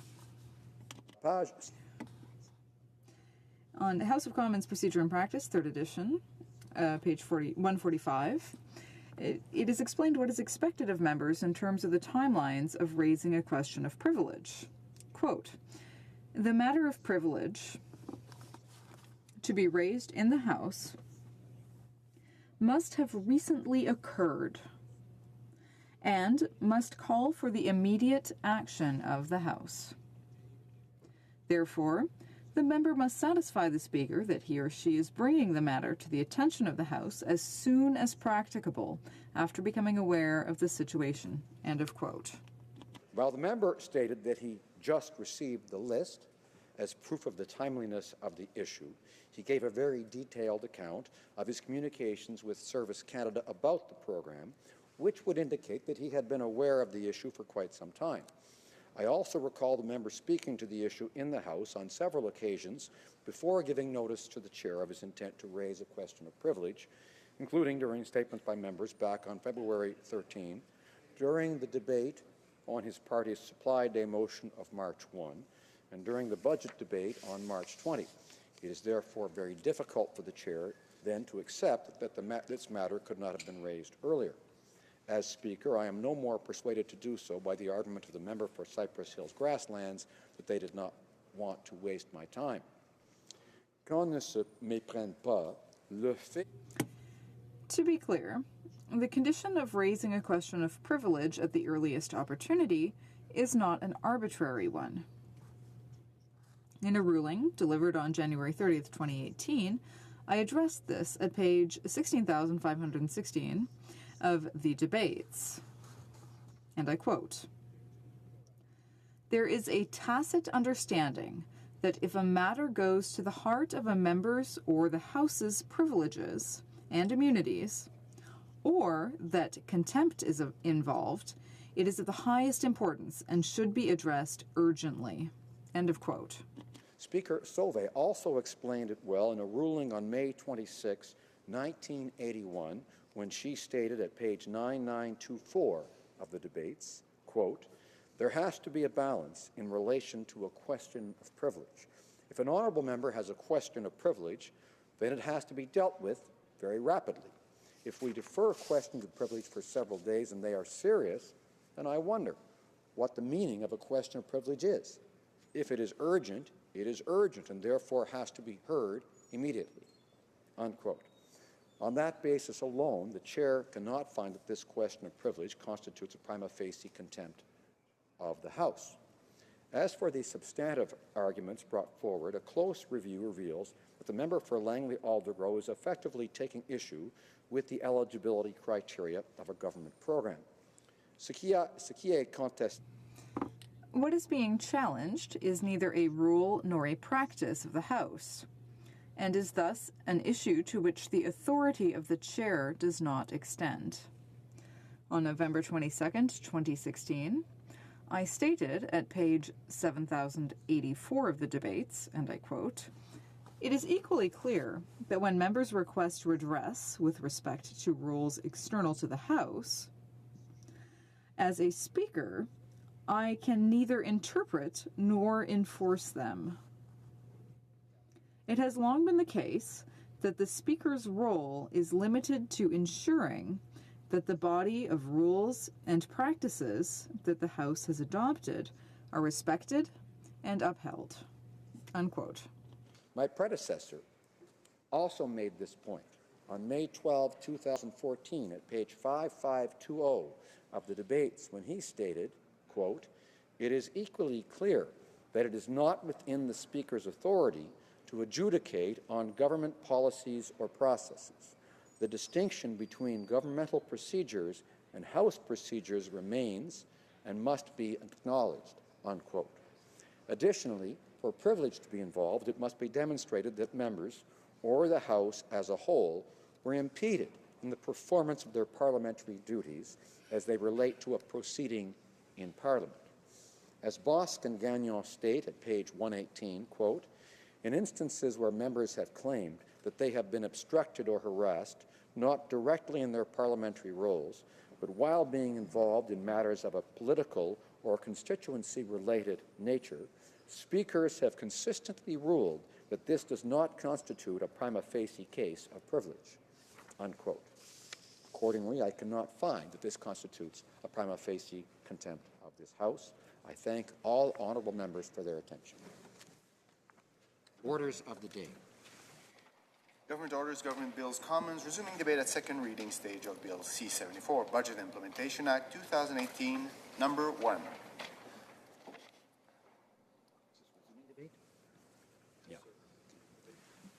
Resuming debate, the honourable member for Sarnia-Lambton has 7 minutes remaining in her speech.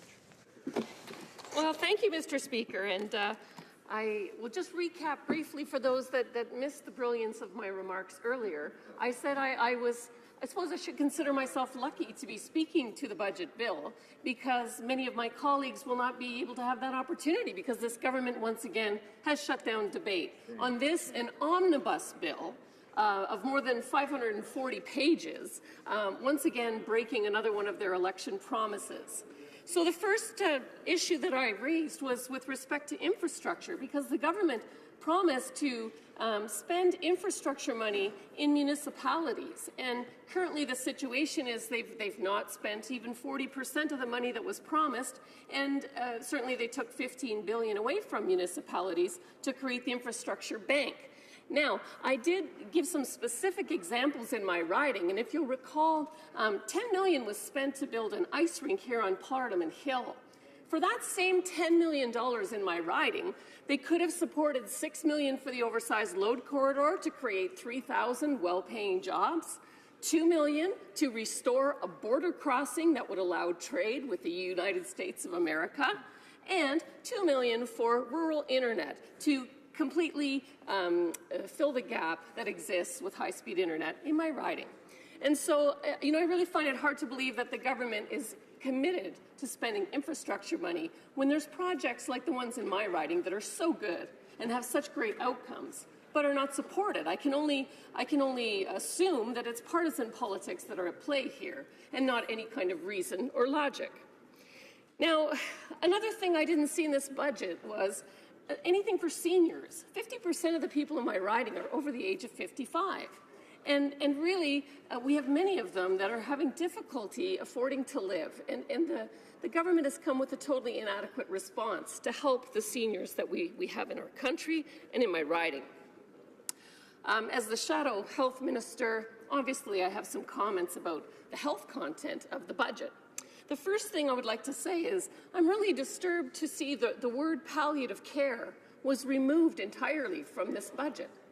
The government, if you recall, and in fact the unanimous consent of the House to support my palliative care private members bill, they then had pledged $6 billion over 10 years for home care, palliative care, and mental health.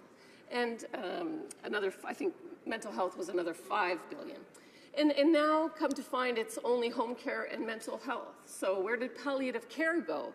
Especially since now that that bill has been passed into law, by June the 11th, the government has to meet with the provinces to determine the services that will be provided, the levels of training for the various different service providers, and to input to come with a consistent plan to get access for all Canadians to palliative care. So I've heard no mention of that and no money for that at all in the budget. So that's concerning to me.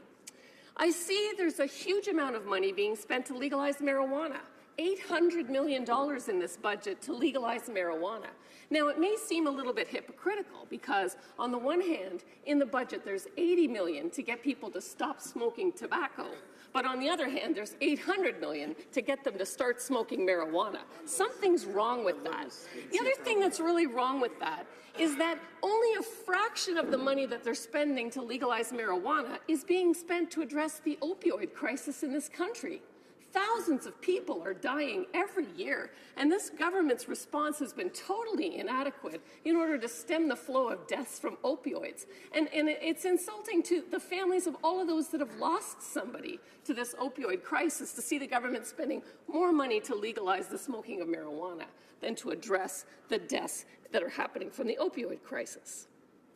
Mental health is another thing that's a crisis in this country.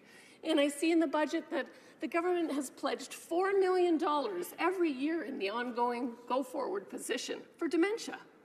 $4 million. There's 400,000 people in Canada that suffer from dementia. Again, a totally inadequate response to what exists as a huge problem. We saw that the member from Prince George brought a private member's bill on PTSD, and it was, again, unanimously supported. But when we look to the budget, we see a very small amount, $10 million for PTSD, and only for public safety officers. What about the first responders? What about, all of the problems that we're seeing amongst the veterans? Clearly, just an inadequate response there, to be sure. And then we see that when it comes to mental health, the priority has been put to spend $20 million on mental health for inmates. Well, certainly I would say that inmates are just needing as much mental health care as others, but when we don't have it in the rest of the country, why is that a priority? It just doesn't seem to be the right priority. Meanwhile, the government is spending a lot of time and energy on doing things like working on the food guide, and they've been consulting and consulting and consulting, but there's nothing coming forward with it. They're implementing a new program to change how the PMPRB approves drugs and prices drugs to make the process actually even longer. And all the stakeholders and all the people that have been commenting are saying this is going to be a problem. Not only is it going to eliminate the clinical trials that are being done in Canada, but it will actually prevent Canadians from having access to the new drugs that are being developed. And so it just seems to me, when I look at this budget, that the government has got their priorities wrong, that they are spending an inadequate amount of money to address crises that exist. And of course, when it comes to my riding, I cannot see at all that this government is keeping any of the promises that they got elected on to spend money, go slightly into deficit, and build infrastructure in municipalities. Certainly that's not happening in my riding. And I just want to finish up by saying I was disheartened to hear that instead of the $6 billion deficit they intended to run this year, it's now going to be $22 billion. Never has a government spent so much to accomplish so little. Thank you, Madam Speaker. Questions and comments? The honourable member for Beaches East York. Speaker, and I appreciate the member's comments. She mentions the opioid crisis. So this government has expanded safe consumption sites, expanded the use of naloxone, and the most recent budget invested $230 million to immediately inject $150 million to the provinces to expand treatment, and also spend money, millions of dollars on a public education campaign to address the stigma associated with seeking treatment. But we know that the #1 stigma associated with seeking treatment is the criminalization of low-level possession. And we're not talking about legalizing production or legalizing trafficking, but we know from around the world that the single biggest way we can save lives is remove the criminal sanction for low-level possession to treat patients as patients and not as criminals, and I wonder what she would say to that. The honourable member for Sarnia-Lambton. Well, thank you, Madam Speaker. And, you know, it's interesting that the member would bring this up because people do talk about the decriminalization of drugs, and they cite Portugal as a place where, you know, they've been successful. But what they miss is Portugal put in place huge numbers of treatment centers in advance of any of this to get people off drugs. And that's what this government has totally missed the point. It's about preventing people from getting on drugs in the first place and building treatment centers, not safe injection sites where you can safely keep yourself addicted to drugs on the public dime forever in perpetuity. Thank you, Madam Speaker. And comments? The honourable member for Timmins James Bay. Speaker, I listened with great interest to my honourable colleague. 2 weeks ago, I was in a cab in Toronto, and the cab driver was a retired aeronautical engineer, and he was 74 years old. And he was driving cab because his wife had a kidney failure, and they couldn't afford the medications. I think there's something fundamentally wrong in our country when you have worked your whole life and yet you have to go out and drive cab at age 74 because our own medical system can't help loved ones who are senior citizens. I met, previous to that, a 68-year-old man who told me he had to go back underground working on the drills in the mine because the pension that he had was insufficient to keep him and his wife able to pay their hydro bills.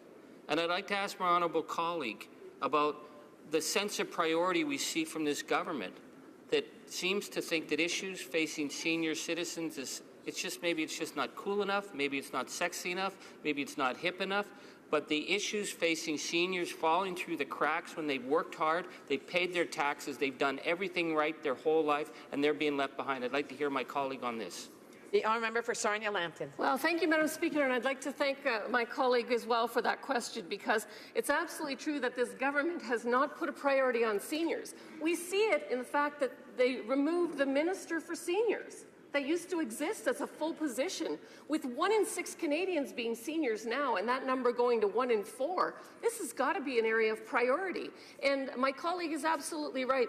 When seniors have worked their whole life, and they can't afford to live in retirement. This is happening more and more, especially amongst single seniors, and the government has come with a totally inadequate response. I certainly saw this as I was door knocking, having seniors in tears telling me they couldn't afford, to get their hearing aids or their dentures or their cataract surgery, and they're really struggling even to afford to pay the hydro bill and to eat. So this government needs to put a priority on seniors. They need to put adequate funding in to address the issues. These people built our country, and we have a right to support them in return.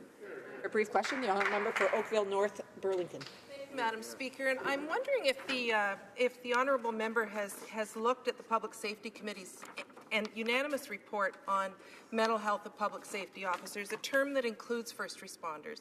This budget actually included $20 million for a new national research consortium, $10 million for an internet base to reach out to rural and remote, plus additional funding for RCMP officers. And I'm wondering, has she spoken to public safety officers in her community? Because I've spoken to them in mine, and I've spoken to ones across the country, and they're thrilled with the investments we're making in their mental health. Answer from the member for Sarnia-Lambton, please. Well, the people that I've talked to are not thrilled with the response. They see the need as being much greater, and that this $10 million is a drop in the bucket to address what is really a chronic problem amongst not just first responders, but even nurses in hospitals. Thank you, Madam Speaker. Resuming debate, the reprise de débat, the honourable member for Oakville North Burlington. Thank you, Madam Speaker. Over the last 2 years, Canada's economy has been fueled by the hard work of a stronger middle class.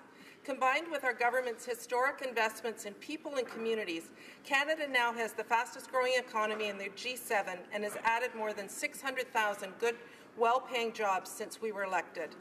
I'm pleased to speak today about Budget 2018, which supports our commitment to building an equal, competitive, sustainable, and fair Canada.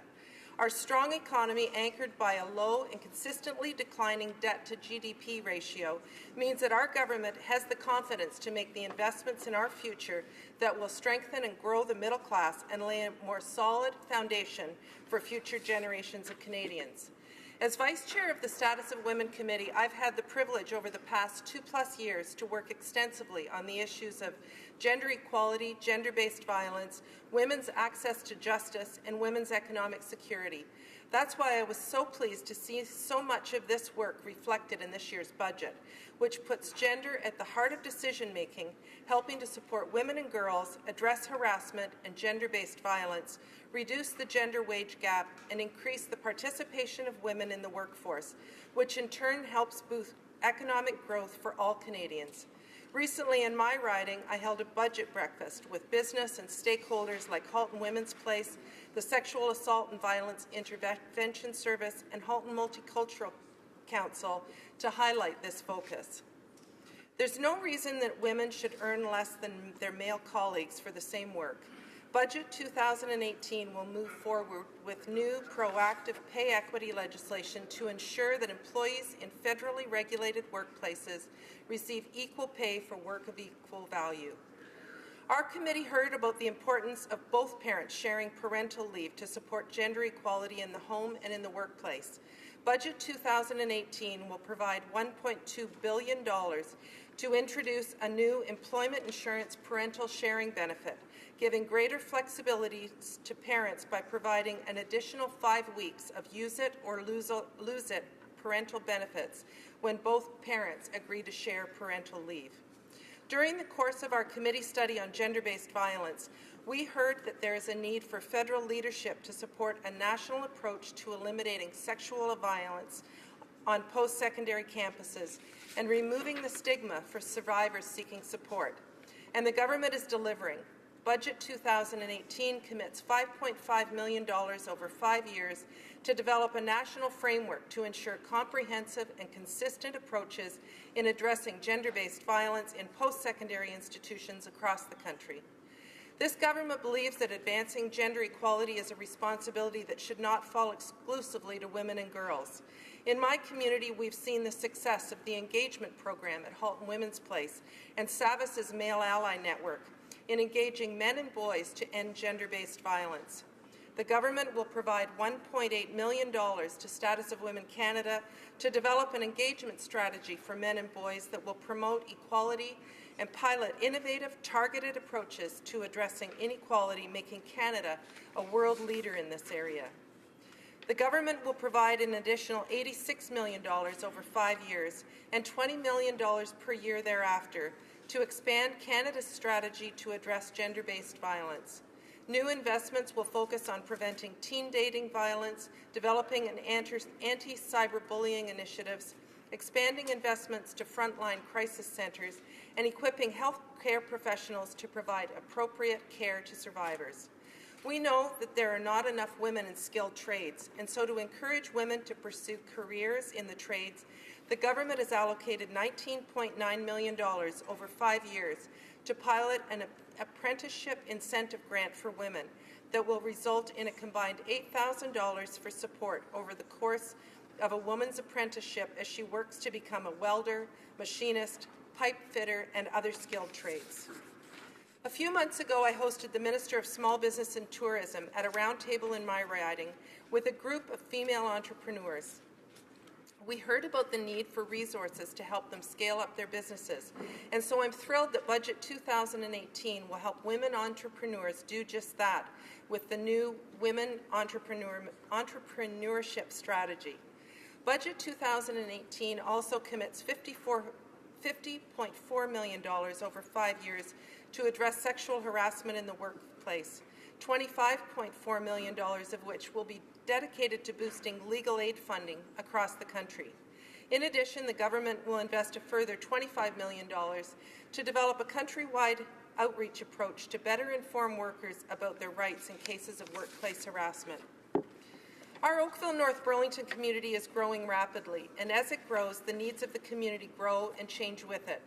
With Budget 2018, the government takes a people-centred approach to investing in Canadians, from helping young people to find work placements to empowering new Canadians to contribute to a growing economy that benefits us all. I know that my constituents are excited about the creation of an advisory council on the implementation of National Pharmacare, which was announced in the budget. The Council will begin a national dialogue that will include working with experts from all relevant fields as well as with national, provincial, territorial, and Indigenous leaders. In my region, over 13,500 children live in low-income housing, and over 1 in 10 children live in poverty. To encourage a stable supply of affordable rental housing across the country, the government is committed to providing $3.75 billion over the next 3 years to support housing projects that address the needs of modest and middle-income households struggling in expensive housing markets. Our government will also provide an additional $448.5 million over 5 years to the Youth Employment Strategy. Employment is the key to the successful integration of newcomers to Canada, but for many newcomer women there are significant barriers, including both gender and race-based discrimination, precarious employment, and lack of community and social supports. To help reduce these barriers, the government has allocated $31.8 million to support programming for newcomer women who are also members of visible minorities. Moving on to public safety and access to justice, whether through the guarantee of a fair and equitable justice system or the knowledge that their private information is secure, Canadians deserve to feel safe and protected. This budget commits to a number of measures that benefit the efficiency of Canada's safety and security institutes without compromising our shared values as an open, inclusive, and welcoming society. Addressing operational stress injuries and post-traumatic stress injuries in public safety officers has been an issue I have been deeply committed to. Having studied the issue at the Public Safety Committee and speaking to first responders and public safety officers both in my riding and across Canada, I know our investment in mental health of $20 million over 5 years to support a new national research consortium to address the incidence of post-traumatic stress injuries in public safety officers, as well as an additional $10 million to develop an internet-based cognitive behavior therapy pilot to provide greater access to care and treatment across Canada has been well received. Recently, I was joined by first responders in my riding to share this news locally, and I know they appreciate the government's recognition of the issue and the funding we are providing towards their mental health. Budget 2018 proposes investments of $506.6 million over 5 years and $108.8 million per year thereafter to fund a new national cybersecurity strategy that will ensure secure and resilient Canadian systems, provide a trusted federal source for cybersecurity information for Canadian citizens and business, and support effective collaboration between different levels of government and international partners. Finally, I know that my constituents place a great value on preserving Canada's national nature, parks and wild spaces. In Budget 2018, the government is making investments to preserve Canada's natural heritage while helping to grow a healthy and sustainable clean economy. To support Canada's biodiversity and protect species at risk, the government will make historic investments totaling $1.3 billion over 5 years, one of the most significant investments in nature conservation in Canadian history. Madam Speaker, these are just a few highlights of Budget 2018, and time does not permit me to further outline our investments, the investments our government is making to grow our Canadian economy for all Canadians. Thank you. Hear, hear. Questions and comments? Questions et commentaires. The honourable member for Saskatoon West. Thank you, Ms. Speaker, and I want to thank my colleague for her comments. I would ask my colleague to sort of share with me what her thoughts are. We've had the Special Committee on Pay Equity table their report in June of 2016. It's been over 40 years that Canadian women have been advocating for pay equity legislation. We talked about it in 2016. It was mentioned in the budget, but unfortunately we see no money as far as implementation in the Budget Implementation Act. And so I wonder if she might wish to comment through you, Madam Speaker, how people might be cynical to think that this legislation is not coming very soon, and with no money to implement it, how can we actually see it roll out on the ground for Canadian women? Member for Oakville North Burlington. Thank you, Madam Speaker, and I thank my colleague for her question and also for her party's advocacy on this issue.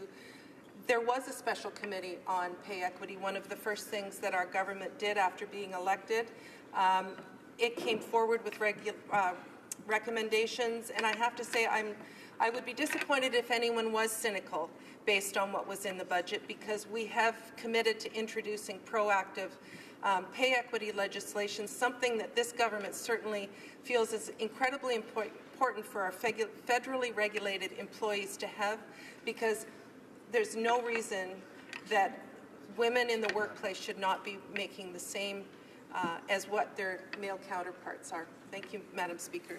Questions and comments? The honourable member for Kitchener-Conestoga. Thank you, Madam Speaker. Madam Speaker, our colleague and many of her colleagues in the last campaign promised that there would be no more omnibus legislation by the new government. They promised that there would be no time allocation, and yet today we have both of those things happening in one day, Madam Speaker. But, Madam Speaker, my question relating to the budget is, a couple of weeks ago, her finance minister tabled a budget in the House that indicated Canadians could expect a deficit of $18 billion in this particular budget, 3 times what was promised in the campaign. But, Madam Speaker, today we find out through the Parliamentary Budget Officer that not only $18 billion, it's risen now to $22 billion for the next year. So, Madam Speaker, my question is she proud of that inability for her finance minister not to more accurately predict what the budget deficit will be? So, and Madam Speaker, there's many other things that we could talk about in terms of broken promises in this budget. And I just wonder if she could indicate to this House how she feels about those broken promises. Thank you, Madam Speaker. The honourable member for Oakville North Burlington. Well, Madam Speaker, I don't see any broken promises in this budget. In fact, I see the commitment that our government is making to invest in Canadians. We have the fastest growing economy in the G7. We have one of the lowest debt to GDP ratios, and what that means is that we can actually invest in Canadians today, and we can invest in all Canadians and make sure that everyone can participate in the economic recovery that's happening right now.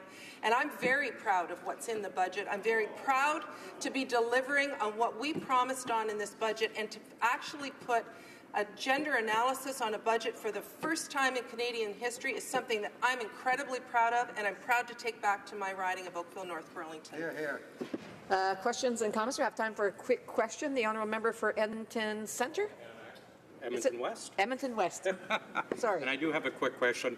Thank my colleague for her speech. She mentions repeatedly about the fastest growing economy, but we heard today from the PBO that the U.S. economy this year is actually going to grow at a clip 50% faster than ours. Next year, they're going to grow 25% faster. The world economy is expected, according to the Parliamentary Budget Officer, to grow 100% faster than the Canadian economy. I'm wondering if the colleague would care to perhaps correct her comments about Canada being the fastest growing economy this year. The honourable member for Oakville North Burlington. Thank you, Madam Speaker. A brief answer. Okay. One of the things, when we look at what's going on in Canada right now, just recently UPS, which is headquartered in my riding, announced that they're investing $500 million to create 1,000 new jobs. I'm really proud of that. I think that shows that business is confident in where the Canadian economy is going, and so they're making the investments that they need to grow their workforce here in Canada. And $500 million is not a small investment to be making to create 1,000 jobs. Hear, hear. Resuming debate, reprise de débat. The honourable member for. I understand that the parliamentary secretary of the government House Leader has a question of privilege. Point of order, Madam Speaker, to comment or provide a response to the question of privilege raised by my the honourable member for Niagara Falls on April 17th, 2018. With respect to that, Madam Speaker. With respect to that, the alleged premature disclosure of the content of Bill C-75, my honourable colleague in his statement argued that the right of the House to first access to the text of the bill had been infringed. Our government takes these allegations and your recent decisions on related matters very seriously. I would argue, Mr. Speaker, that the matter before us today does not meet the requirements to be considered a prima facie breach of privilege. In fact, there was no premature disclosure of the bill. On the subject of the confidentiality of the bill, you previously stated on your April 19, 2016 decision that, quote, the House cannot allow precise legislative information to be distributed to others before it has been made accessible to all members, end of quote. This statement echoes the decisions of previous speakers, such as Speaker Milliken, October 4, 2010, decision which stated, again I quote, "It is indisputable that it is a well-established practice and accepted convention that this House has the right of first access to the text of bills that it will consider," end of quote. Speaker Milliken also stated in his November 1st, 2006 decision that the key procedural point is that once a bill has been placed on notice, it must remain confidential until introduced in the House, end of quote. Again, Mr. Speaker, I reiterate that all the rules have been complied with. In the present case, the article that the honourable opposition member refers to was published after the bill was tabled in the House. At the core of the current debate lies the concept of parliamentary privilege. Matters of privilege and contempt can be broadly defined as 1. Anything improperly interfering with the parliamentary work of a member of Parliament, or 2, an offence against the authority of the House. The situation brought forward by the honourable member for Niagara Falls doesn't fit any of these categories, as no individual MP has been impeded and there has not been any offence against the authority of the House. Failing to see how anyone's right have been compromised or infringed, Mr. Speaker, I would respectfully submit that this matter does not constitute a prima facie question of privilege. Thank you, Madam Speaker. Thank you very much. I do appreciate the additional information that the Parliamentary Secretary has provided. We'll certainly take it under advisement as we look into this a little bit further. Resuming debate, reprise de débat, the honourable member for Saskatoon West. Well, thank you, Madam Speaker. I, of course, rise today to speak on Bill C-74, the Budget Implementation Bill. A daunting task given the bill's over 500 pages and the fact that it amends 44 pieces of legislation. An omnibus bill, for sure, which is unfortunate in and of itself. But even more unfortunate is that the bill doesn't include all the things that the government put forward in the budget. And just prior to getting up to give my speech, I made a comment on the fact that pay equity legislation wasn't included, and we have no dollars put in the budget to actually implement that pay equity legislation, should we hope that it eventually comes. This disappointment, this is disappointing, of course, and the bill, for me, misses bringing a lot more needed change to address the inequity in people's lives, to ensure the change that everyone pays their fair share of taxes, and of course the change we need to build an economy that is working for everyone and not just a few. Childcare, housing, and affordable prescription medication. Madam Speaker, these are three issues. These three issues are what my constituents in Saskatoon West see as in need of real change, real fast. These same issues, childcare, housing, and affordable prescription medication, are issues I raised in my very first speech as an elected member of Parliament. And three budgets later, I'm still raising these issues, and those I represent are still waiting for the promised change. Many in my riding had high hopes that this Liberal government, given the promises on the campaign trail, would have moved the needle substantially by this point in their mandate on all three issues. So let's start with childcare, for example. First, there are $0 new dollars for childcare in this budget. And to date, I would say this government's investment in childcare has been more symbolic than anything. It is not a priority for this government. If it was, then 3 budgets later, we would not have to be talking about the lack of affordable and accessible childcare. In December of last year, I had the honor of meeting with an extraordinary group of women. They were participants in the Trade Journey program at the YWCA in Saskatoon. The Trade Journey program is a bridging program for women who are seeking a career in one of 3 trades: carpentry, plumbing, or electrical. I was invited and asked to share some of my tips and dare I say survival skills for working in a male-dominated profession. My workplace was obviously politics, and their soon-to-be workplaces would be in the skilled trades. As often is the case, I find myself just so impressed, so in awe of these women's determination and their tenacity in face of both personal challenges, but also the institutional challenges of sexism and racism. And as with almost 99.999% of the conversations I have with women in my riding, the conversation turned to childcare. And they were emphatic of the need for and the importance of affordable, accessible childcare to their success as journey persons. They just couldn't understand why the government didn't understand how critical childcare was to their success in the workplace and to the health and well-being of themselves and their families. And I agreed with them.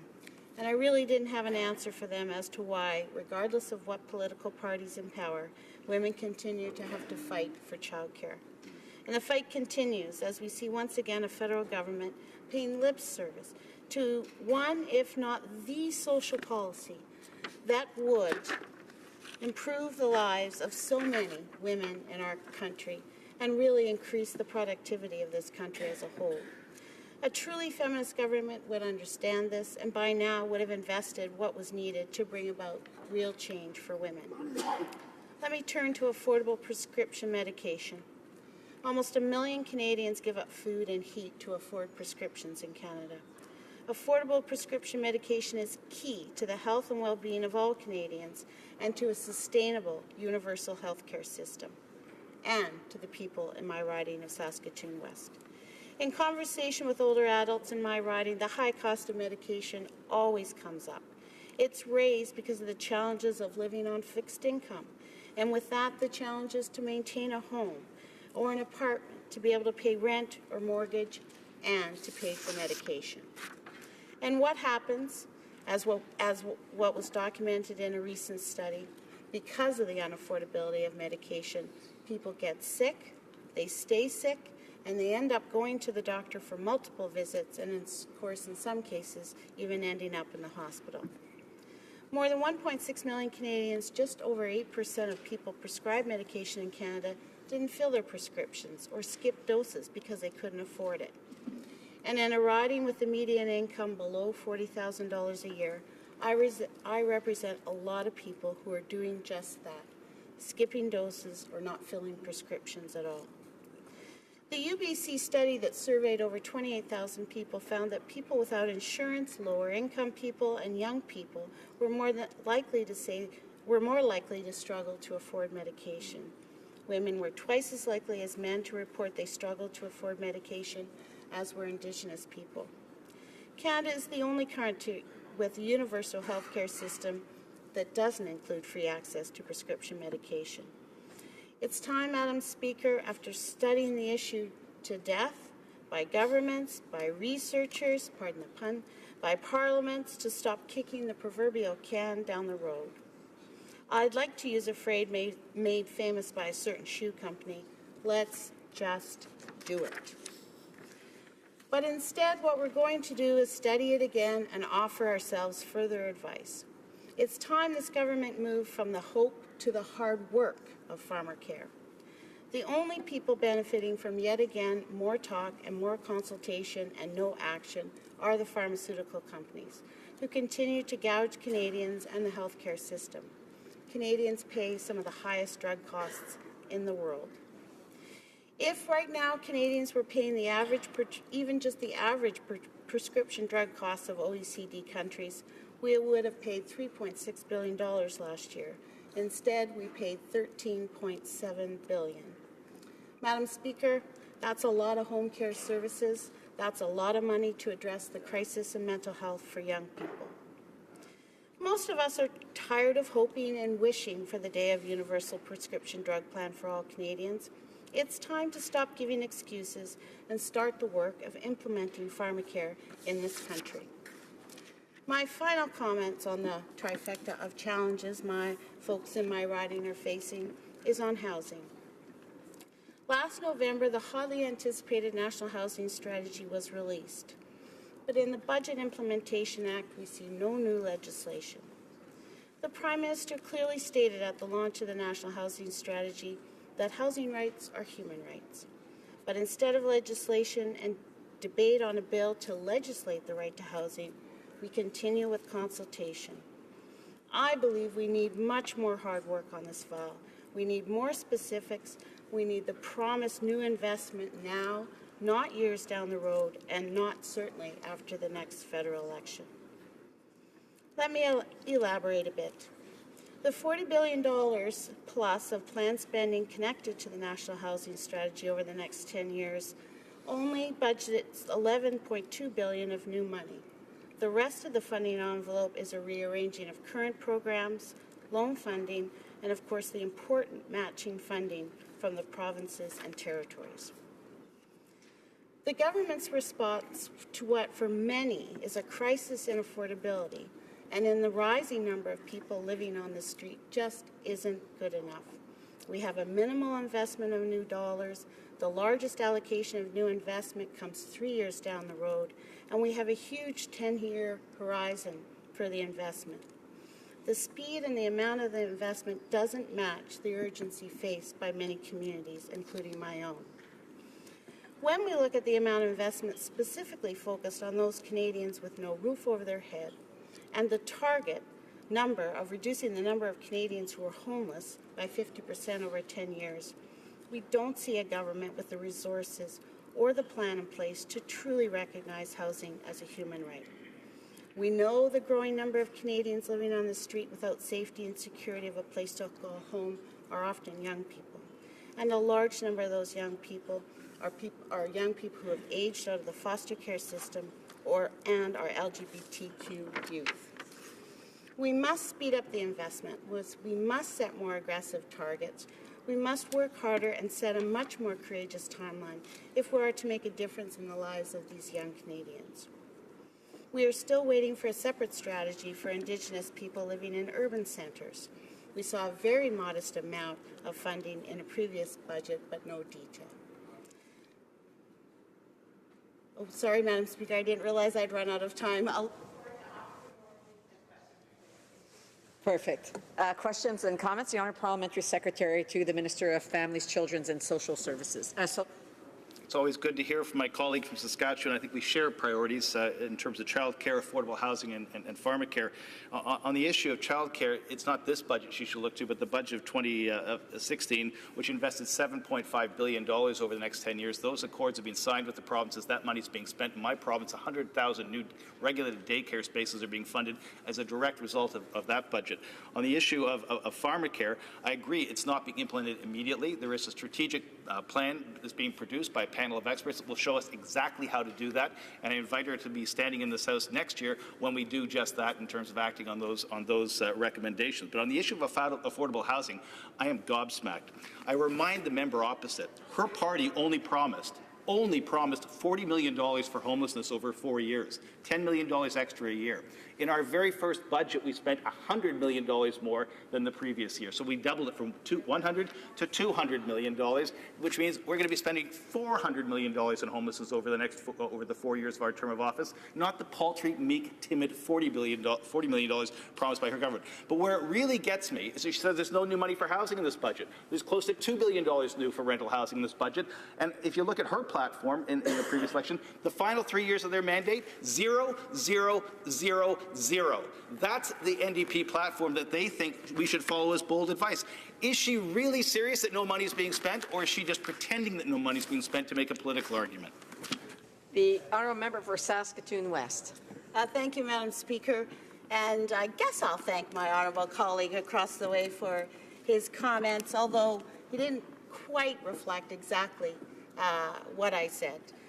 What I had talked about is that the majority of the new investment into housing is coming after the next federal election. That over the $40 billion that I've heard my honourable colleague repeat over and over, that only $11 billion is new investment. And I'm not denying that the government isn't looking at rearranging programs. We're going to hopefully hear this next week some of the details, and maybe they will be an improvement. But my point was that from my perspective as a member of Parliament and from my work I've done in housing and homelessness, it's not enough money. It's coming much too late. The largest investment is after the next federal election, and I think we could do better. Thank you, Madam Speaker. Questions and comments? Questions et commentaires? The honourable member for Kingston and the Islands. Speaker. And I'm seeing this recurring theme with the NDP. Whenever we bring forward a piece of legislation or proposition, it's always, why aren't you doing it faster? You know, with respect to cannabis, why aren't you doing this faster? With respect to pharmacare, why aren't you doing this faster? And, you know, the reality of the situation is, Madam Speaker, that these things take time, and it takes time to properly plan this so that it's executed correctly. But I do take issue with her comments with respect to childcare. The truth of the matter is when this party came into government, we changed the rules with the CCB. We created a new program where 9 out of 10 families get more money for children now. This particular budget goes on to strengthen that. An individual, a single parent that's making $35,000 a year will now see an additional $560 a year for to help with their children's expenses. I'm wondering, you know, why, you know, how she can actually bring herself later on today to vote against this when we're actually doing real solid things for children and for families that have children. Good question. The honourable member for Saskatoon West. Well, I guess, Madam Speaker, what I'm saying is there's not enough here in this omnibus budget for the residents in my riding, in particular for those women I met at the Trade Journey program. I'm not denying that Canada Child Benefit has helped people, but it doesn't matter the program that comes if there is no access to affordable universal child care. It wasn't going to be helpful for these women. They weren't saying they weren't appreciative of the Canada Child Benefit. They were saying what they wanted and what they needed was universal affordable child care. And what they said to me is, why don't governments understand that, and why has it taken so long for child care to be a priority for governments at the same priority level as other things? Thank you, Madam Speaker. Reprise de débat. Resuming debate. The Honourable Parliamentary Secretary to the Government House Leader. Yes, thank you, Madam Speaker. What a pleasure it is and privilege, quite frankly, to be able to stand in this chamber and to talk about the budget implementation bill. You know, it is a bill that continues to build on what I believe is a very progressive government that understands just how important it is to support Canada's middle class, those aspiring to be a part of it, to being able to give a helping hand, trying to deal with the issue of tax inequities by having a special tax on Canada's wealthiest 1%, and so many accomplishments in such a short period of time. And, Madam Speaker, I have said this in the past, and I will repeat it again now, and that is that under this particular government, we have seen so much take place in terms of budgetary measures, in terms of legislative measures that have had a positive, profound impact on supporting those that need it the most, Canada's middle class, and I say those aspiring to be a part of it. And when I listen to opposition members, and if I may focus on the Conservatives first and foremost, there's two things that I have really come to realize. And the Prime Minister talked about it over our wonderful convention we had over the weekend. One of those is the fact that there is no change with the Conservative Party. It's almost as if Stephen Harper is still leading the Conservative Party. It's absolutely amazing to see just how much they still remain out of touch with what Canadians really expect of government, Madam Speaker. Now, when I look at the ideas that they attempt to generate or to bring over to this side of the House, you know, it can be confusing at times. Just last week, for example, here we're supposed to talk about the priorities of the House or the priorities of the government, I believe it was last Monday. And what was the response by the official opposition? They didn't want to debate Bill 74, Madam Speaker. You'll recall that. And now today they're saying, well, we want to debate it more. Yet last Monday, they didn't want to debate it, Madam Speaker. In fact, they brought in a motion to be able to deal with another report as opposed to the budget. And I can understand why. I can appreciate the fact that they see just how effective our budgets have been since we have taken governance, Madam Speaker. We have worked with Canadians. We have empowered Canadians through things such as tax breaks, through things such as the Canada Child Benefit, something in which is being indexed because of this particular piece of legislation. By working with Canadians and supporting Canadians, supporting our communities through infrastructure dollars, records amounts of money going into Canada's infrastructure in every region of our country, Madam Speaker. By doing that, what we're doing is we're giving additional strength to Canada's middle class, building our economy. And we are seeing, by working with Canadians, we are seeing some amazing numbers. Most importantly, I would suggest to you, is in the area of jobs. 600,000 plus jobs that have been created in 2 years, just over 2 years, by this government, Madam Speaker, in working with the many different stakeholders, in particular Canadians in every region of our country, Madam Speaker. I believe that this government has been acting on what we committed to Canadians back in 2015, and that was real change, Madam Speaker. We have seen that day in and day out in terms of the different types of policies that we have seen debated inside this chamber, and most importantly, shared with Canadians coast to coast to coast. I want to pick up on one issue that has been very important to me personally. I know it's been also very important to my daughter Cindy, who's an MLA inside the Manitoba legislature. That is the issue of pharmacare. Now, I can tell you, the pharmacare issue embodies what I believe is a very important progressive step forward that we need to take, that we have been waiting for generations to see some real, tangible movements. This Prime Minister, along with this Cabinet and caucus, believes that we do need to advance the idea, Madam Speaker.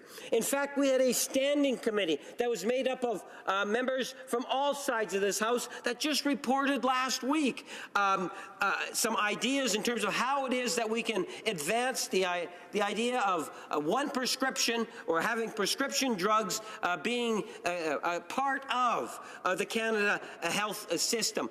Canadians want the national government to demonstrate some leadership on this issue, and I believe we have. Earlier today, we had the Prime Minister talk about some of the interim measures that we have taken to ensure that prescription drugs are more affordable. I can tell you, at the constituency level, I've had petitions, I've had many discussions. In fact, in the last number of months, I've tabled many petitions dealing with the pharmacare, a strong national pharmacare program. And if there ever was a reason to believe that it is actually doable, all one needs to do is to take a look at what this government has done on a couple of specific initiatives in the last 2 years.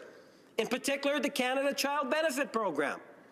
The government today has, I believe, put into place through the Canada Child Benefit Program a fantastic social program that has lifted tens of thousands of children out of poverty.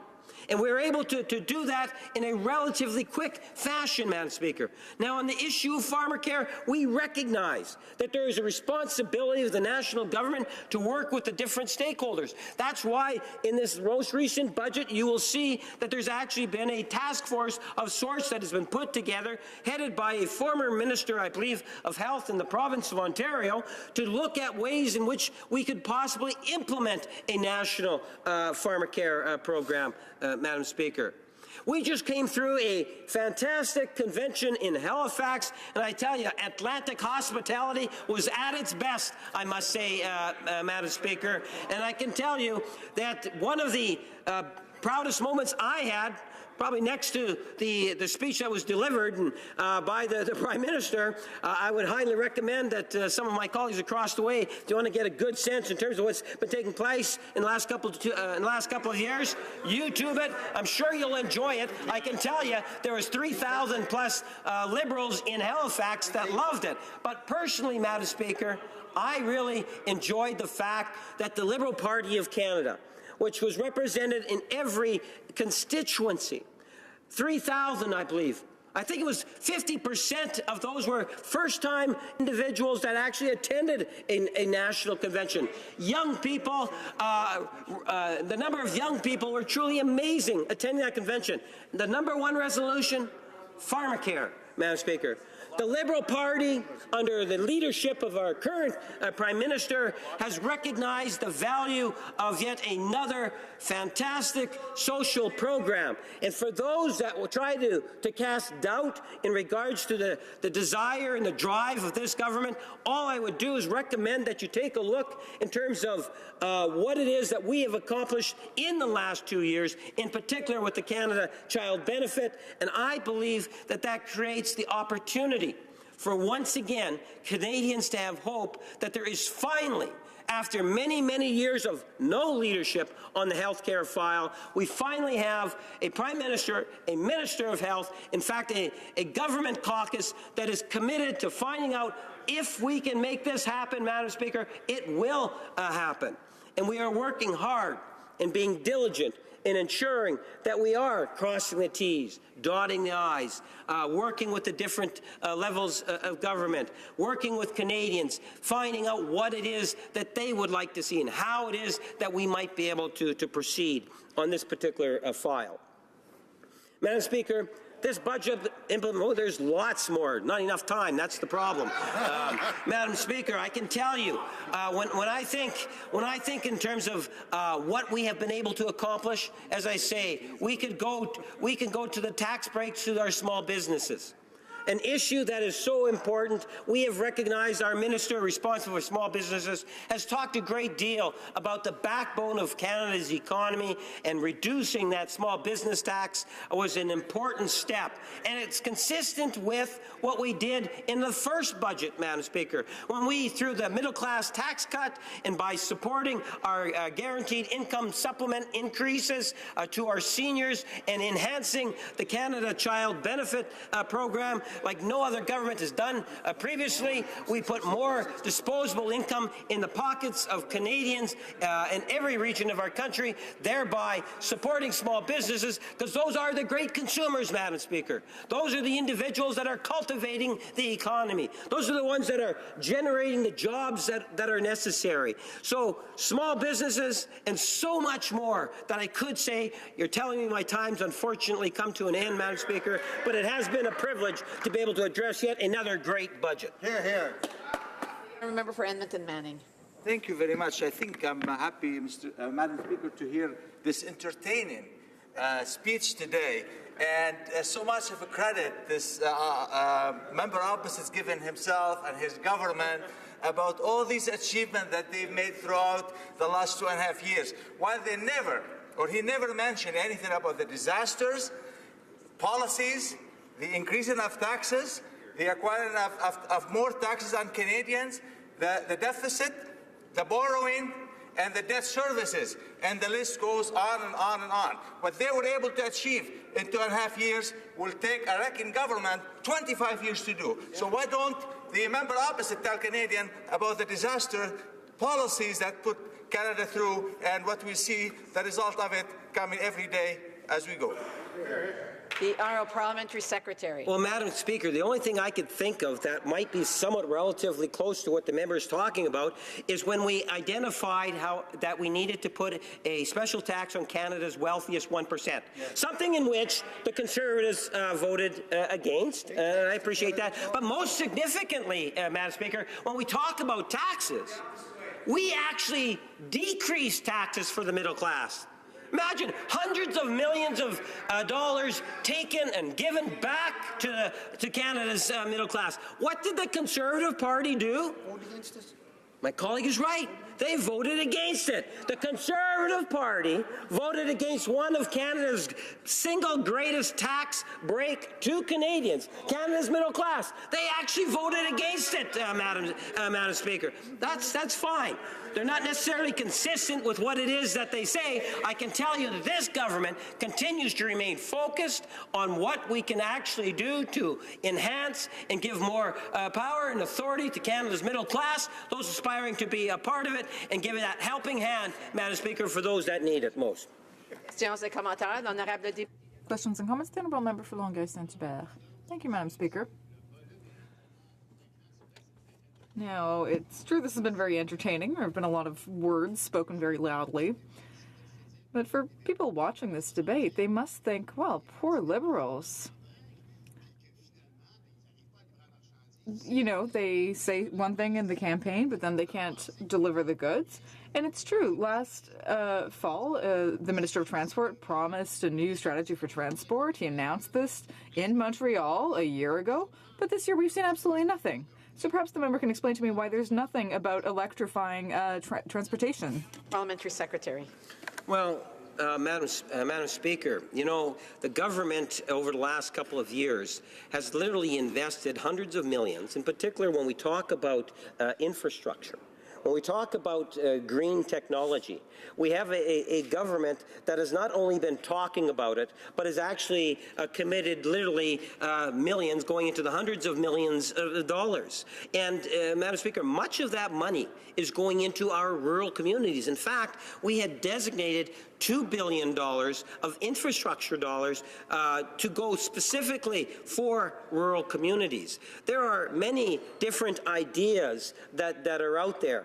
When it comes to that public infrastructure, public transport, I think you would have to go many, underline the word many, years prior, when you would see a government that has been more committed to trying to advance green technology and invest in Canada's public infrastructure and public transit.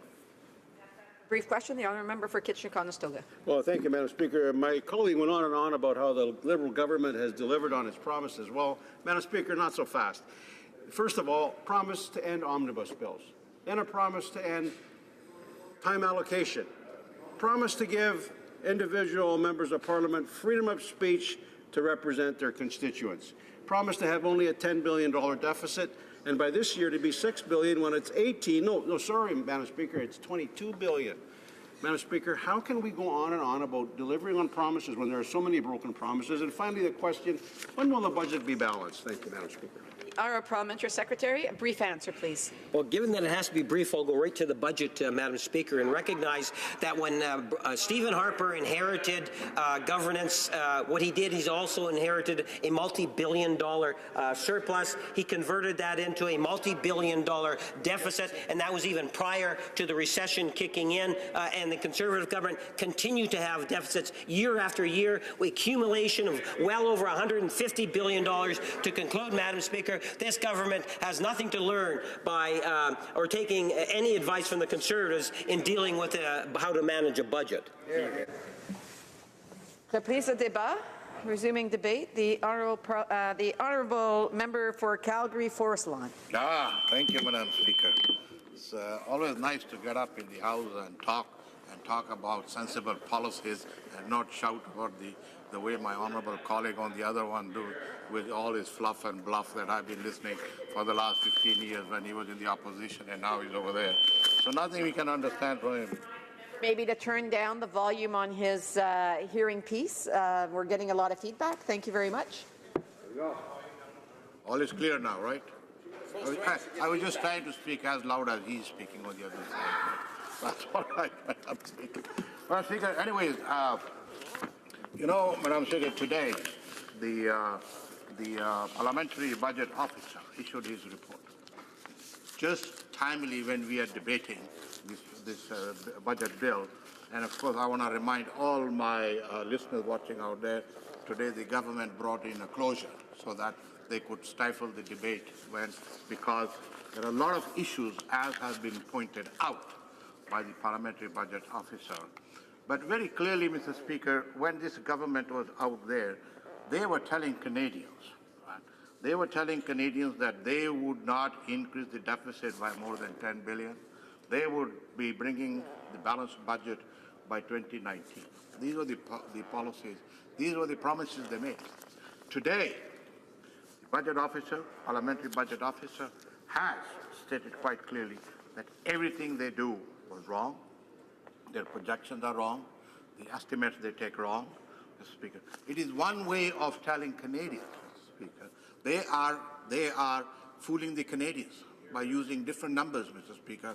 It's good that the parliamentary budget officer today could talk about it. And most importantly, Mr. Speaker, when they talk about the carbon tax that they are enforcing on all Canadians and on all the provinces, Madam Speaker, the whole factor on the carbon tax, it's supposed to be good for the economy, it's supposed to be good for the country. But the parliamentary budget officer has quite clearly stated that the way they are going is not the right approach. Now, let me be very clear on one issue in reference to carbon tax. All of us want clean air. All of us look out of the environment. We live in this country. It's our environment. We also go and want a clean environment. But not the way that the Liberals are going by forcing, Madam Speaker, the carbon taxes on provinces which don't want. Saskatchewan doesn't want it. Now, the Conservative, hopefully the Conservative government in Ontario doesn't want it. Hopefully the Conservative government in Alberta don't want it, Mr. Speaker. And then, lo and behold, you have this government in British Columbia held hostage by three Green members are holding hostage the whole of Canada, Mr. Speaker, on that Trans-Canada pipeline. Mr. Hogan, Premier Hogan won't agree because he will lose the government. He doesn't want to go to the people. If he's so confident about sticking to this, not doing Trans-Canada pipeline, and all the polls are showing the British Columbians want it, well, somebody just said it. The easiest way to resolve it, go to the people. That's the best way of democracy, Madam Speaker. Just go to the people and he will find that he's probably got a pink slip to go back to the unemployment line, Mr. Speaker. But the question here is about this government and its budget. We just heard the government side talking about reducing taxes for the middle class. They talked about reducing taxes here, but they never, of course, talk about increasing taxes that they have done. The payroll taxes they have increased, Mr. Speaker. Actually, the great indication is by the Fraser Institute when it says, okay, how much are Canadians paying in direct and indirect tax, what they call the Freedom Day, Madam Speaker.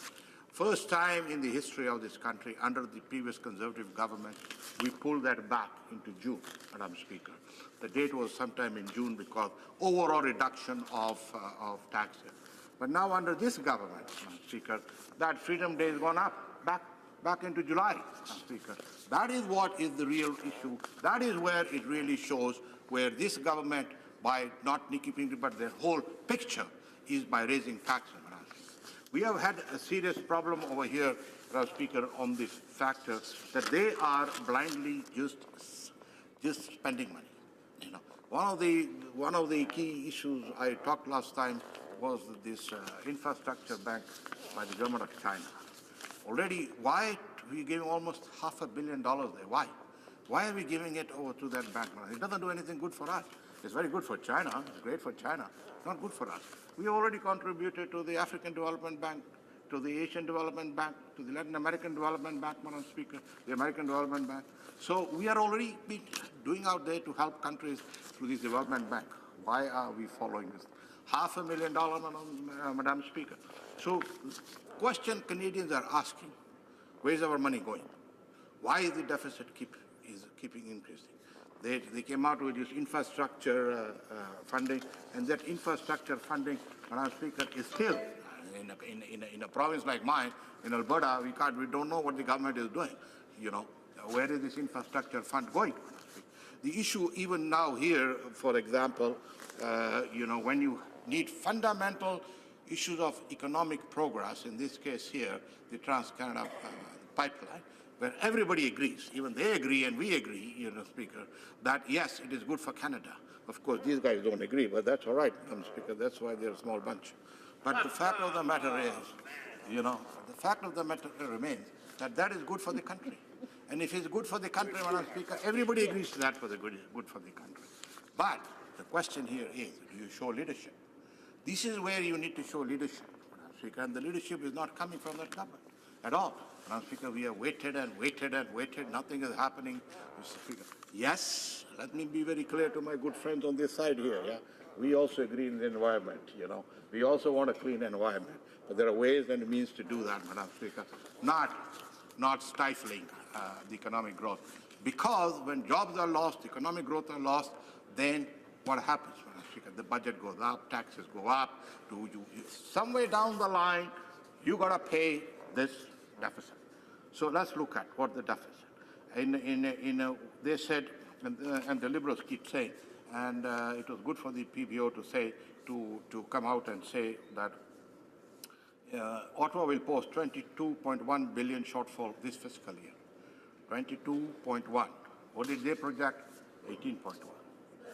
And again, for next year, they said that that according to their figures, the projected deficit would be 17.5.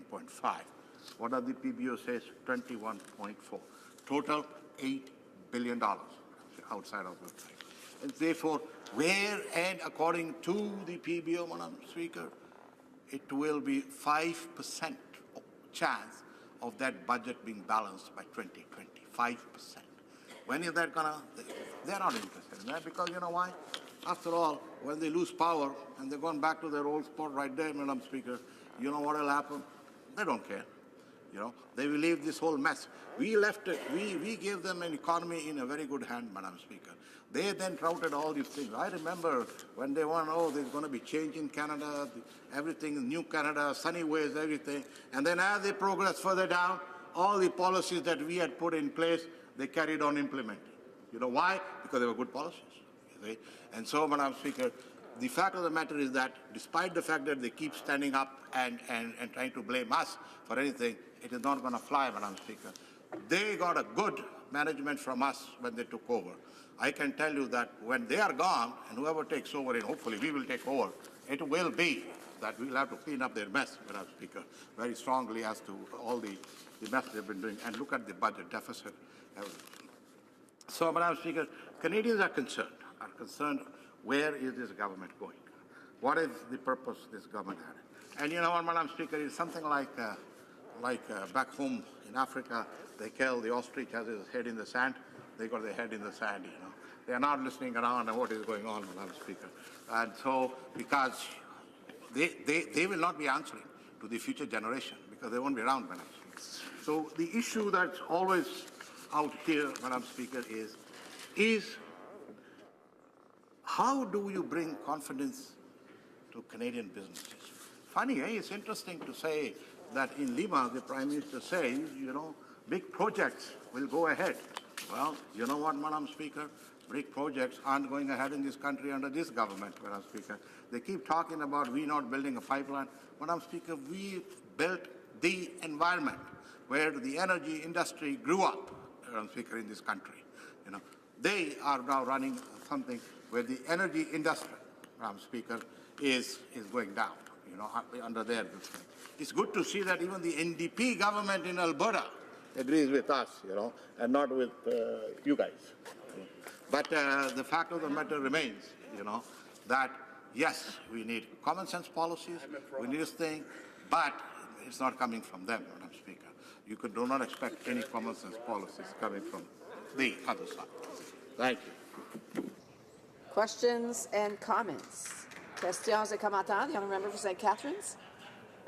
Thank you very much, Madam Speaker. And I appreciate my friend's speech and thank him for the speech. But he talks about deficit. I was wondering if he could point in Hansard to the time where he rose and condemned the Harper government for all those deficits they were running. And spoiler alert, it's probably zero.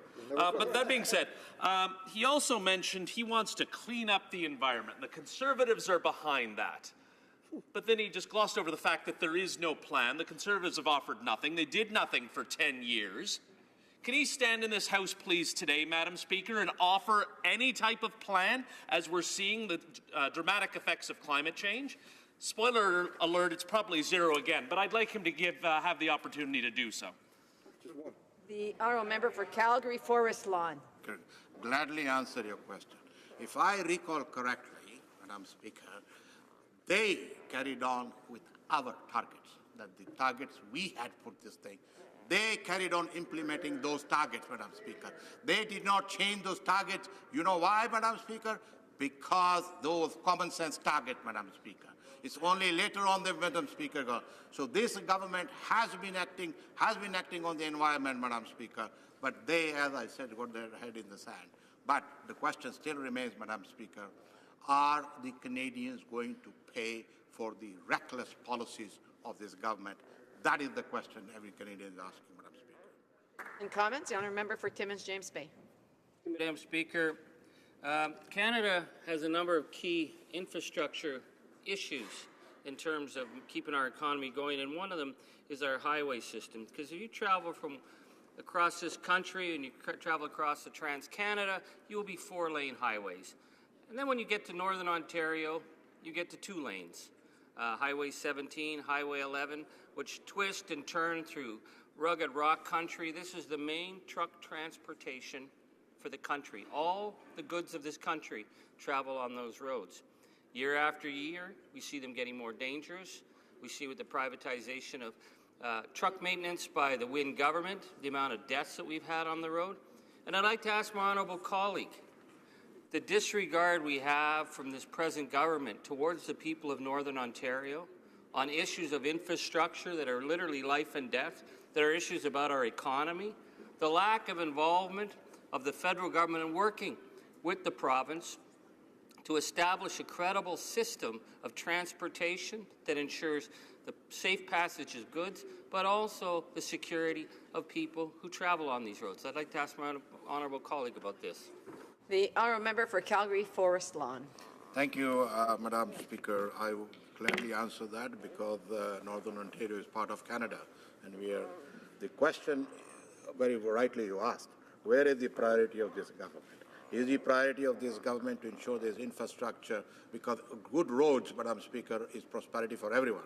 Like good pipelines is prosperity for everyone. Good roads are prosperity for everyone, Madam Speaker. Our government, when we were in power, we had an infrastructure program, which is why we built that highway up north, Madam Speaker, which when they opened it up, but remember, the construction was started by us, Madam Speaker. But yes, I agree with him that absolutely this government, with the help, in cooperation with the provinces, and by the way, there's a Liberal government was in Ontario, they could easily have worked with Ontario to look after the needs of Northern Ontario. Yes, good infrastructure, Northern Ontario all across this country is extremely important for us to ensure that there is an economic growth in this country.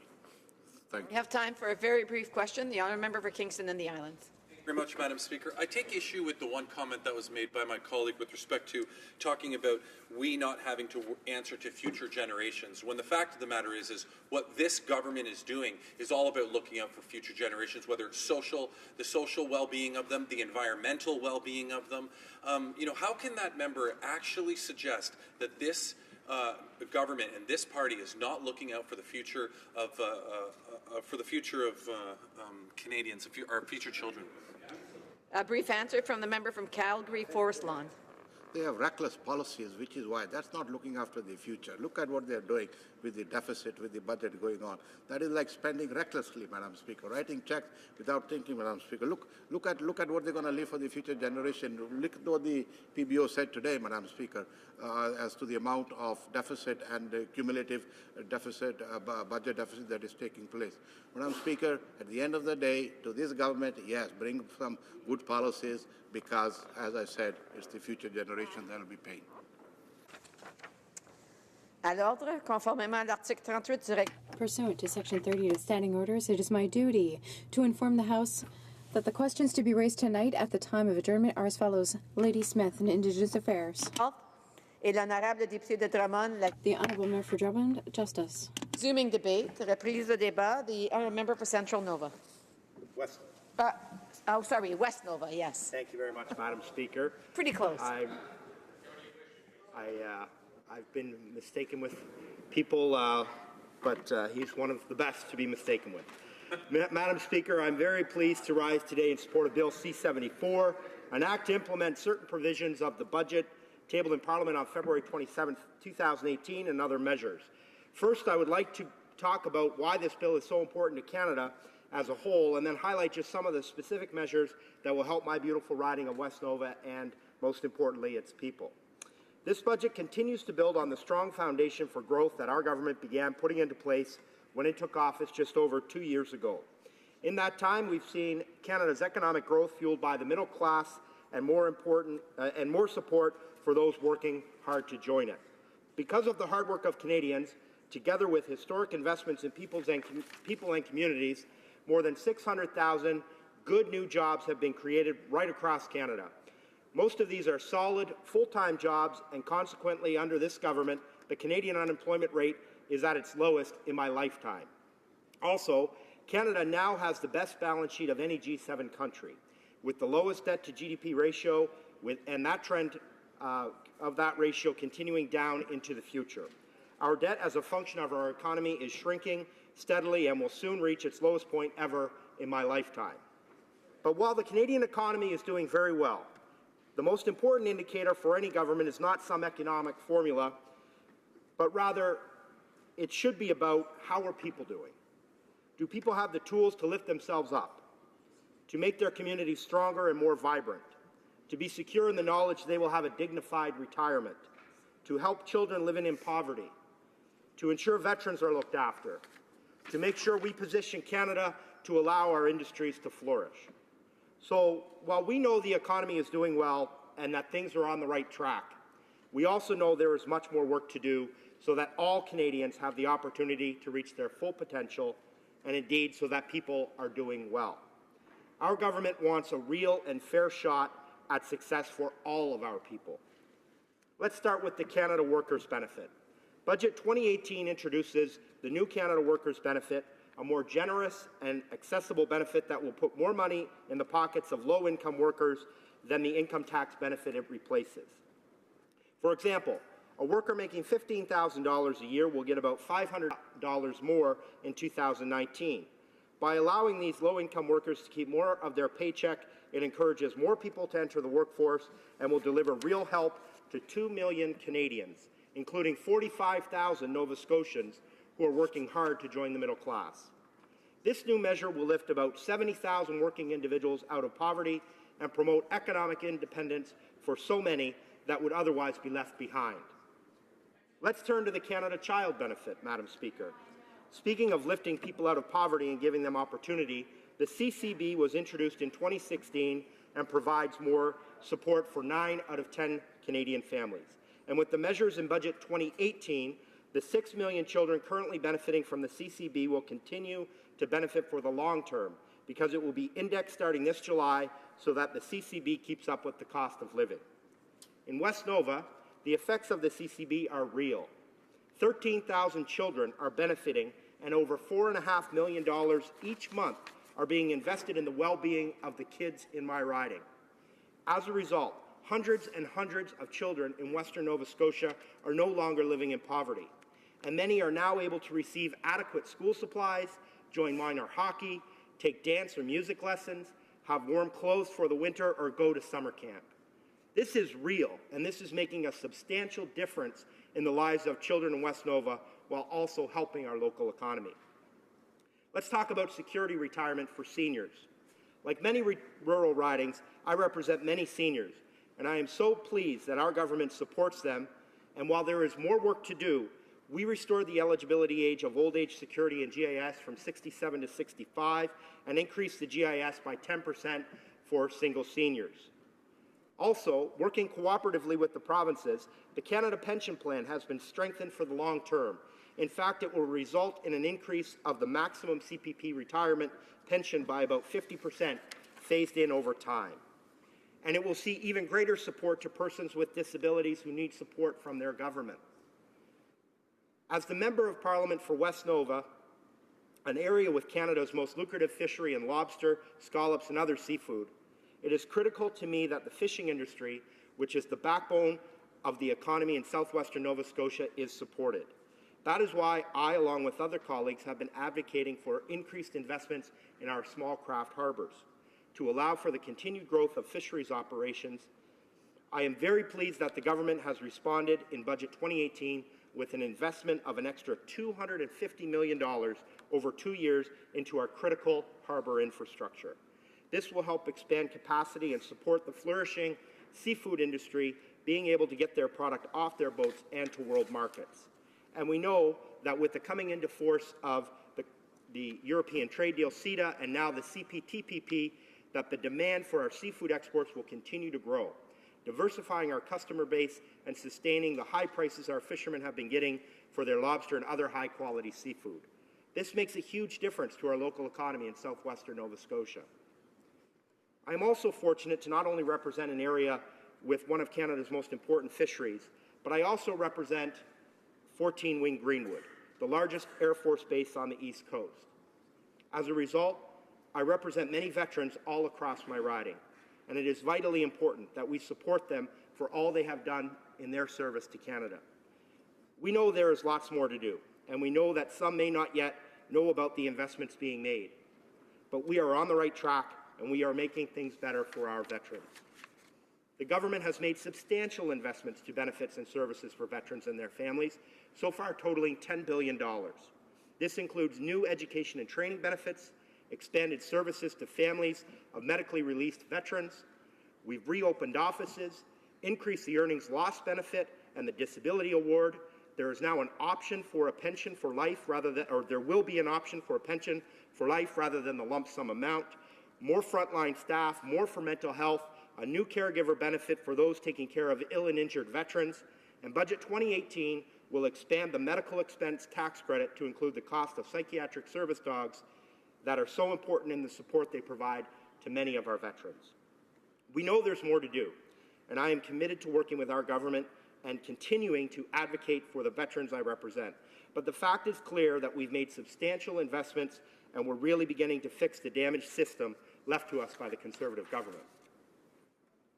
I am proud of the Acadian communities in West Nova, and I fully support them in protecting and promoting their cultural heritage as well as our official languages. Notre gouvernement reconnaît Our government recognizes the importance of supporting official languages all throughout Canada and takes its responsibility to actively support the development of official language minority communities seriously. Recently, we announced an official languages action plan that represents the most significant investment in official languages in over 15 years. We have listened to the needs of our communities, and Budget 2018 delivers. In our budget, we are going to invest in cultural and community organizations, into several organizations throughout the country, particularly and in my riding. We are investing to make sure that they continue to do the important work that they do and continue to support Acadian culture and the French language in my riding. Budget 2018 is going to support radio stations and local community newspapers. In spite of all the challenges that Francophone media face when they are in a minority situation, they will continue to produce content that reflects the Francophone and Acadian community. When we look at this bill implementing Budget 2018, we see a vision for the future of Canada, one that builds on the foundation already laid by this government, and one which continues to invest in our communities and its people, so that every Canadian has a real and fair shot at success no matter what circumstances they were born into, so that they can have a dignified retirement. A budget that continues to sustain our strong economic performance well into the future and keep Canada on top as the very best country in the world. And that is why I am proudly supporting Bill C-74. Thank you, Madam Speaker. Questions and comments? The honourable member for Kitchener-Conestoga. Madam Speaker, my colleague commented about his vision for Canada and that this budget clearly lays out a vision for Canada. But, Madam Speaker, what my colleague didn't do was tell us and tell Canadians that part of that vision includes a massive debt that's going to be left to future generations of Canadians. He commented about the Canada Child Benefit. Madam Speaker, we champion Canada Child Benefit, but it would be nice if, along with the check that they're sending to the children of Canada, might be a little disclaimer on the bottom. P.S. You, your children and grandchildren will be obligated to pay for the out-of-control spending that this Liberal government is currently incurring on your behalf. Madam Speaker, how can my colleague actually believe this is a positive vision for Canada when it leaves us paying $26 billion a year just in interest, growing to $33 billion in just a few years? And that's not even counting the carbon tax. It's not counting the $4 billion extra that the Parliamentary Budget Officer today indicated would be added to this year's deficit, which was forecast to be $18 billion, now $22 billion. Thank you, Madam Speaker. The honourable member for West Nova. Well, I thank the honourable member for his comment. You know, I always find it interesting when I hear Conservatives get up in this place and talk about deficit and debt. You know, most Canadians understand the fact that the last government ran up over $150 billion in debt, deficits that are having to be paid for by Canadians. But the result of those deficits and debt was one of the lowest and worst performing economies in the G7, a GDP that had been stagnant. And what we see with this government is investing in Canadians and their communities, which includes the Canada Child Benefit, to put Canada on the right track for the future. It will strengthen local communities, and helping invest in our children is the best investment we can make. Madam Speaker, we're seeing the results by Canada having the highest GDP in the G7 right now, and it's because of wise investments like this one. Thank you. Questions and comments? The honourable member for Saskatoon West. Thank you, Madam Speaker, and I want to thank my honourable colleague for his comments. And I guess my comments through you, Madam Speaker, are that it's not enough to sort of tell Canadians that you're going to implement pharmacare, or just trust us, or we're going to do this advisory committee, or it takes a long time, that kind of thing. What would really be helpful is if this government stood up in this House and said you were going to implement pharmacare and that you were going to do the hard work to get us there. But simply asking us to go along with a vague promise, I really think is not respectful to parliamentarians, and it's not respectful for Canadians who are really looking for timelines and are looking for this government to move from talk to action. Thank you, Madam Speaker. Member for West Nova. Thanks very much, Madam Speaker, and I appreciate the comments of my friend, and I agree we need to get there. I support the implementation of pharmacare, and I know many of my colleagues do. I know many members in this House, in fact, support it along with most Canadians. But we need to have a real plan to get there. We can't just go ahead with something that is so vitally important and risk not getting it right. We have to work with the provinces and make sure that the framework is properly put into place so that the investment we make will be a wise one, one that will sustain pharmacare for the long term, and make sure that people in Canada, including the vulnerable seniors I represent in my riding, will be able to count on that program for the long term. We have to get this right. The government's committed to doing it and putting in place the right policy to do so. Thank you. For a brief question, the honourable member for Timmins James Bay. Mr. Speaker, I was going to give my honourable colleague a pass because it's Monday, because I was hearing a lot of hyperbole and fiction. But then he started talking about pensions. I mean, really? When this government walked away on the Sears workers, when the finance minister came into this House to promote the interests of his family business, Morneau Chappelle, when he told investors that they needed legislation to take down defined pensions, and Bill C-27 was the first pension bill he brought in, and his company, his family companies dealing with the Sears pensioners, and we expect this government to stand up on pensions? This is ridiculous. It's ridiculous. They have the gall to come in this House and pretend that they will do anything for pensioners. The honourable member for West Nova, a brief answer, please. Well, thanks, Madam Speaker. I respectfully disagree with all of the assertions that my friend made. Me too. And I don't think it's helpful to the course of this debate to make personal attacks against members of this House. And we can disagree on policy. But to call into question any integrity of an honourable member, I think, is beneath contempt and doesn't show the proper respect for this place or for all Canadians. What I can say with what I said earlier is the Canada Pension Plan, along with the provinces, because of the policies of this government, has been strengthened for the long term. That is going to have real results for retirement security for all of our people. Thank you. Resuming debate, the honourable member for Kitchener-Conestoga. Thank you, Madam Speaker. Madam Speaker, this budget is another failure by this Liberal Prime Minister and his Finance Minister. More taxes, more debt, more spending that doesn't offer solutions for hardworking Canadians. Instead, it saddles us, our children and our grandchildren, and even our great-grandchildren with billions of dollars worth of debt at a time when interest rates are rising. Budget 2018 was a huge opportunity for the Prime Minister. The world economy is roaring, but this Liberal government is failing to turn this favourable climate into results for Canadians. Instead, the Prime Minister is raising taxes on over 90% of Canadian middle-class families, and this budget announces new tax hikes on local businesses. The Liberals are also borrowing an additional $18 billion, well actually, Madam Speaker, that's now risen to $22 billion just since this morning, adding another $22 billion in deficit to the budget. And despite all the spending, middle-class Canadians are no further ahead, and Canada's GDP growth will slow to 2% by the end of this year. After the budget was presented, I spoke with the chairs of the Greater Waterloo Chamber of Commerce and the Cambridge Chamber of Commerce, and Madam Speaker, their words speak volumes about the measures in this failed budget.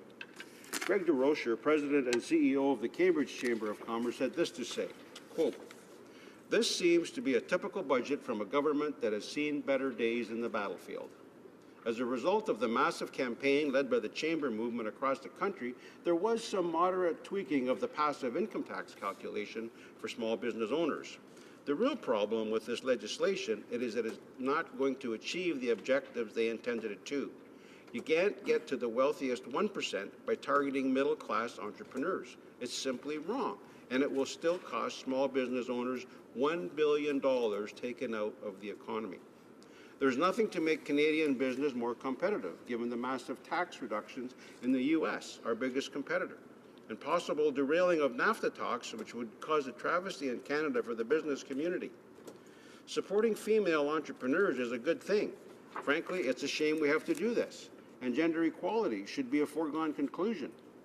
He goes on to say, Madam Speaker, "We are still very much concerned with a government who simply believes that a spending spree will be good for Canadians and, more importantly, good for our future leaders. We cannot continue to spend more than we take in. The time was right during the recession of 2008-2009. Now, when the government itself says our economy is good, is the time to eliminate deficits, to pay down debt, and to provide relief for business and individuals who are still struggling to grow and get into the prosperity of the economy this government keeps talking about." Madam Speaker, I'm not sure I could have said it much better myself.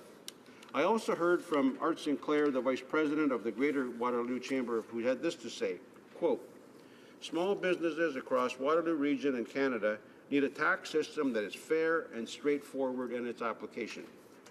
Our Chamber has been consistently informed by our membership that new rules are making the system more complex and time-consuming for companies who should be focused on growth and job creation." End quote. Madam Speaker, this budget fails Canadians in many areas, but let me focus on three for the next few minutes. First, infrastructure.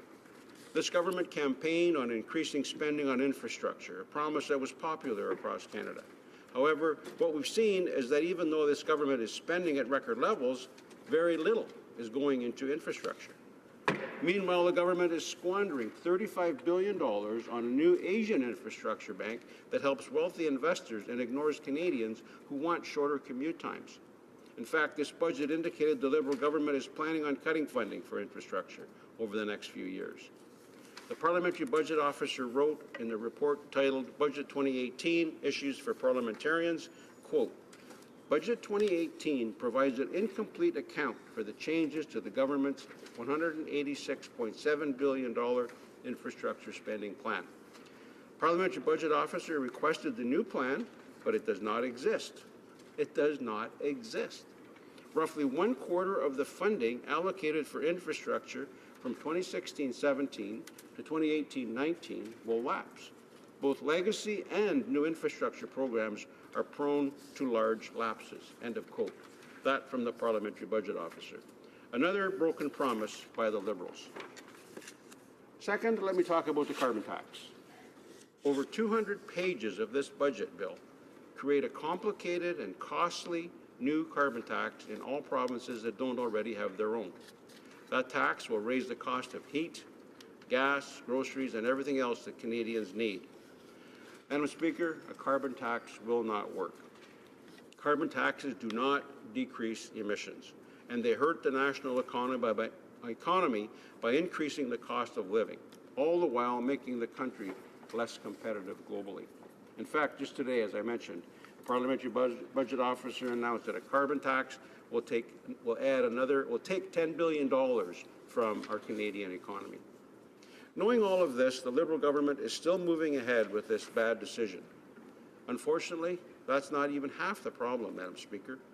The Liberal government knows full well how much the carbon tax will cost the average family, but they refuse to let Canadians know. Officials from the Department of Finance have let us know that we can expect to see an 11-cent increase per litre on gasoline and an extra $264 for natural gas home heating per year. Oil heating costs even more. Trevor Tome at the University of Calgary estimates the carbon tax will cost $1,100 additional funding cost per family, and other estimates are as high as $2,500 per family just from the carbon tax implementation. Madam Speaker, that may not sound like a lot of money to the members opposite, but I've spent 12 years in this House making sure that my constituents in Kitchener-Conestoga get to keep more of their hard-earned money in their own pockets, not less, and I will keep fighting that fight. The Parliamentary Budget Officer wrote in the most recent Economic and Fiscal Outlook, quote, implementation of the federal government's carbon pricing levy will generate a headwind for the Canadian economy. Over the medium term, as the levy rises from $10 per tonne of carbon dioxide equivalent to 2018, when it's $50 per tonne in 2022. Based on analysis conducted by the Ecofiscal Commission, we project that real GDP will be 0.5% lower in 2022 than it would otherwise be. 0.5% lower. This amounts to $10 billion in 2022, end of quote. So not only will families be paying more, but we now know that our economy is guaranteed to suffer as well as a result. Madam Speaker, the government also knows whether or not their carbon tax will decrease emissions. But yet again, we get no answers. My colleague, the Honourable Member for Carleton, has asked it for time and time again, and I'll ask it now. What exactly does this Liberal government have to hide? Third, Madam Speaker, the national debt and out-of-control spending. Canada started the new fiscal year on April 1, 2018, with $1 trillion worth of market debt. This is the total debt upon which the Government of Canada pays interest. The net debt is $669 billion. We all remember during the 2015 election campaign when the Prime Minister, then the leader of the third party, promised that if elected, a Liberal government would run a small deficit and return to balance by 2019. Instead, the deficits have been twice what he promised, and Finance Canada now projects deficits for another 25 years, totaling almost $500 billion. The Parliamentary Budget Officer, in his review of Budget 2018, had this to say in regards to the growing deficit and debt. Quote, despite commitments made in the Minister of Finance's mandate letter and in Budget 2016, the government has not explicitly mentioned its fiscal anchors of balancing the budget and continuing to reduce the federal debt-to-GDP ratio in subsequent fall economic statements or budgets, including Budget 2018. The Liberal deficits today will require massive new tax increases soon after the election. Canadians will pay more tax to fund interest payments to wealthy lenders.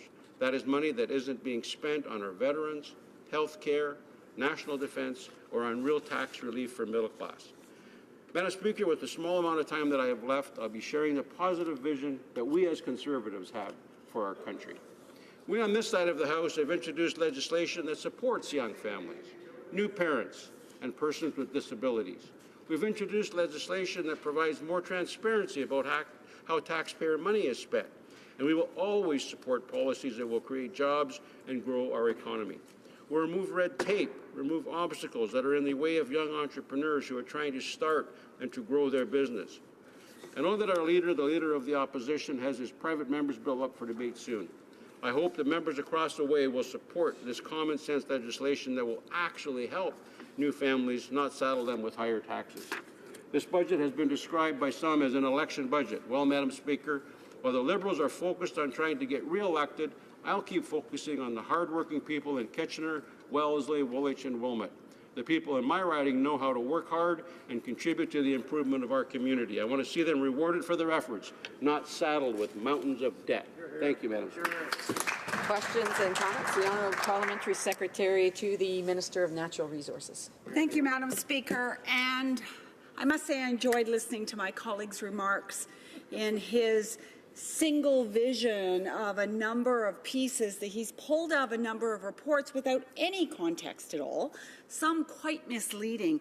When he talks about the $1 million or $1 billion in the market debt, what he forgets to mention is the first time it went to that number was in 2012 under the Harper government. What? And indeed, that market debt includes Crown corporations and others. So the misleading statements are not helpful to Canadians in terms of their understanding what it really is.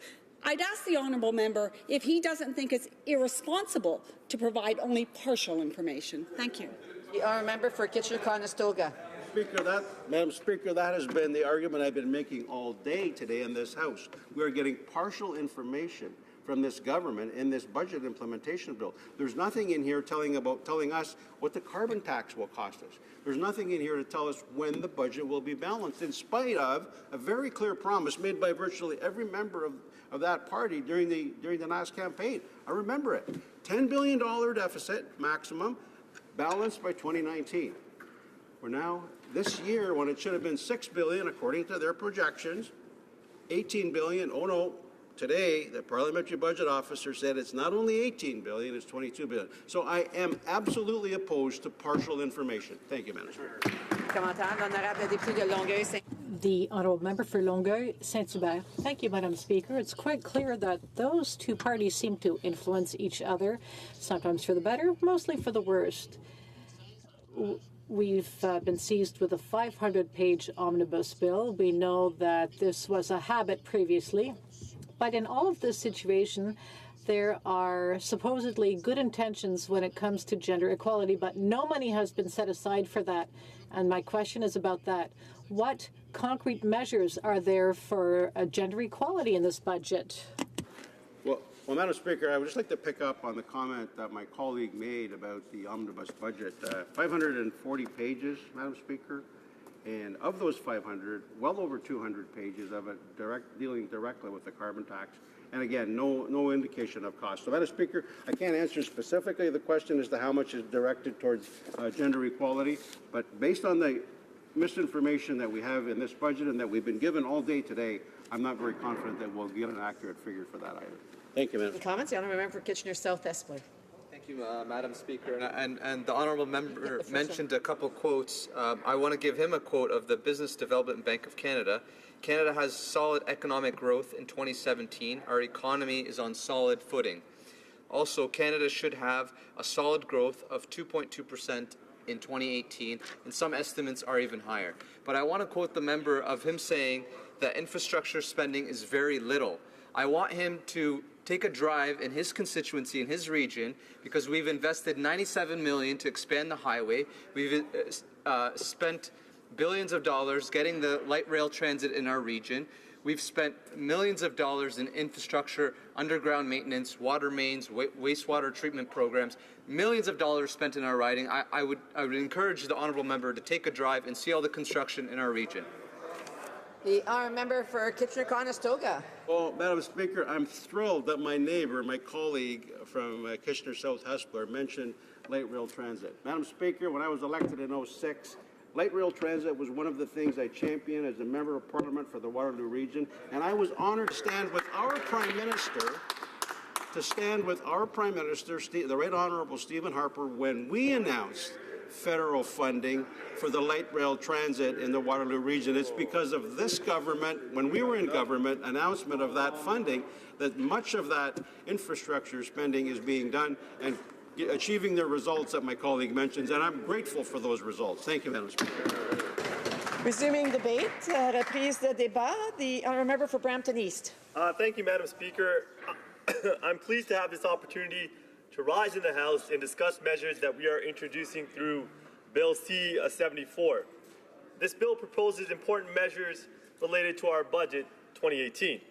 With our latest budget, we are putting people first and ensuring equality and fairness for all Canadians.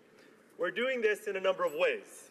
These include initiatives that allow for more equal share of parental leave, initiatives to support the participation of women in the workforce, the introduction of proactive pay equity legislation in federally regulated sectors.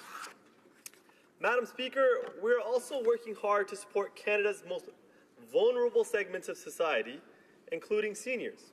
The measures introduced in Bill C-74 help to do just that. It's no secret that Canada's population is aging, and Canadians are living longer and more healthier lives. This increasing longevity is good news and should be celebrated because it brings with it more wisdom, expertise, and experience in society. However, this demographic shift also means we need to adjust our policies and programs to ensure they remain relevant. Madam Speaker, we have a growing seniors population with over 6 million who are 65 years of age or older. In the next 25 years, that number is estimated to almost double to 11 million people, representing 1/4 of Canada's population.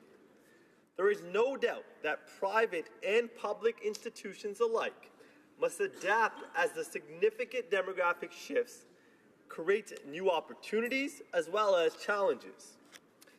I can tell you that our government places enormous value on the contribution of seniors have made and will continue to make in our communities, our workplaces, our families, and our country. It goes without saying that they should have access to income security, that will allow them to live a safe, secure, and dignified retirement. We have already taken concrete steps to ensure that seniors will have a safe, secure, and dignified retirement.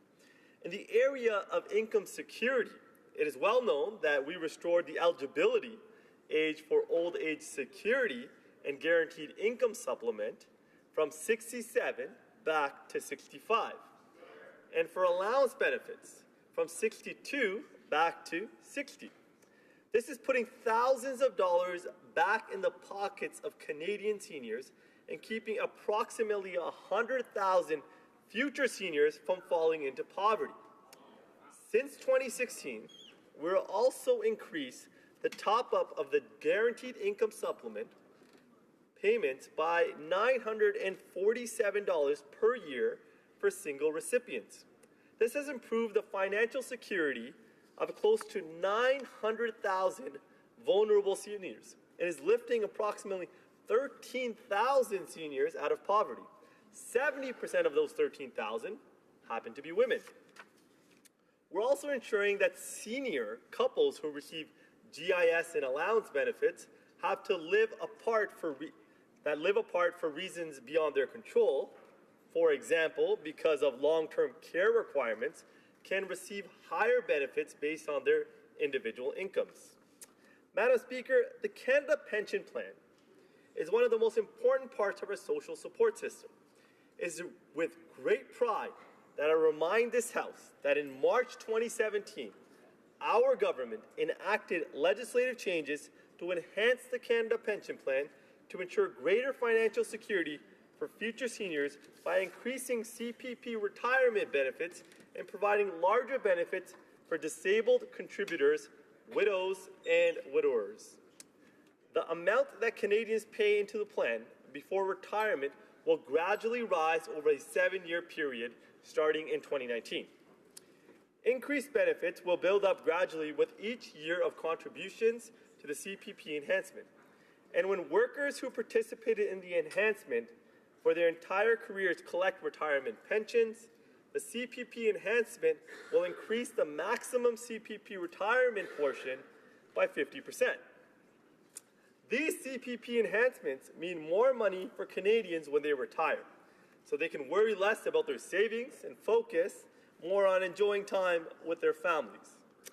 With the action taken by Quebec to enhance the Quebec pension plan in a similar fashion, all Canadians can now look forward to a safer and more secure retirement. Building on that success, Madam Speaker, as part of the 2016-2018 triennial review, federal and provincial ministers of finance agreed to more changes that improve CPP without increasing legislative contribution rates. These changes provide for further support in CPP enhancements for parents and people with disabilities. In our latest budget, we've confirmed that the government will move forward with these changes in 2019, in addition to those established through the CPP enhancement. Madam Speaker, with Bill C-74, we are putting our promise to Canadians in action to create a better CPP for seniors today and into the future. This is why we are asking for the House's full support for Bill C-74. The changes we are proposing in this bill include features that protect the value of retirement benefits under the CPP enhancement for parents who take time off work to care for young children and persons with disabilities. They also include a raise in survivors' pensions for individuals who become widowed under age 45, as well as a top-up benefit for disabled retirement pension recipients under the age of 65. And we're increasing the death benefit to its maximum value of $2,500 for all eligible contributors. It is important to note that in Bill C-74 also makes the required amendments to maintain portability between CPP and the Enhanced Quebec Pension Plan when those enhancements come into effect. Madam Speaker, as I've stated, with Budget 2018, we have committed to putting people first and ensuring quality and fairness for all Canadians. Part of that commitment means taking informed steps forward in our efforts to advance equality, especially for women, because we believe that equality between Canadian women and men will lead to greater prosperity. We're applying this lens for everything we do, and the changes we're proposing in Bill C-74 are no exception. The changes we are making to the Canada Pension Plan are going to go a long way to supporting all future retirees, including, in particular, women. We know that women are more likely than men to take time away from work to raise their children. And let's not forget that women are also more likely to outlive their partners. We're making these changes because it's the right thing to do. It's the smart thing to do, to help seniors and advance equality of women to the benefit of all Canadians. Madam Speaker, we know that Canadians work hard every day to support themselves and their families and keep our economy growing. When it comes time to retire, Canadians deserve to do so with support from the very society they helped build and maintain. It goes without saying that Canadians should have access to income security and will allow them to live a safe, secure, and dignified retirement. I'm proud to say that Bill C-74, we are continuing to make that goal a reality. I encourage my colleagues in this House to support this bill and help create a better retirement for those who work so hard in this generation and in future generations to come. Madam Speaker, we owe it to all Canadians to pass this bill. Thank you.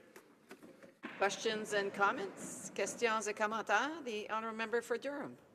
Thank you very much, Madam Speaker. I'd like to thank my colleague for his speech, but what is missing in it is any critical analysis. What's interesting is he made reference to the move of the benefits for old age security from 67 to 65. But what he doesn't understand is our economy actually needs people to stay in the workplace longer. So that political move made for the election has actually been criticized by Dominic Barton, the chief economist on the finance minister's advisory council. The expansion of CPP that he talks about, the analysis of that will actually lead to thousands of job losses because it's a tax on small business, an input tax, and predicted that in the future only 5% of Canadians will be helped by those changes. So much like we heard in the House today, extra spending, extra tax on businesses, loss of jobs, and only helping a very small amount of people. So I wonder when Dominic Barton himself, when the chief actuary of Morneau-Shapelle, Fred Vitesse, criticized the move from 67 to 65. Doesn't that member agree that this government needs to think better about Canada's long term? The honourable member for Brampton East. Thank you, Madam Speaker. And I'd like to thank the honourable member for his question. But what the honourable member and the honourable member's party fails to understand is that our commitment made in the 2015 election to return to the age of 65 for GIS and old age security has lifted hundreds of thousands of seniors out of poverty.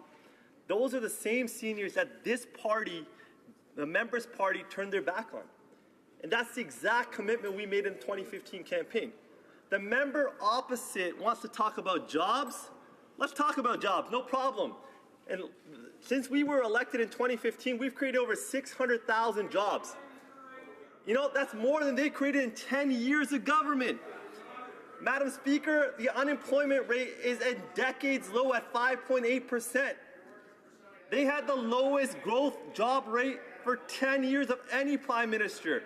The member opposite and the member opposite's party likes to get up and talk about experts. You know who we take our advice from? The Canadian people. And that's why we're sitting on this side of the House. And if they keep up that mentality, they're going to be comfortable there for a very long time, Madam Speaker. Questions and comments? The honourable member for Windsor-Tecumseh. Thank you, Madam Speaker. It's always interesting to hear people in this place fill themselves up with their own rhetoric and the arrogance that comes with it. It's very disconcerting because the more and more that I hear the heckling also in this House, Madam Speaker, it shows me how out of touch these people are with real Canadians. And I can tell you in particular, in this some 500 pages, there is nothing that addresses our seniors' conditions today, here and now. When you talk about advisory committees or money that's going to be allocated at some future date, you're actually insulting people who cannot articulate in a very candid fashion the way that they're struggling, because it is embarrassing. Because we've had two different governing parties for 150 years that have provided a narrative that, shame on you, if you're struggling, you made bad choices. I want to know, what exactly are you doing in this budget right now to address struggling seniors who cannot afford their pharmacare and who... I just want to remind the member to address the question to the chair and not to the government side. The honourable member for Brampton East. Thank you, Madam Speaker, and I'd like to thank my honourable colleague for the question. You know, I always find it absolutely amazing when people from the NDP party get up and talk about helping the most vulnerable people in our society. When the opportunity came to help middle-class families with the tax cut, when the opportunity came through the Canada Child Benefit to lift 300,000 children out of poverty, they voted against it. And until they can come to a moment of reflection on how they can always go out there and talk about helping Canadians, but when the opportunity came, they voted against it, we're not going to take any lessons from the NDP on helping Canadians. Because this side of the House is doing its job. Because in the 2015 election, we promised that we would invest in middle-class Canadians, and we've done that by reducing taxes and investing in the Canada Child Benefit. We promised to reduce the age from 67 to 65, and we've done that. And we've invested billions of dollars. Je suis maintenant prêt. I am now ready to give my decision with respect to the point of order earlier today by the Honourable Member for New Westminster Burnaby with respect to the enforceability of Section 69(1) of the regulation of Bill C-74 to execute the budget. I'd like to thank the Honourable Member for New Westminster Burnaby for having raised the point of order, as well as the Honourable Parliamentary Secretary to the House Leader in the House for his observations. That Bill C-74 is an omnibus bill as defined under Standing Order 69.1, as it amends more than 40 acts and contains several different initiatives.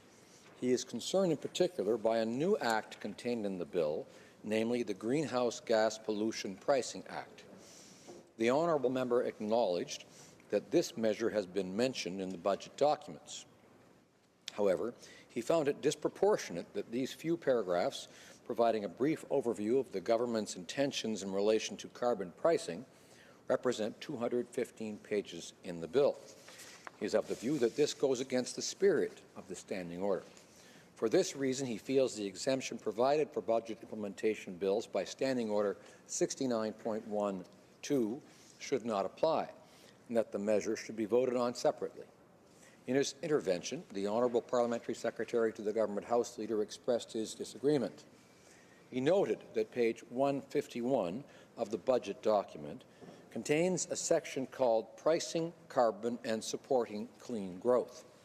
In his view, this passage contained in the budget satisfies the requirement contained in Standing Order 69.12, thereby excluding Bill C-74 from the application of Standing Order 69.11. Le Président a le pouvoir de diviser. The Speaker has the authority to divide questions for the purpose of voting on any motion at second or third reading of a bill when this bill contains dispositions or provisions that have nothing in common. The question before us today concerns paragraph 2 of this section, which provides for an exception for bills implementing a budget. The paragraph is drafted thus. 69.12. This section does not apply if the bill has as a chief purpose the implementation of a budget and contains provisions which have been announced during the budget announcement. Member for New Westminster Burnaby were indeed announced in the budget, as he himself acknowledged. The Chair has reviewed the relevant sections of the budget documents cited by both the Honourable Member and the Honourable Parliamentary Secretary, as well as the relevant portion of the bill. I believe that there is a direct link between what was announced and what is contained in Bill C-74. I do not, however, believe it is for the Chair to determine if the proportions of a measure correspond sufficiently to the amount of references to it in the budget documents. If the measures are contained in the budget documents, the exemption of Standing Order 69.12 applies. Therefore, I do not believe it would be appropriate to have a separate vote on the provisions relating to the Greenhouse Gas Pollution Pricing Act. Finally, I would like to point out that Bill C-74 was introduced almost 4 weeks ago and debated on several days since then. As I mentioned in my ruling of November 7, 2017, for everyone's benefit, I would encourage honourable members to raise their arguments as early as possible after a bill is introduced. Je remercie les députés de leur attention.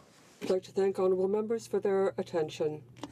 The honourable member for Kitchener South Hespeler.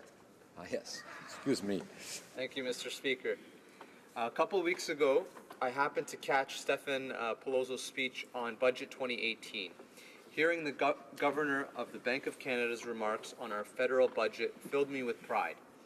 Hearing his optimism about the present macroeconomic situation, including the creation of over 280,000 jobs in the past 12 months and the lowest unemployment in 40 years, made me proud to be a part of this government that believes in evidence-based policy and uses it to make informed and sound financial decisions for this country.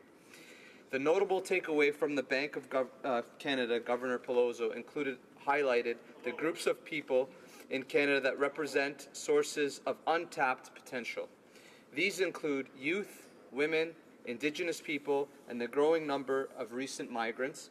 Mr. Speaker, let's focus on youth for a minute.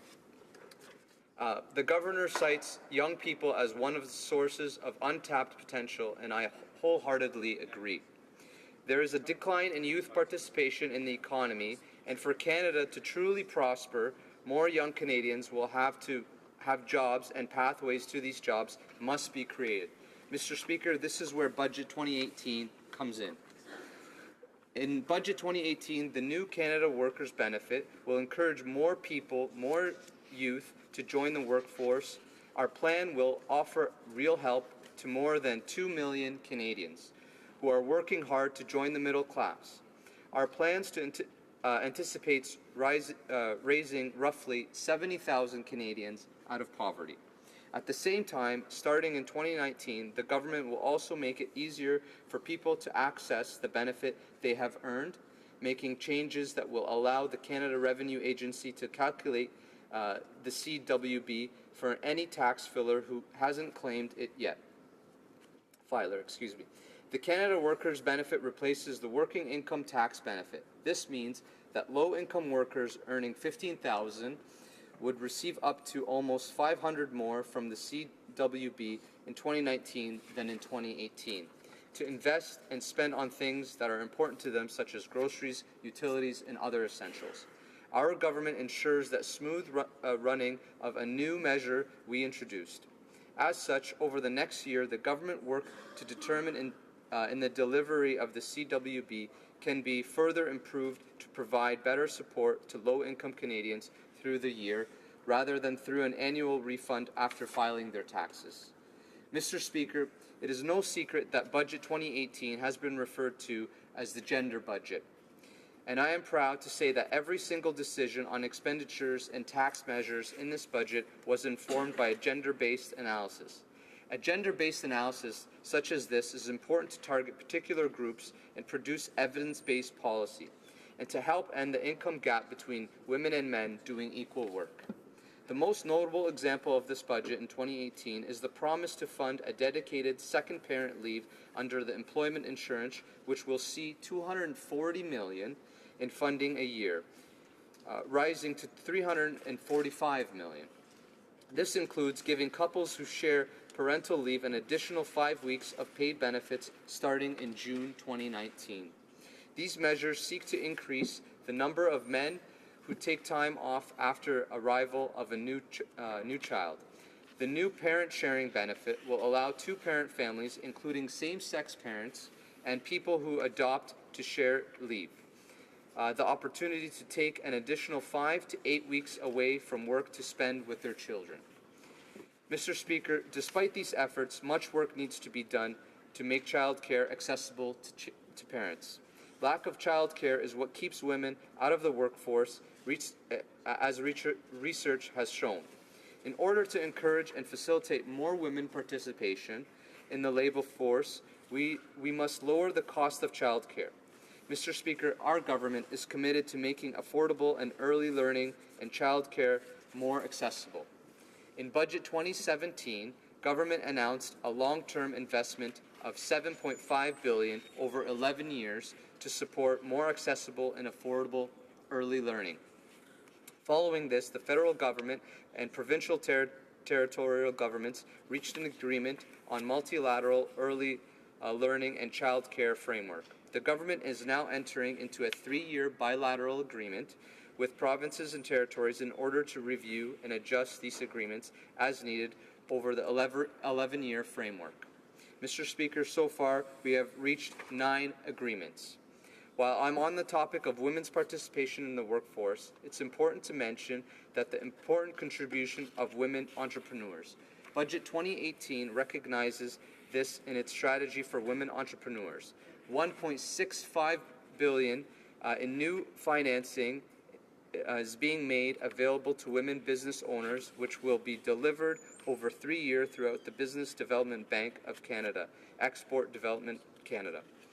Mr. Speaker, I want to talk about the Fierce founders in Communitech in my riding. They're the first female-focused accelerator group created to encourage gender diversity in tech and encouraging women entrepreneurs to start tech companies. Communitech helps with financing this program, and it has done tremendous in our region to helping female entrepreneurs get into the startup sector and pursue high-tech jobs. Budget 2018 proposes an additional $511 million over 5 years on a cash basis starting in 2018-2019 to the regional development agencies to support the innovative and skills plans across regions of Canada. Of the $511 million, $149 million will be allocated to Federal Economic Development Agency for Southern Ontario, of which $33 million will be for nationally coordinated, regionally tailored support for women entrepreneurs. In addition, our government recognizes the barriers that make it difficult for women to launch their own business. So we are committed to providing $105 million over 5 years to reduce these such barriers. Our government also has commitment to make grants and programs for scientific research more accessible to women. As a member of Parliament in the Tri-Cities, I want to talk about innovation and infrastructure, which is a welcome one in our region, especially in the light of the federal government's $950 million innovation superclusters. I am proud to say that the University of Waterloo in my region will take a leading research role, 2 of the 5 winning bids, as part of the Innovation Supercluster Initiative. The government announced the advancement of manufacturing superclusters, an innovation hotbed that is home to a strong industrial cluster or clusters linked through their shared reliance on specialized inputs, including technologies, talent, and infrastructure.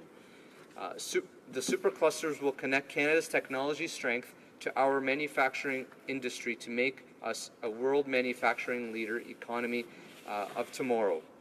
Mr. Speaker, the Federal Economic Development Agency for Southern Ontario currently supports economic growth in Southern Ontario through a delivery of the federal program services. The agency funding will be renewed to continue supporting that growth with a commitment of $920 million over 6 years. I know, Mr. Speaker, that I'm running out of time, but specifically in my region, as I was mentioning, there's $950 million. Part of that is part of the superclusters, where we're encouraging more innovation, more industry to develop high-tech technology, to work to advance manufacturing and advance high-tech jobs so that we can grow our economy. And I want to end with, Mr. Speaker, I want to conclude with, by echoing the remarks of the Bank of Canada, the Governor Peloso. We are living in an incredibly optimistic economic time in Canada. Our labour market needs to work, but things are looking up as we pave the way for women, youth, and other groups to participate in our labour force. New opportunities and technologies are on the horizon, and Budget 2018 is laying the groundwork for this success. So, Mr. Speaker, I just want to end with, I'm proud that we brought this budget forward.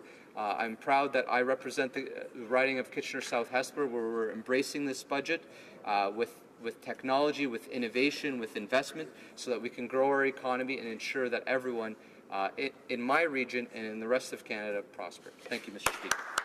Questions and comments. The honourable member for Kitchener-Conestoga. Thank you, Mr. Speaker. I want to thank my colleague for his comments, and as a geographic neighbour to my riding, we have the privilege of representing the greatest part of Canada and the Waterloo region. So I certainly have a lot in common. But Mr. Speaker, my colleague focused in the early part of his comments on youth.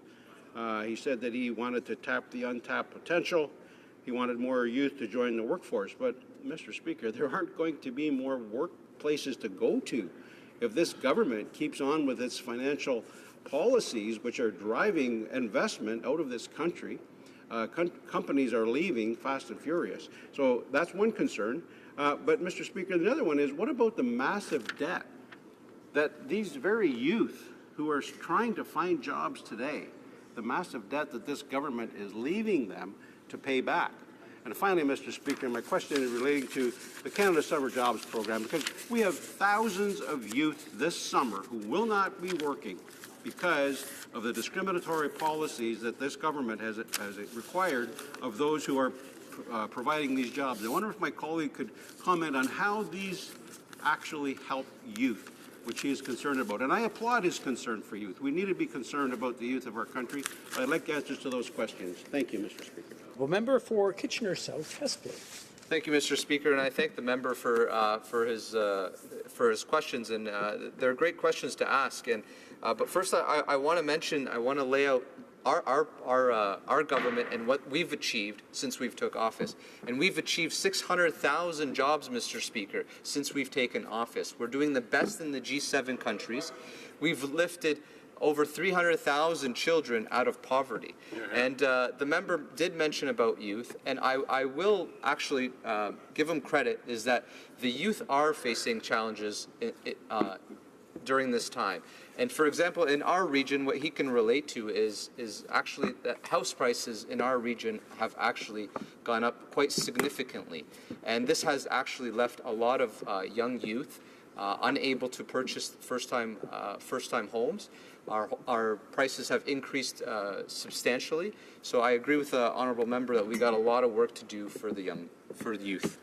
Questions and comments. Questions et commentaires. The honourable member for Timmins James Bay. Mr. Speaker, I was listening with interest. My colleague started talking about regional economic development because I represent a region. My own riding is bigger than the United Kingdom. Northern Ontario, it's the other side of the map that most people in Southern Ontario in political life don't ever know we exist.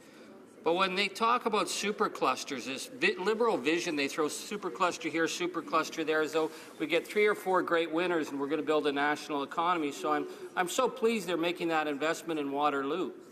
But our region is a vast region of resource-based, agricultural-based small communities.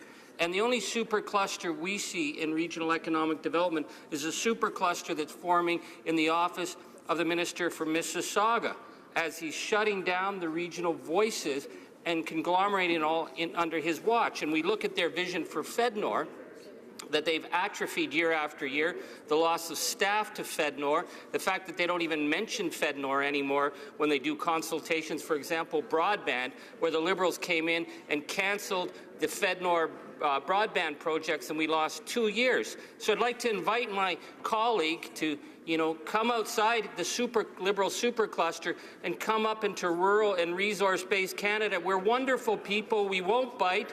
We'll show you around. We'll actually invite you to understand what a national economy looks like. The honourable member for Kitchener South Hespeler. Thank you, Mr. Speaker, and I thank the honourable member for his question, but we've invested historic numbers in infrastructure. And with this investment, we've now been able to get internet and broadband access to many rural communities around. That hasn't happened under the previous government. And in terms of the superclusters, Mr. Speaker, $950 million given to superclusters. This is not only good for Waterloo Region, this is good for areas that have manufacturing sectors that now are transitioning to advanced manufacturing sectors, which are growing our economy, increasing jobs, and this is the record that we have, 600,000 jobs grown under our government.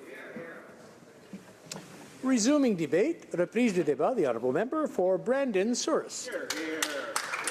Thank you, Mr. Speaker.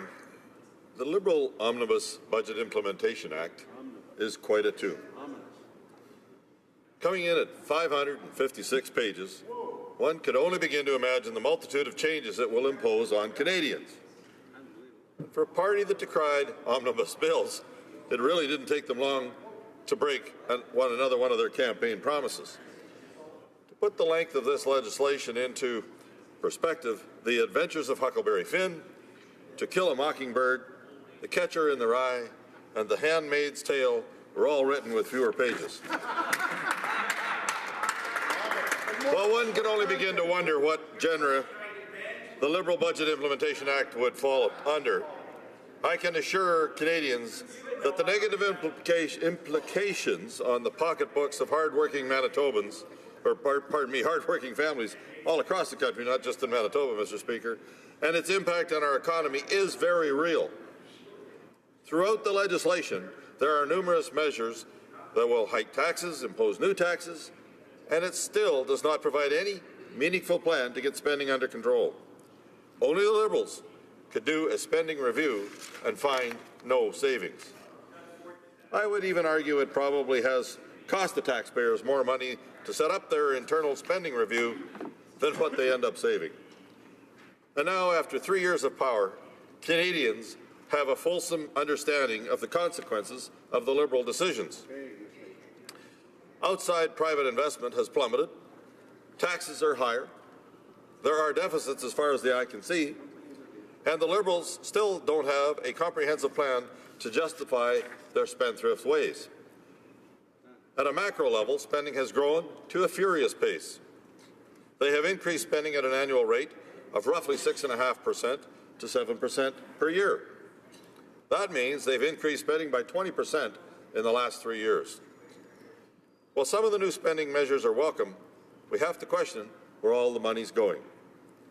According to the PBO, their infrastructure spending has only contributed to 0.1% of GDP growth.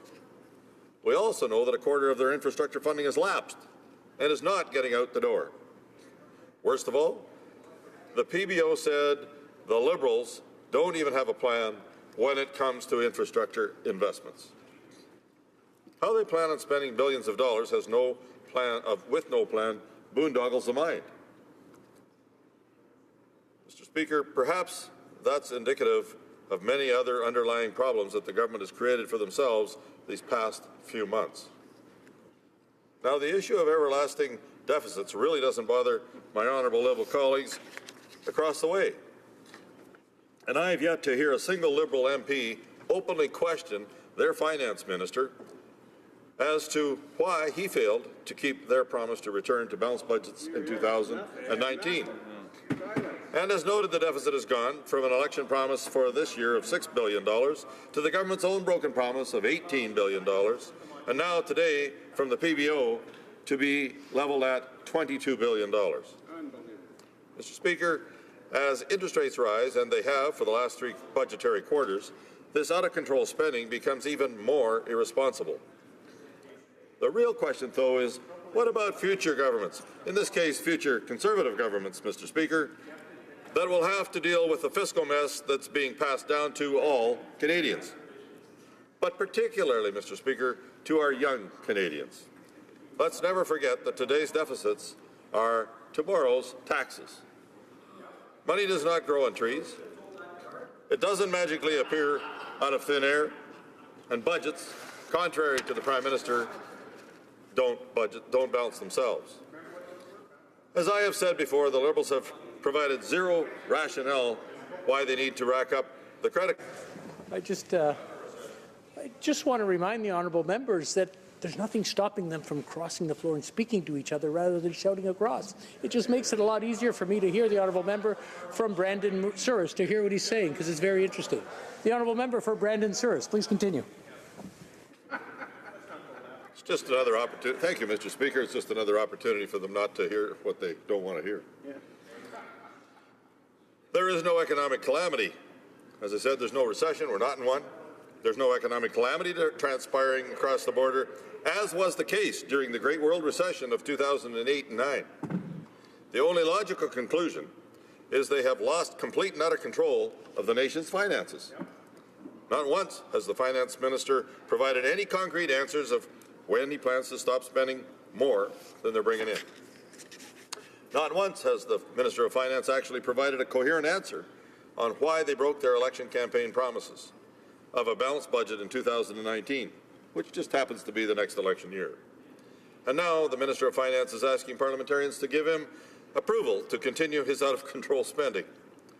Sounds like the losing win budget plan of Ontario, but then it is from the same architect after all. For example, tucked away in the legislation is a giant $7 billion slush fund. For what? We get no answer. They say they have no idea. I believe it would be safe to say this would be the largest blank check, in Canadian history. It would be highly irresponsible to approve their plan and give them the authorization to spend $7 billion of taxpayers' money without any explanation. Now, Mr. Speaker, due to the length of their omnibus legislation, I want to use the remaining time to focus squarely on their carbon tax, which takes up about 200 pages of this bill. Never before has the government introduced such sweeping tax changes without providing any meaningful information. Actually, I take that back. We only have to look at how they tabled their plan to tax local businesses the day before the House rose for Christmas. That was no taxation without information. Multiple requests for information filed with the government have resulted in the release of documents that have key information blanked out. The potential, and this is a quote, Mr. Speaker, the quote, potential impact of a carbon price on households, consumption, expenditures across the income distribution, end quote, was withheld. If the Liberals want to take hundreds, if not thousands of dollars out of the pockets of my constituents, they better be upfront with what their carbon tax will do. Particularly for a constituency as rural and diverse as mine, families have to drive long distances to go to work, drop off their kids at school, run errands, and to pick up groceries. There's no public transit picking up passengers in Elgin, Manitoba. I would suggest that many of my rural colleagues are in the same boat. We have thousands of constituents who are going to be negatively impacted by this Liberal carbon tax, and yet the Minister of Environment is refusing to answer the most obvious question. How many tons of CO2 are projected to be eliminated by this carbon tax? And it's not for a lack of trying from our side to get the information. The Minister of Environment has been asked dozens of times how much will Canada's emissions be reduced by implementing a $50 carbon tax. Each and every time she has been asked, she has refused to answer. She has evaded the question. She's failed to present even the most basic information on what the impact will be with her carbon tax, and then has the audacity to say that she has, quote, no time for elected representatives that don't support the carbon tax. This sort of tone is what some call the Liberals' kryptonite. It is demeaning, it is condescending, and it is patronizing. And that's what I would call that Liberal, and that's what I call that the Liberal, that would be called, I would say, Mr. Speaker, to get it right, I would call that the Liberal hat trick. It's unacceptable that the Liberals refuse to outline the true cost of their carbon tax and the impact it'll have on Canadian families. It's unclear what impact the Liberals' national climate change plan will have on the economy, and that uncertainty is causing businesses to stand on the sidelines and wait, discouraging investment and hurting the economy. The only information we are getting is from the PBO, who released a report this morning that is projecting that the carbon tax will take $10 billion out of our economy by 2022. The report warns that the tax will generate a headwind for the Canadian economy as their carbon tax is escalated from $10 a tonne in 2018 to $50 a tonne in 2022. That's another story that came out this morning by Blacklock's, which stated that according to information provided to the Senate Energy Committee, the Liberal carbon tax would have to more than double the $50 per tonne tax if Canada is to meet greenhouse gas emission targets. That would mean a target of at least $130 a tonne, the equivalent of an extra 22 cents per litre on gasoline. And if you thought gas was getting expensive again with the rise of the price of oil, we just have to wait until the Liberals spring that extra 22 cents on gasoline. The trickle-down effect will be disastrous on household incomes. It'll cost more to heat our homes, it'll cost more to purchase our groceries, and it'll cost more to purchase almost everything at the store. Well, the Liberals want to sneak their carbon tax through the House inside their omnibus budget bill. I want to remind them that threatening provinces will get them nowhere. Imposing this massive tax grab onto Canadians without even providing the most meager of information is the complete opposite approach they should be taking. Mr. Speaker, I will never support this Liberal carbon tax. I cannot in good conscience support their out-of-control spending, and I will oppose the tax hikes contained in their Budget Implementation Act every step of the way. Thank you. Questions and comments? Questions et commentaires. The honourable member for New Brunswick Southwest. Thank you, Mr. Speaker. I heard my honourable colleague across the aisle say that we don't want to hear what we don't want to hear, and talked about actions being demeaning and condescending. I can tell you, Mr. Speaker, that in 2014, I know what it was like living in New Brunswick Southwest. I know what it was like in the field of education as an educator in post-secondary, and the cuts to science. When I decided to run, it was on the premise that we were going to restore science and the confidence the public would have in our policies and our decisions. I'm wondering if my honourable colleague could respond to why his government, why the Harper government, made significant cuts to science, not to buildings, but to the science itself that inevitably discouraged young people from jumping into the scientific fields. Thank you. For Brandon Souris. I want to thank my honourable colleague for that question, Mr. Speaker, and assure her that the Harper government created 1.2 million. They always go on about the number of jobs they've done.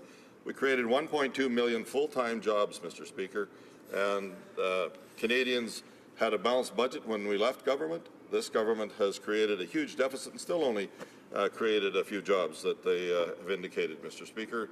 I think that it's certainly a misappropriation to say that we weren't in favour of science. My honourable colleague has indicated a number of times that when you look at the greenhouse gas emissions, and we weren't proposing a carbon tax, Mr. Speaker, we're the only government in Canadian history, as was pointed out earlier today in comments as well, that reduced greenhouse gas emissions, and this government still has to pick up on and do anything to come anywhere close to what we had accomplished under the Harper government, Mr. Speaker. So I thank the honourable member for a question, but it's completely wrong. Questions and comments, questions et commentaires, l'honorable député d'Abitibi. The honourable member for Abitibi-Témiscamingue. Thank you, Mr. Speaker. As my colleague represents the Brandon region, and there are many, there's a military presence, a military base, and veterans in that area. I wonder whether my colleague thinks that changes made to veterans' pensions in the budget represents or reflects the promises made by the Liberals during the election campaign, or whether the Liberals cannot even implement the promises they made during the campaign in the budget. Well, again, I want to thank my honourable colleague for her question, a very appropriate one. Of course, the government did a lot of talking during the election campaign. They promised that they wouldn't take them to court again, the soldiers and our veterans, and they have. In fact, they've upped it to the Supreme Court of Canada, Mr. Speaker. In relation to my honourable colleague's question, they certainly have not met the pension obligations that they've promised in that platform that they had when they came forward in the 2015 election, Mr. Speaker. And I know from speaking to many of the veterans, they're very discouraged with what they've been dealing with so far in this government, and are looking forward to the day when that changes with a new Conservative government. Questions and comments, questions et commentaires. The honourable member for Souris Moose Mountain. We have about 45 seconds for a question and 45 for an answer. Thank you, Mr. Speaker, and I thank my honourable colleague from Brandon Souris and my neighbour to the east. We both actually have farmers and ranchers in our ridings, and they are going to be hugely impacted by this carbon tax. And he mentioned the aspect of the carbon tax. The minister has stood up many times in this House to say that all the money that's going to be collected from that carbon tax will be given back to the provinces. And yet now we know for a fact that that money will not be given back. The GST will not go back to the provinces. It'll stay in the Liberal coffers. So my question to the member is really on that aspect of it. This budget talks about $120 million to have carbon police. I'm wondering if he could comment on this expense of $120 million to police this aspect. Honourable member for Brandon Souris. Well, Mr. Speaker, it's another good make-work project that we won't need when we get a Conservative government, because we'll do away with the carbon tax, Mr. Speaker, and so you won't need that $120 million that my honourable colleague to the west of me in Souris Moose Mountain is talking about. I thank him for his question. It's very clear that the government has no plan. I wrote the Public Budget Office. It's a parallel to what I was doing on the marijuana Bill 45 and 6 bills, Mr. Speaker. The government was really quite anxious to put out how many dollars they thought they could make with it. But when I wrote the Public Budget Officer, he said, well, about the costs of it, he said, well, I'd tell you what the costs are because I think the government's got it, but they won't tell me, so I can't tell you. Well, now this is the same. They're quite ready to talk about all of the money that they can make out of carbon, but they're not telling anybody what it's going to cost, Mr. Speaker. So thank you. Resuming debate, reprise du débat, the Honourable Parliamentary Secretary to the Minister of Democratic Institutions. Thank you. Thank you very much, Mr. Speaker, and I'm pleased to rise in the House today to help this House advance its understanding of Budget 2018. As the third budget that our government has introduced, Budget 2018 outlines our government's next steps to advance the mandate given to us by Canadians so thunderously in 2015. We were sent to Ottawa on a promise to grow the economy, to support Canada's middle class and vulnerable, and to build a more inclusive, prosperous nation for all. Over the last 2.5 years, our government has made stunning progress toward this promise. In fact, our very first act as a government was to cut taxes on 9 million members of Canada's middle class. Shortly after that, we began putting more money in the pockets of middle-class and low-income families who need it through our brand-new Canada Child Benefit, the now famous CCB. The CCB today is celebrated by families and economists alike as an extraordinary success, making a positive impact on our economy, but more importantly, a real difference in the day-to-day lives of struggling families. And Mr. Speaker, in my riding of Halifax, the CCB supports 11,000 kids, and the average payment to Halifax families is $6,300 per year. What's more, across Canada, the CCB has lifted 300,000 children out of poverty, and that's a 40% cut from the rates in 2013. We also promised to invest in early learning and childcare, and in recent months we've seen the scope of that investment and the impact that it will have on our communities. I was pleased to join the Minister of Families, Children and Social Development and the Premier of Nova Scotia as we signed a bilateral funding agreement totaling $35 million. That's an investment that will create 500 new spaces in Nova Scotia, 15 new childcare centres, and 90 new home-based care sites. And it will mean significant improvements to childcare subsidies in our province. Now, families with annual incomes of $35,000 and lower will receive the maximum subsidy, up from the previous threshold of just $25,000 per year. Remarkably, this means that 80% of children will now receive the maximum subsidy compared to 66% before. Access to affordable housing is also a serious challenge facing families across Halifax and across Canada. Far too many middle and low-income families require a decent, safe, and secure place to call home, and that is simply unattainable for them. Across Canada, over 1.7 million families are in housing need, and another 25,000 are chronically homeless. And that's why our government released the first-ever comprehensive national housing strategy focused on giving middle and low-income Canadians better access to affordable housing with an investment of over $40 billion over the next 10 years, including in the new Canada Housing Benefit, the CHB. Under this plan, we've set some ambitious goals, including a 50% reduction in chronic homelessness and removing over 530,000 households from housing need. Supporting seniors is yet another promise we made to Canadians, and we've done exactly that through enhancements to the Canada Pension Plan, by increasing the Guaranteed Income Supplement, or GIS, for nearly 900,000 seniors. And at the other end of the age spectrum, we've kept our promises to students with increases to the Canada Student Grants, improvements to student loan programs, and by doubling the number of Canada Summer Jobs. And Mr. Speaker, that means instead of 200 summer jobs in Halifax, we now have 400. And by investing heavily in skills development and training, as well as apprenticeships, and by ending unpaid internships. Actions like these have paid off. The Canadian economy is booming. Since our election, the Canadians have created 600,000 new jobs. Unemployment is at its lowest level in over 4 decades, and we have the best rate of GDP growth in the G7. Stats like that hardly leave anything else to be said, Mr. Speaker, but I will persevere. Thank you. Mr. Speaker, as I said, we were elected on a promise to do better for Canadians that the previous government left behind, and that's exactly what we've done. This is the impact that can be made when you're an ambitious government, a government that is not satisfied to accept the status quo, a government that believes there is a better way for our middle class and most vulnerable, a government that is focused on improving the lives of Canadians and not on the politics of fear and division. Budget 2018 is a reflection of the positive change that we've seen so far and the bold continuation of our important work. I'd like to talk a little bit more about it, beginning with its focus on gender equality.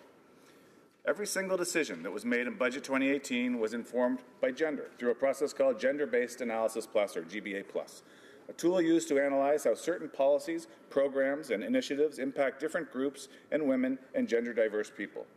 In Budget 2018, we commit to introducing new GBA+ legislation to make gender budgeting a permanent part of budget making in the future in Canada.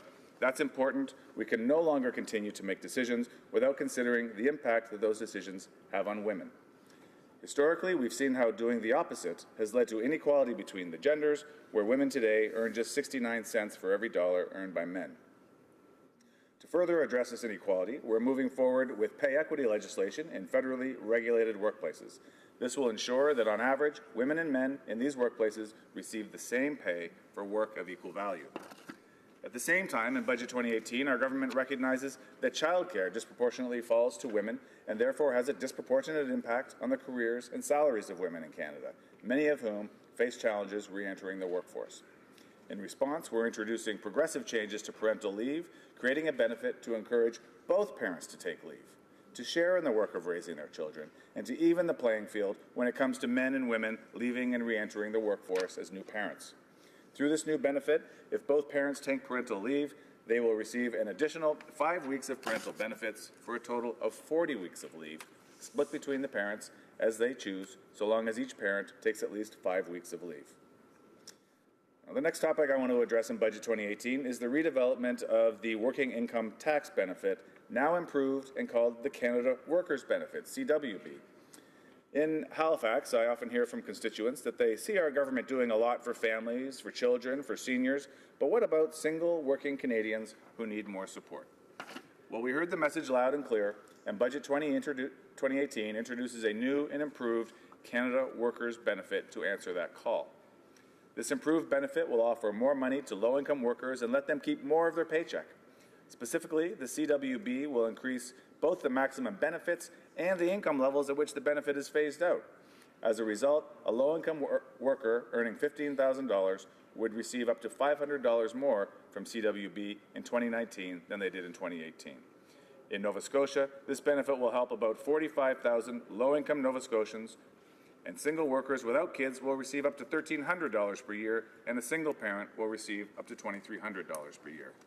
All told, this means that the government is investing almost $1 billion in new funding per year in helping low-income workers get ahead and raising 70,000 Canadians out of poverty. The next measure I want to talk about from Budget 2018 is our amazing investments in science and research. Mr. Speaker, Nova Scotia is home to some of the brightest scientists and researchers in the world at leading research institutions like Dalhousie University, St. Mary's University, the Bedford Institution of Oceanography, the IWK, and more. And for the last year, they have rallied around the recommendations of the Fundamental Science Review, known as the Naylor Report, which was commissioned by this government under the leadership of our Minister of Science. The report called for significant investments in investigator-led research. Our government agreed with those calls for action. Research expands our understanding on how the world works, allowing us to address existing and emerging challenges in our region in new and more effective ways. Equally important, basic research also serves as the foundation for the knowledge-based economy, and that's why Budget 2018 includes the single largest investment in investigator-led fundamental research ever.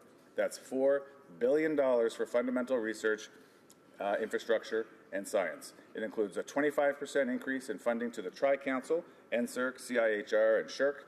We've said it before, science is back, but more than that, with Budget 2018, it's unstoppable. Mr. Speaker, I see you're giving me the time, so I'm going to go right to my conclusion here. These are the kinds of investments that will keep Canada on a path to prosperity, along with the others I mentioned in my speech today, and countless additional initiatives from Budget 2018 that I did not have time to address. Mr. Speaker, I hope my colleagues from all corners of this place will agree our plan is working for Canadians and they will vote to keep this spectacular momentum going forward by supporting it. Thank you. Well done. Questions and comments? The honourable member for Sherwood Park, Fort Saskatchewan. Thank you, Mr. Speaker. It's clear from the member's speech that he thinks he's doing a very good job, and I congratulate him for telling us that he thinks he's doing a very good job. If I understand the government's message, it's be afraid because the other guys are spreading fear, and the bad guys across the way need to be stopped because they're sowing division. But you know, the funny thing is that in that speech and in the budget, we can't hear responses to such basic fundamental questions. So I'm going to ask the member three very basic questions about the government's economic plan, and I'm going to ask him to answer one of them. This is really easy. 3 questions, answer one of them. The first question is, when will the budget be balanced?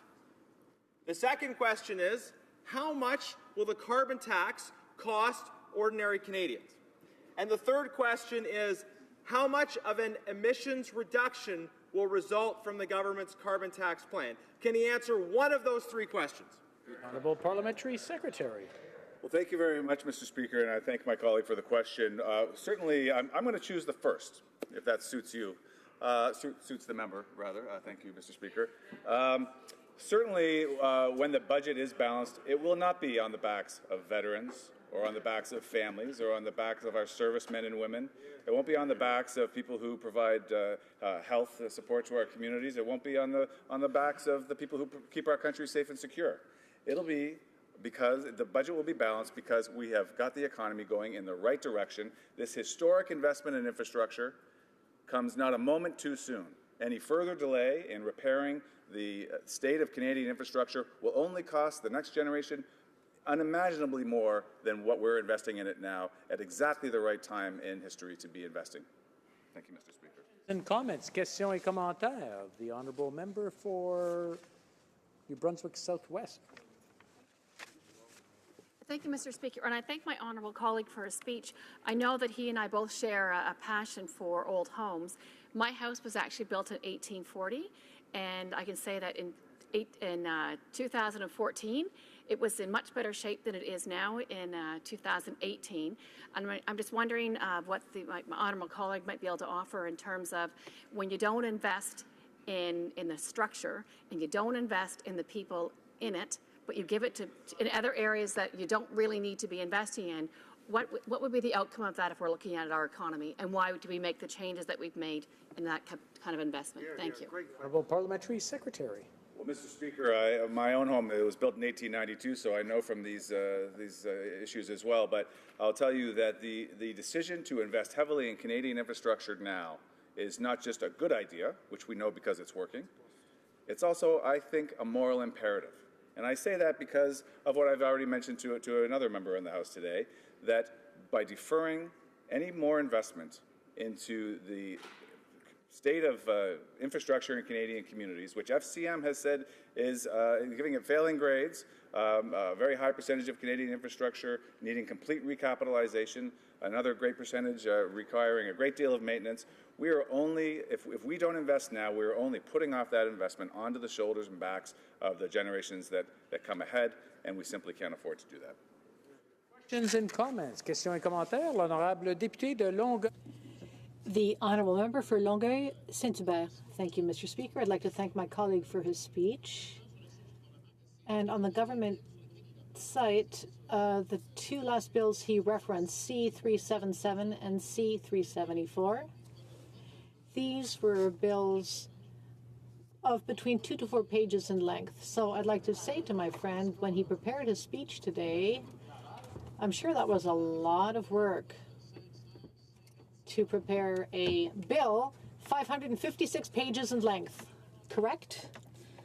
The Honourable Parliamentary Secretary. Thank you very much, Mr. Speaker, for the question. Judge the quality of a bill. I don't believe that length, either long or short, is one of them. I believe the way we measure the impact of the bill is not by its size, but rather by its impact on the lives of Canadians every day. And what we have clear evidence of 2.5 years into this government and the now 3 budgets that we've presented is that our bills of any size are having an enormous impact on Canadians. Reprise du débat, resuming debate. L'honorable député d'Abitibi. The honourable member for Abitibi-Témiscamingue. Thank you very much, Mr. Speaker. You can imagine that in the budget, with this record length budget, they would have a great deal to say. And it might be exhausting, but I could talk about it for 3 days straight. But I will focus on certain issues that have to do with rural issues. What this budget could mean for people in rural Canada. Our communities have to face certain problems daily, And it seems that the government hasn't been able to find any solutions for them and doesn't understand them. There's the whole issue of a shortage of workers.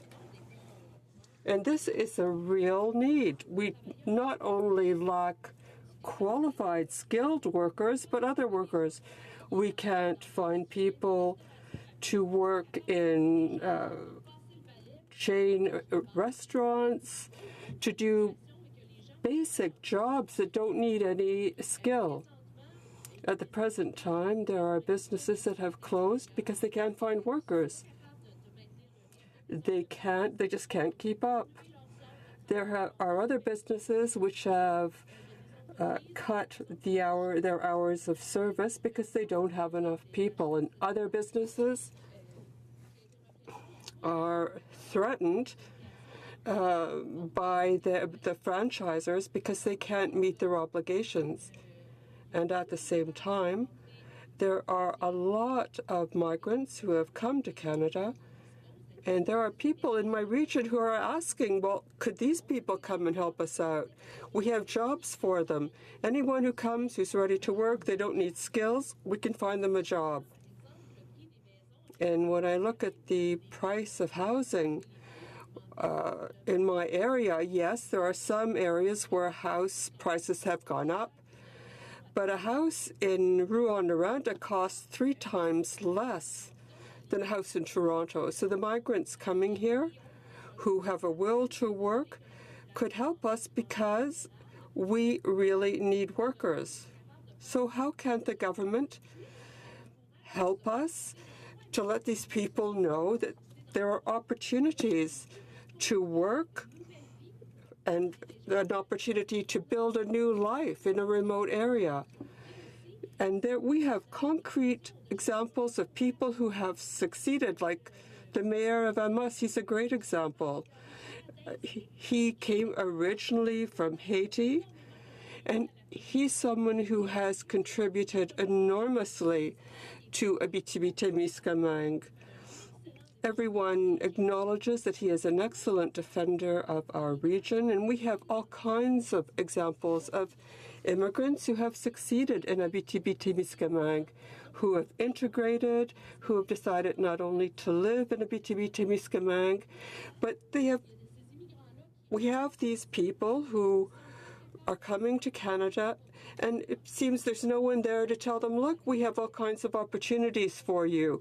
It'll help our economy, they'll help us, we'll help them, but it seems the government isn't ready to do anything. Now, I would also like to say that Abitibi-Témiscamingue has a shortage of housing and has suffered from a shortage of housing for about 10 years. There are businesses that want to leave because they can't find housing for future employees. So how can they get people to come and live in our area if they can't find a house? What they do is a kind of fly-in, fly-out work schedule. Now, if we could have social housing, well, there are people who can't afford certain rents, but if we had social housing for these people, it would free up houses for other people who could pay for houses. I think this is extremely important, and there are all kinds of other areas that are facing the same problems. Well, there's the whole issue of social housing, and they tell us, we'll just build a 40-unit housing service. Look, we're in Abitibi-Témiscamingue. Let's be realistic. This is not doable. We need the government's help. And all these people who are supposed to fly in and fly out, do you know how much it costs to fly to my area? You can go to Montreal, Paris. I mean, it's less than to go to northern Quebec, where I'm from, Abitibi-Témiscamingue. But there are many areas in Quebec where there are monopolies. But if I have to drive sometimes 45 minutes, drive 45 minutes more to take a flight in Ontario because it could cost $400 or $500 less than for, let's say if it costs me less to fly to Ottawa from Timmins than it does to fly from Rouyn-Noranda. This just doesn't make sense. And many workers have to use regional airports because, well, they have to move. They move from one job to another quickly, so we have to be able to get them on the road to make a meeting in Montreal. Now, if they take a plane, they could do it in the same day, but sometimes, if they're going if they're driving, it can take up to 3 days. This is a big riding, and this often makes certain businesses decide that they're simply going to move because things are just too complicated. There's Steve Jolin, who started a record production company for rap in Quebec. It would be far less complicated for him to move to Montreal, but he decided to stay in Abitibi-Témiscamingue. How can we get our entrepreneurs to stay and work in our region and other regions? Now, one of the major problems, cell phones. I don't know how many times have I asked the minister questions about cell phones that don't work over half the territory I represent. Now, every time I ask the question, I am told that they can't. They talk to me about the internet. It's like they don't know the difference between cell phones and internet. Now there are areas where cell phones don't work, and in Abitibi-Témiscamingue there are more areas where cell phones don't work than areas that they do. So I'd like the people across the way to understand just what a problem it is for the economy not to be able to have cell phones that work. Now imagine you go to a meeting, and then after being on the road for an hour, you find out that the meeting was canceled, and you have to drive back. You've lost 2 hours in your day because you didn't have a cell phone that could work. Because your office could have called you to tell you the meeting was canceled, but you didn't find out because the cell phone didn't work. And also, tax credits for mine exploration. We asked the Conservatives, and now we're asking the Liberals to stop putting this off. Mining businesses need to be able to plan their exploring projects, because when the price of metals is up, well, that's a good time to explore, to find ore. Now, in order to do this, you have to know when you're going to have the money available to be able to plan. So it seems that the government doesn't understand that consulting the people, including Indigenous people, what they think of exploration projects. And they'd like to be part of this exploration. But when the government doesn't consult with respect to mining exploration, it's a whole attitude that just doesn't work. There's no social license for businesses that want to mine in the area, for example. And this budget does not respond to the needs of people in rural areas. I will be happy to answer questions. L'honorable député. The honourable member for Winnipeg North. Mr. Speaker, and you know what I have seen over the last 2.5 years, whether it's budgets or budget implementation bills, is that the NDP have consistently voted against them. And I would ultimately argue that what we have seen in the last 2.5 years is very much a progressive government on a number of wonderful, positive social fronts. And we've seen that in terms of just things through, such as the Canada Child Benefit Program, increases to the guaranteed income supplement, tax breaks for the Canada's middle class. We've seen a special tax on Canada's wealthiest 1%. We have seen literally hundreds of millions of dollars invested in Revenue Canada to go after those that try to avoid paying taxes. We have seen a pharmacare program being advanced, the Health Care Act, the expansion of the CPP. We've seen so much that's been done. My question to the member is, what more does she believe the NDP could have done, given the fact that their campaign commitment was to actually have a balanced budget, yet they constantly criticize us for not spending enough? The Honourable Member. Thank you, Mr. Speaker. If the Liberals ever wanted to put an end to the loopholes that CEOs use and put an end to the money they're hiding in tax havens, we might be able to help people in these areas. Now, I'm not saying that there are no good measures in these hundreds of pages, but I do consider that we shouldn't.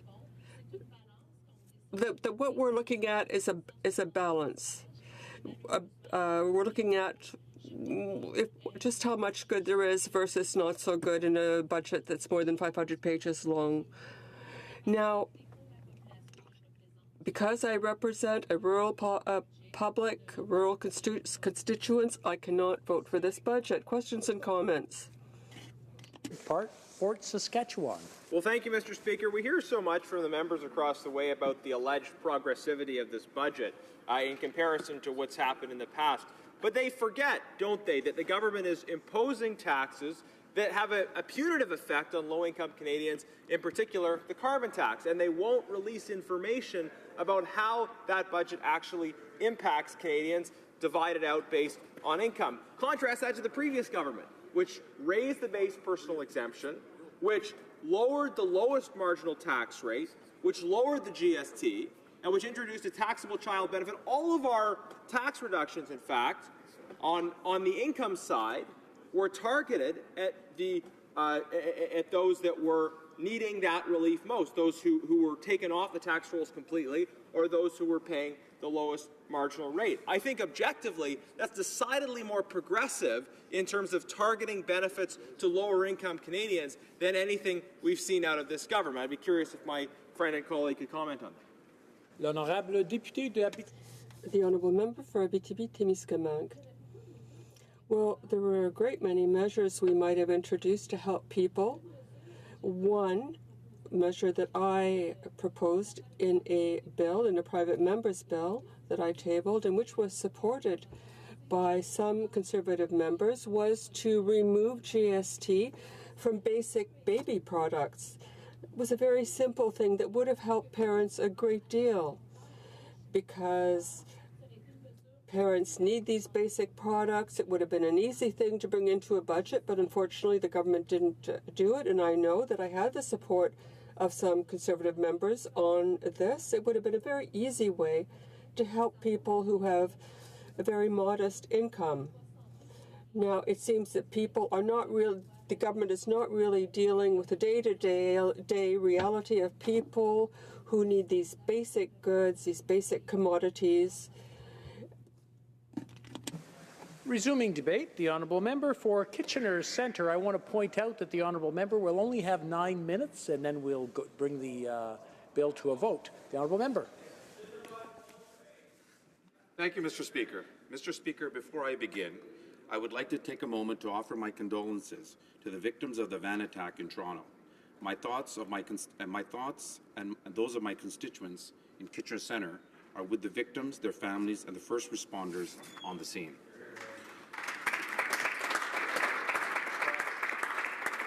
Mr. Speaker, our government supports researchers, scientists, and organizations that drive fundamental research as we seek to foster the innovation which will create a better world for everyone to live in.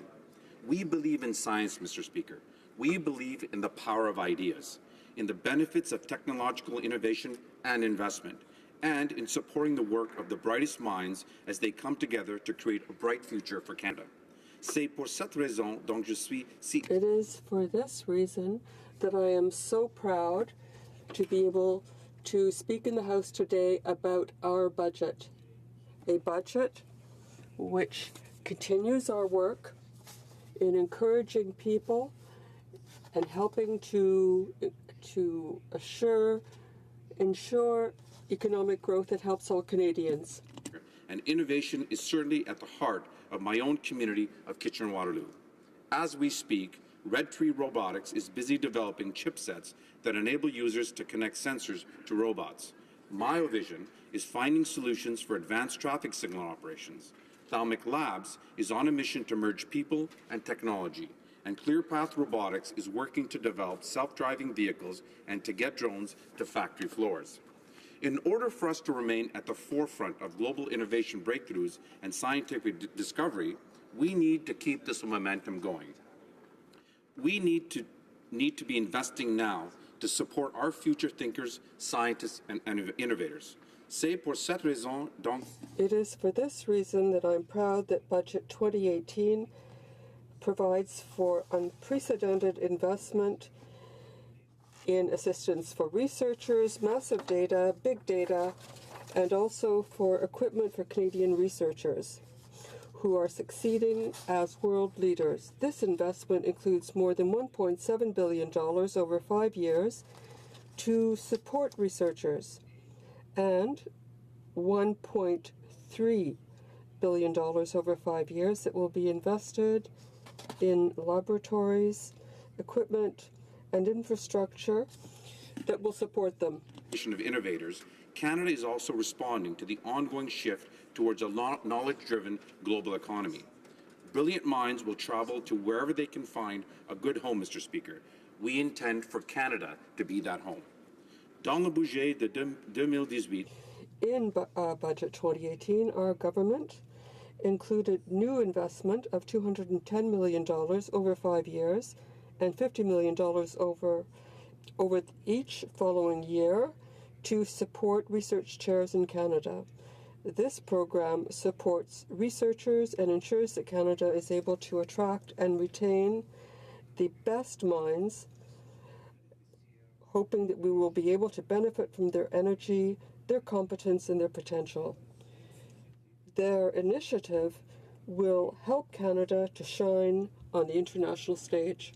We know that fostering innovation and investing in technology also fosters unprecedented opportunities to change social norms and to foster equality. Speaking at the SAP NextGen program last year, the UN Women Deputy Executive Director highlighted that innovation, technology, and partnerships are prerequisites for the achievement of the Sustainable Development Goals. Social progress and innovation must go hand in hand.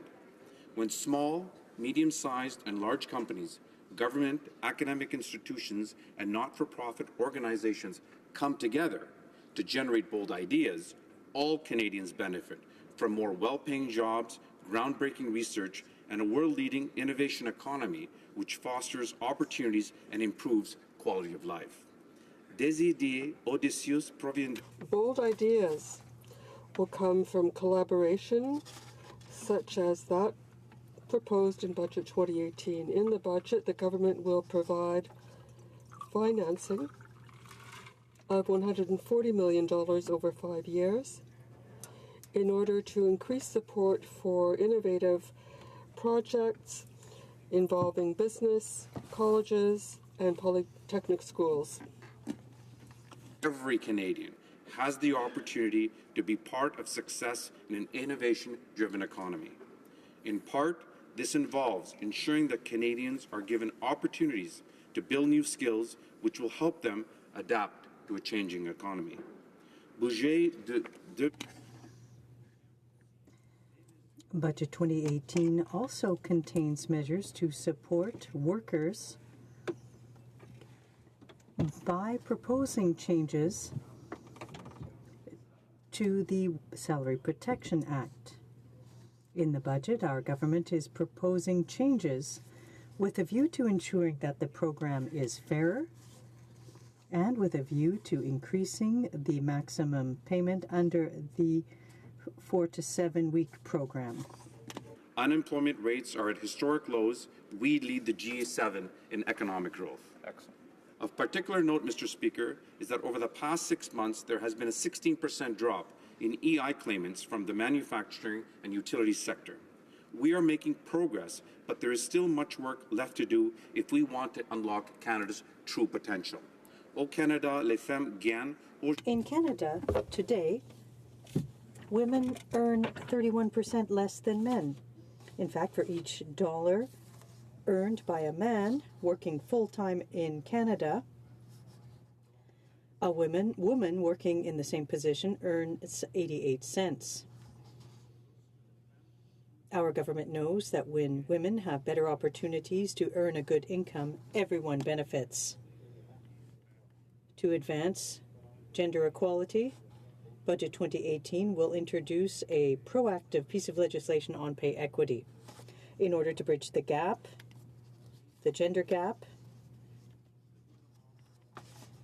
Through Budget 2018, the government will adopt measures to enable women to have access to leadership positions and to encourage them to choose non-traditional careers with a view to bridging the gender pay gap. Receive 38% of doctoral degrees, and in STEM fields, that number drops to 20%.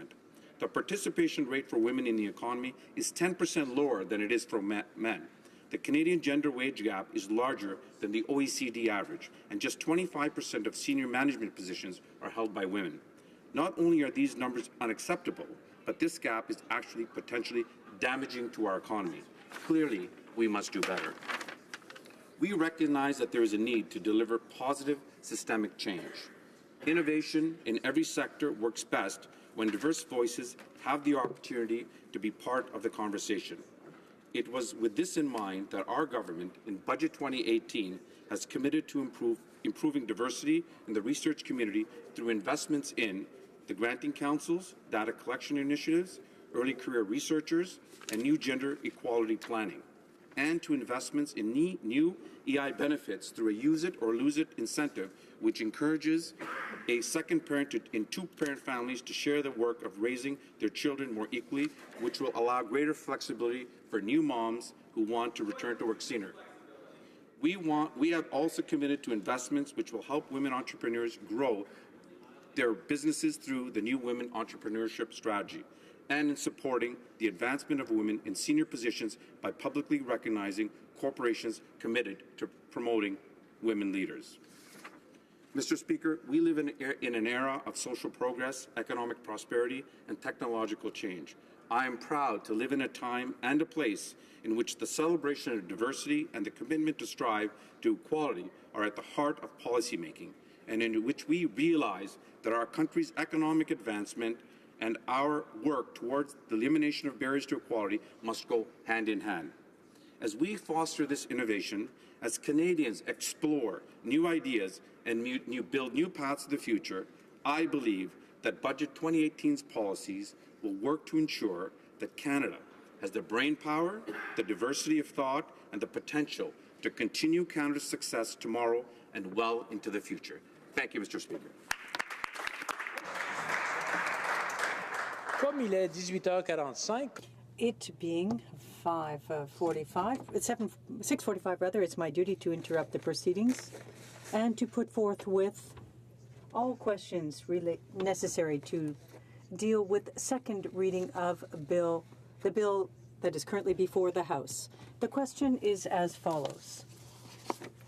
By Ms. Qualtrough, moved that Bill C-74, an act to implement certain provisions of the budget tabled in Parliament on February 27, 2018, and other measures, be now read a second time and referred to the Standing Committee on Finance.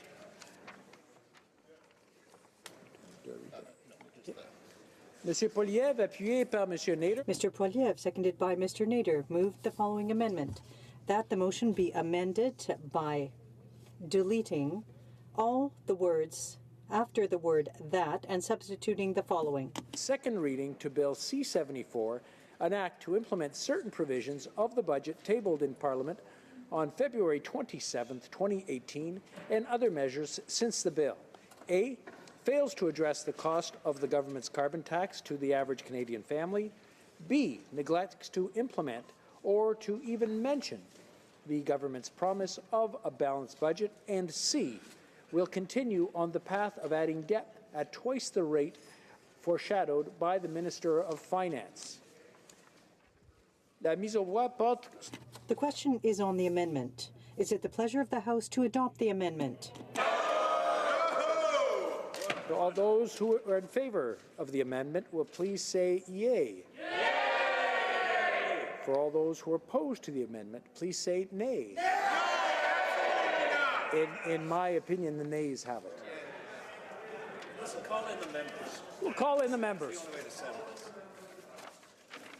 Thanks.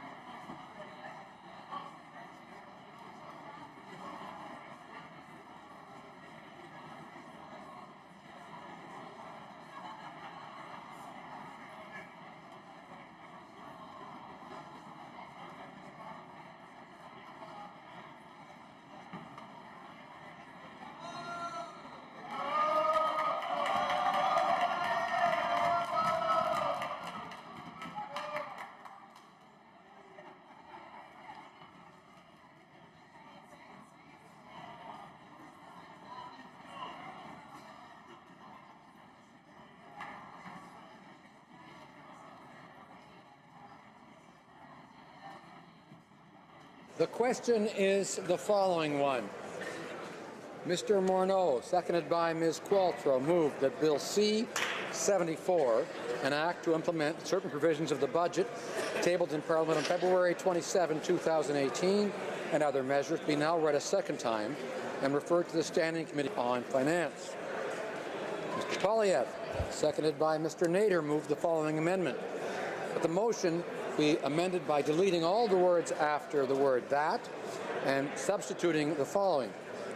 The House declined to give second reading to Bill C-74, an act to implement certain provisions of the budget tabled in Parliament on February 27, 2018, and other measures, since the Bill A fails to address the cost of the government's carbon tax to the average Canadian family, B neglects to implement or to even mention the government's promise of a balanced budget, and C will continue on the path of adding debt at twice the rate foreshadowed by the Minister of Finance.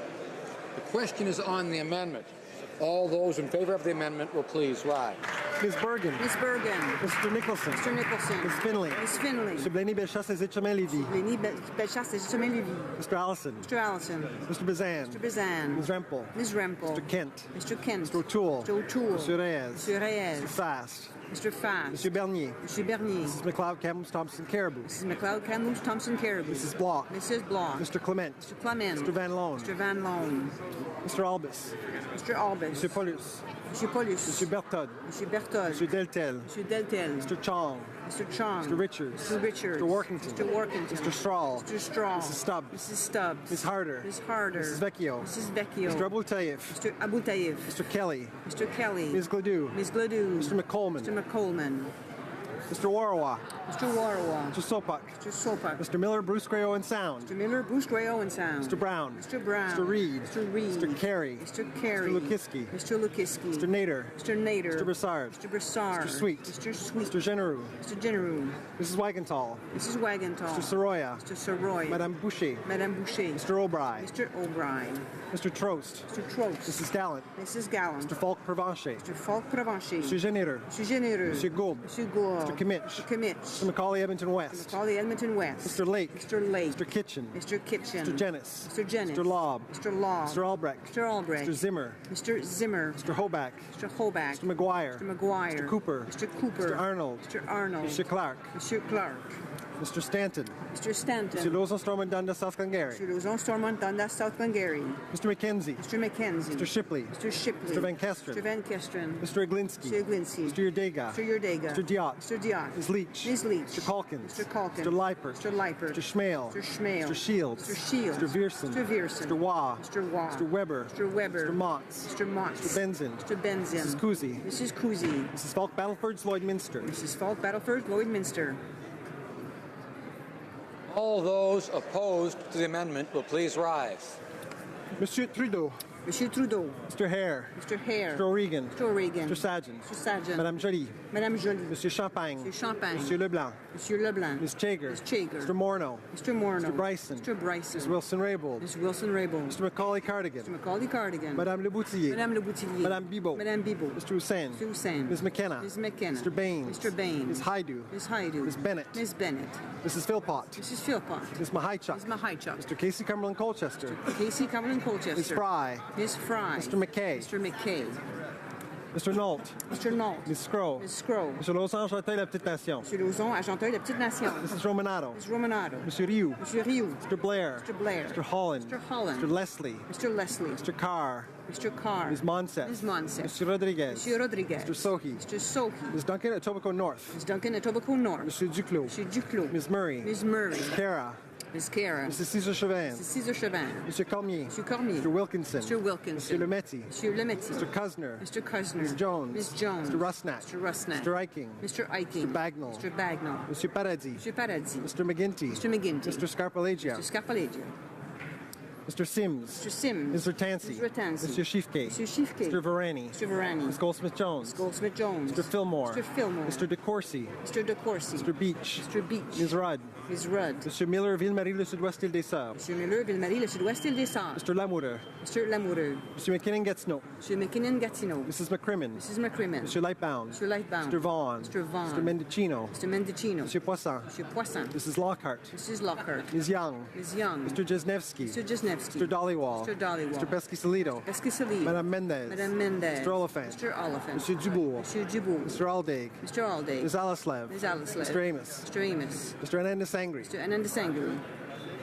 Mr. Arsenault. Mr. Arsenault. Mr. Aria. Mr. Aria. Mr. Badaway. Mr. Badaway. Mr. Bayless. Mr. Bayless. Mr. Boissonneau. Mr. Boissonneau. Mr. Bossio. Mr. Bossio. Mr. Bertina. Mr. Bertina. Mr. Breton. Mr. Breton. Mr. Chen. Mr. Chen. Ms. DeBrusen. Ms. DeBrusen. Ms. DeMoff. Ms. DeMoff. Ms. Dillon. Ms. Dillon. Mr. Diorio. Mr. Diorio. Mr. Biddle. Mr. Biddle. Ms. Tassie. Ms. Tassie. Ms. Zerowitz. Ms. Zerowitz. Monsieur Elkouri. Mr. Elkouri. Mr. Erskine Smith. Mr. Erskine Smith. Mr. Ailfson. Mr. Ailfson. Mr. Fergus. Mr. Fergus. Mr. Finnegan. Mr. Finnegan. Mr. Fisher. Mr. Fisher. Mr. Fonseca. Mr. Fonseca. Mr. Fraser West Nova. Mr. Fraser West Nova. Mr. Fraser Central Nova. Mr. Fraser Central Nova. Mr. Fuhrer. Mr. Fuhrer. Mr. Gerritsen. Mr. Gerritsen. Mr. Graham. Mr. Graham. Mr. Greywall. Mr. Greywall. Mr. Hardy. Mr. Hardy. Mr. Harvey. Mr. Harvey. Mr. Housefather. Mr. Housefather. Ms. Hutchings. Ms. Hutchings. Mrs. Jordan. Mrs. Jordan. Mr. Johari. Johari. Ms. Khalid. Ms. Khalid. Madame Lapointe. Madame Lapointe. Monsieur Lefebvre. Monsieur Lefebvre. Mr. Levitt. Mr. Levitt. Mr. Long. Mr. Long. Mr. Longfield. Mr. Longfield. Ms. Ludwig. Ms. Ludwig. Mr. Maloney. Mr. Maloney. Mr. May Cambridge. Mr. May Cambridge. Mr. McDonald. Mr. McDonald. Mr. McKinnon Coquitlam Porcoquitlam. Mr. McKinnon Coquitlam Pocoquitlam. Mr. McLeod Northwest Territories. Mr. McLeod Northwest Territories. Mr. Morrissey. Mr. Morrissey. Madame Nassif. Madame Nassif. Mr. Oliver. Mr. Oliver. Monsieur Willett. Monsieur Willett. Mr. Peterson. Mr. Peterson. Monsieur Picard. Mr. Picard. Monsieur Robillard. Mr. Robillard. Mr. Rumi. Mr. Rumi. Ms. Sahota. Ms. Sahota. Mr. Saini. Mr. Saini. Mr. Sanson. Monsieur Sanson. Mr. Sanga. Mr. Sanga. Mr. Sarai. Mr. Sarai. Mrs. Schultz. Mrs. Schultz. Monsieur Seri. Mr. Seri. Madame Shanahan. Madame Shanahan. Mr. Sheehan. Mr. Sheehan. Mr. Cedar Mission, Matsqui Fraser Canyon. Cedar Mission, Matsqui Fraser Canyon. Ms. Cedar Brampton South. Cedar Brampton South. Mr. Secan. Mr. Secan. Mr. Sorbera. Mr. Sorbera. Mr. Spengeman. Mr. Spengeman. Mr. Tabera. Mr. Tabera. Mr. Tan. Mr. Tan. Mr. Vandal. Mr. Vandal. Ms. Vandenbeld. Ms. Vandenbeld. Mr. Whalen. Mr. Whalen. Madame Fortier. Madame Fortier. Madame Lambropoulos. Madame Lampropoulos. Ms. Ing. Ms. Ing. Monsieur Hébert. Mr. Ebert. Mr. Rota. Mr. Rota. Mr. Hogue. Mr. Hogue. Mr. Rogers. Mr. Rogers. Ms. Yip. Ms. Yip. Monsieur Caron. Mr. Caron. Madame Brosseau. Madame Brosseau. Ms. Matheson. Ms. Matheson. Ms. Duncan Edmonton Strathcona. Ms. Duncan Edmonton Strathcona. Ms. Ashton. Ms. Ashton. Mr. Angus. Mr. Angus. Mr. Massey Windsor West. Mr. Massey Windsor West. Madame Boutin Suite. Madame Boutin Suite. Ms. Blaney North Island Powell River. Ms. Blaney North Island Powell River. Mr. Rankin. Mr. Rankin. Mr. Julian. Mr. Julian. Monsieur Bouleris. Monsieur Boudris. Madame Laverdière. Madame Laverdière. Monsieur Dussault. Monsieur Dussault. Mr. Donnelly. Mr. Donnelly. Mr. Stewart. Mr. Stewart. Ms. Kwan. Ms. Kwan. Monsieur Aubin. Monsieur Aubin. Monsieur Nantel. Monsieur Nantel. Monsieur Dubé. Monsieur Dubé. Les Jolibois. Ms. Jolibois. Madame Quash. Madame Quash. Mr. Blakey. Mr. Blakey. Monsieur Choquette. Monsieur Choquette. Madame Moore. Madame Moore. Ms. Benson. Ms. Benson. Mr. Weir. Mr. Weir. Mr. Duval. Duval. Mr. Stetsky. Mr. Stetsky. Mr. Cannings. Mr. Cannings. Mr. McGregor. Mr. McGregor. Ms. Ramsey. Ms. Ramsey. Ms. Malcolmson. Ms. Malcolmson. Madame Trudel. Madame Trudel. Madame Sans Souci. Madame Sans Souci. Ms. Hardcastle. Ms. Hardcastle. Madame Hughes. Madame Hughes. Monsieur Plamondon. Monsieur Plamondon.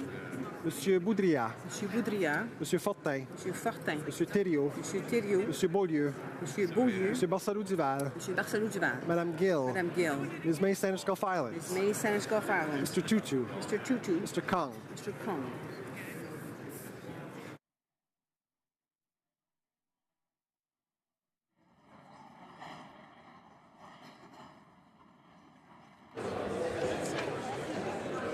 Yeas pour, 84, 84. Nays contre, 210, 210. I declare the amendment defeated. La prochaine mise aux voix porte sur la motion principale.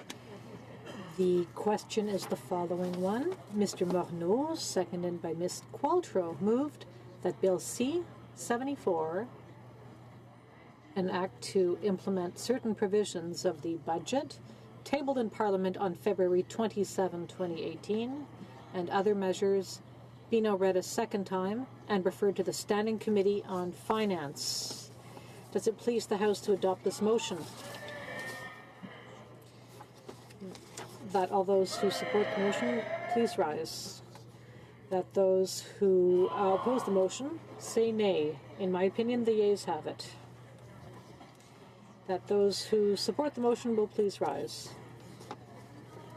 Mr. O'Regan. Mr. O'Regan. Mr. Sajjan. Mr. Sajjan. Madame Joly. Madame Joly. Monsieur Champagne. Monsieur Champagne. Monsieur Leblanc. Monsieur Leblanc. Ms. Chager. Ms. Chager. Mr. Morneau. Mr. Morneau. Mr. Bryson. Mr. Bryson. Ms. Wilson-Raybould. Ms. Wilson-Raybould. Mr. Macaulay-Cardigan. Mr. Macaulay-Cardigan. Madame Leboutillier. Madame Leboutillier. Madame Bibeau. Madame Bibeau. Mr. Hussain. Mr. Hussain. Ms. McKenna. Ms. McKenna. Mr. Baines. Mr. Baines. Ms. Haidu. Ms. Haidu. Ms. Bennett. Ms. Bennett. Mrs. Philpott. Mrs. Philpott. Ms. Mahaichuk. Ms. Mahaichuk. Mr. Casey Cumberland Colchester. Mr. Casey Cumberland Colchester. Ms. Fry. Ms. Fry. Mr. McKay. Mr. McKay.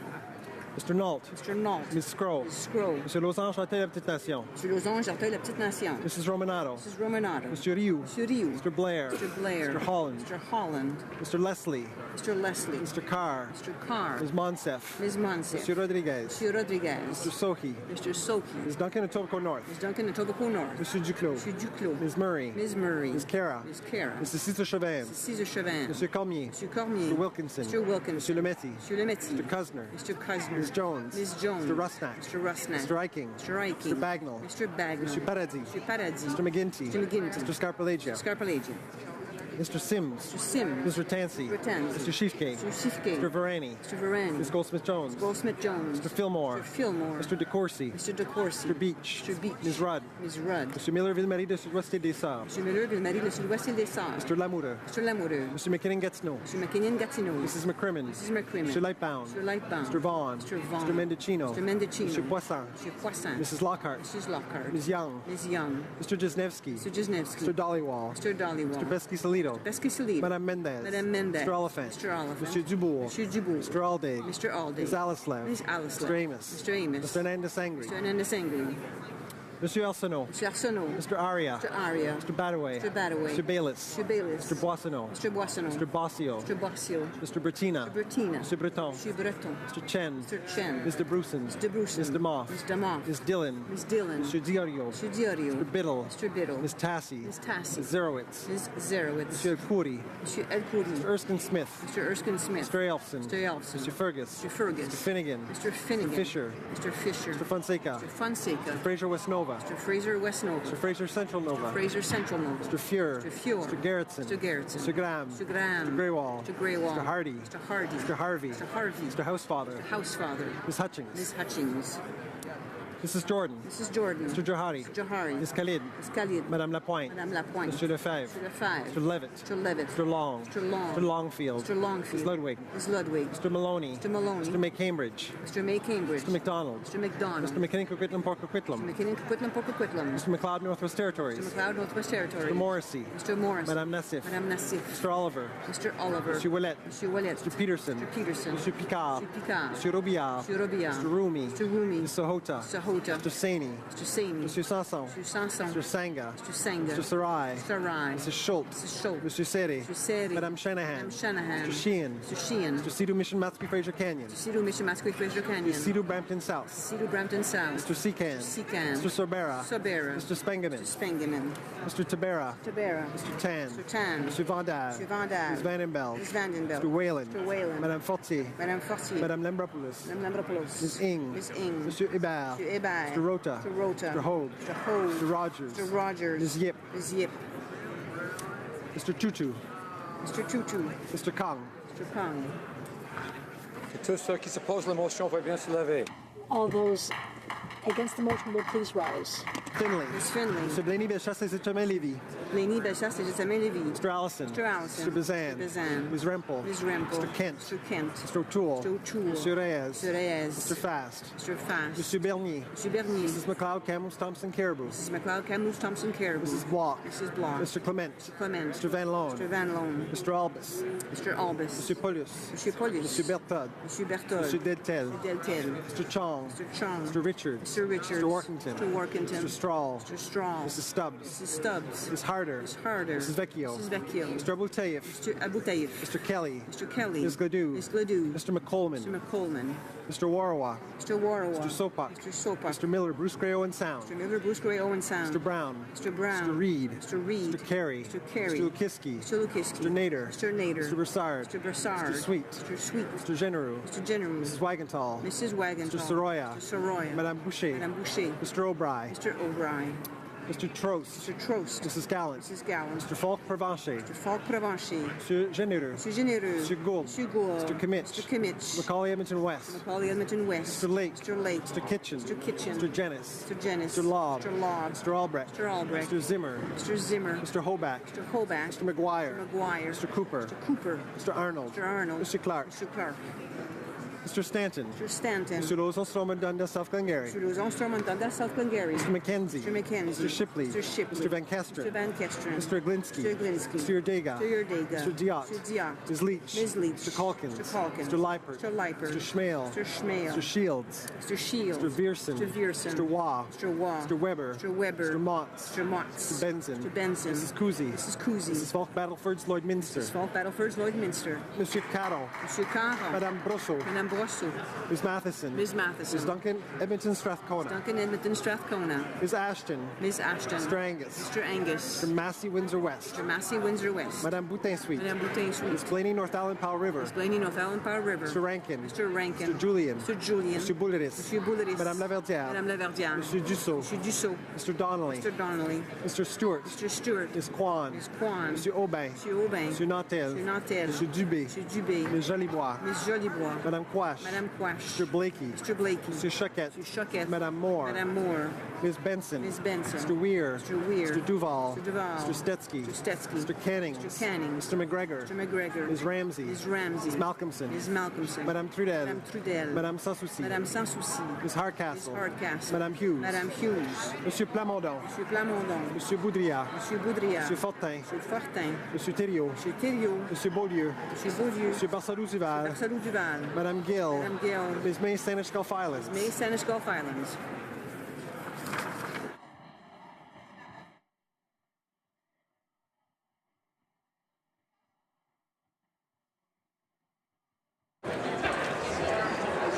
Yeas pour 165, 165. Nays contre 129, 129. Je déclare la motion. I declare the motion carried. When will the next reading be? It's deemed to have been made and seconded at this time. Therefore, the question is that this House do now adjourn.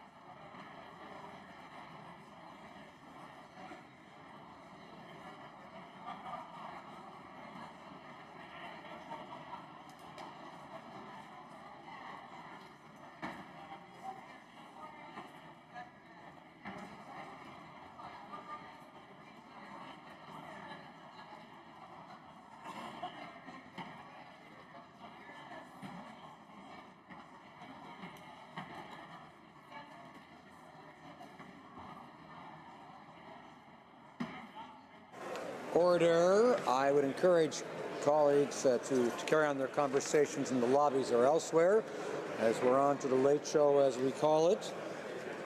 And I'd ask colleagues to assist me in the usual way by saying shh. I thank colleagues for their cooperation. Debate. The Honourable Member for Nanaimo Ladysmith. Thank you, Mr. Speaker.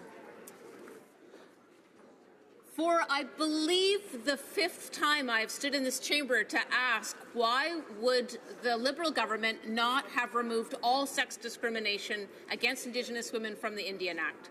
They had multiple opportunities proposed by the Senate, proposed by my colleague from the NDP.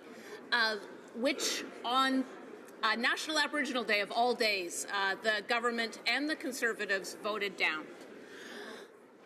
They did a halfway measure and said that they're going to consult on removing the sex discrimination from the rest of Indigenous women. Now, just to be clear, what this means is that women in the past, Indigenous women who have married white men, have lost their Indian status, which then affects all of their subsequent children. There is not a concomitant penalty for Indigenous men who marry white women. It's a strict, it's an obvious case of discrimination and has been adjudicated in Canada's courts for 40 years. So Ms. Jeanette Corbière-Laval, Yvonne Bedard, Senator Sandra Lovelace-Nicholas, Dr. Sharon McIver, Dr. Lynn Gell, Senator Lillian Dick, 6 women who fought this hard in the courts have won. The courts have ordered the government to act. Instead, it took the narrowest measure, the most narrow interpretation of what it had to do. And so again, just even on Thursday night last week, I asked the parliamentary secretary, why does the government believe that it is necessary to consult on whether Indigenous women should have full human rights? And to my amazement, she said, we are restoring rights to Indigenous women. That cannot be denied, as it is clear in the legislation. And I would ask the member opposite to understand and accept that. The famous 6 Indigenous women who fought this in court do not support what the government did. They do consider it as a half measure. And just to lead up to my question, where once again I will ask the government, why is it necessary to consult on whether Indigenous women should have full human rights? I'll read you today's blog from the Native Women's Association. They say, here's the catch. Bill S3's provision haven't come into force with the bill's passage. In fact, there is no fixed date for implementation. Not only does this leave thousands of Indigenous people in limbo, but the bill also neglects to address several other forms of legislated sex-based discrimination. The existing hierarchy between men with 6-1A status and reinstated C31, women with less conferable 6-1C status, as well as issues related to sperm donors, surrogacy, adoption, a child adopted into an Indigenous family who receives higher status than an Indigenous child born into an Indigenous family, and so on. There's more. It's a great read. I do recommend it to all parliamentarians. And then NWAC goes on to say, quote, but don't worry, the government will be engaging in consultations with Indigenous groups to discuss barriers and discrimination related to sex registration, to status registration. That is to say, the government is consulting Indigenous peoples on just how much discrimination against them is acceptable. And so, one more time, and this is the 6th time at least, I ask through you, Mr. Speaker, why on earth would a feminist government committed to a nation-to-nation relationship built on respect continue to discriminate against Indigenous women in this country? Honourable Parliamentary Secretary to the Minister of Crown, Indigenous Relations and Northern Affairs. Thank you, Mr. Speaker, and I rise today on the traditional territory of the Algonquin people to answer this question again from my honourable colleague from Nanaimo, Ladysmith. Mr. Speaker, we are a strong feminist government, and we are proud to be such a strong feminist government. Not only that, Mr. Speaker, we are the first government to ever accept and enter into full nation-to-nation cooperation with Indigenous people in this country, and we are doing so totally on the premise of respect. Mr. Speaker, our government is committed to ensuring equity for all women in Canada, and that includes ensuring sex-based equity for women with respect to registration under the Indian Act. Our government is pleased that Bill S3, which finally eliminates all sex-based discrimination from registration provisions in the Indian Act, has now received royal assent and is now law. That itself, Mr. Speaker, is a tremendous accomplishment, and I would expect that the member opposite would be saying that the government is on the right track and more needs to be done, and that's why I'm here this evening to tell her that more will be done. Hear, hear. This is a step towards reconciliation. for First Nations women's rights, as well as for respect and equality in this country. Mr. Speaker, Bill S3 responded to the Deschanel decision, but it went beyond the charter considerations that were addressed in the case.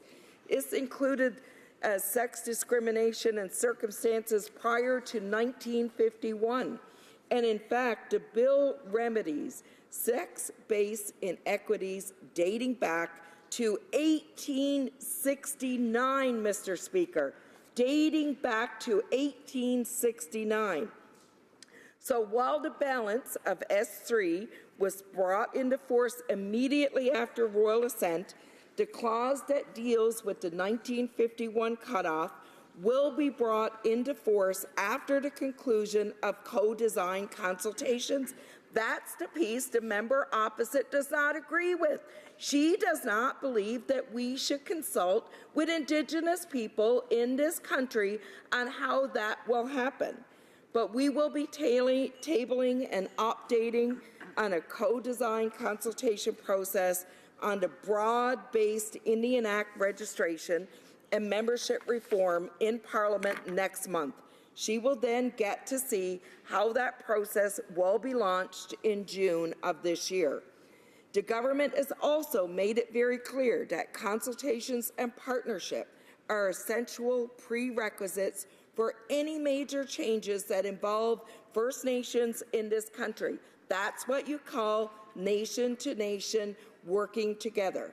This approach is in keeping with our government's commitment to renewing our relationship with Indigenous people, one based on recognition of rights, respect, cooperation, and partnership.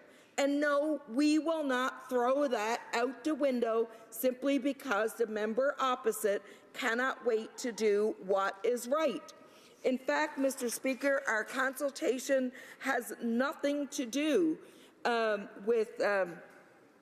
our consultations are really focused on identifying what measures and resources that will be required to do this right and working in partnership to develop a comprehensive implementation plan. It has nothing to do with consulting on gender equity. The honourable member for Nanaimo Ladysmith.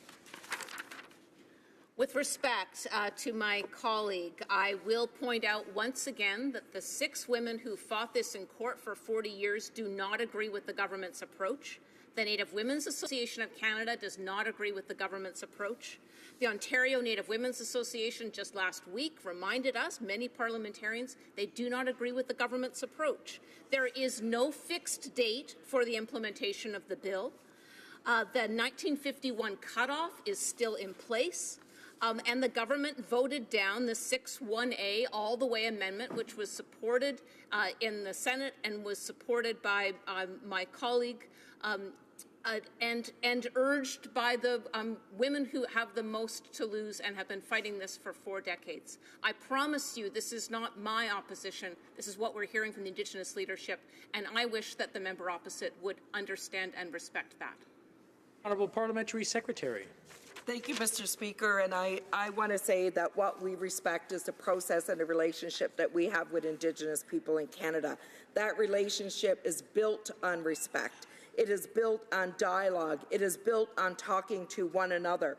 Our consultations, as I said, and I want to be very clear, will be focused on identifying further measures or resources that are going to be required to do this right, working in partnership with Indigenous governments across Canada to develop a comprehensive implementation plan.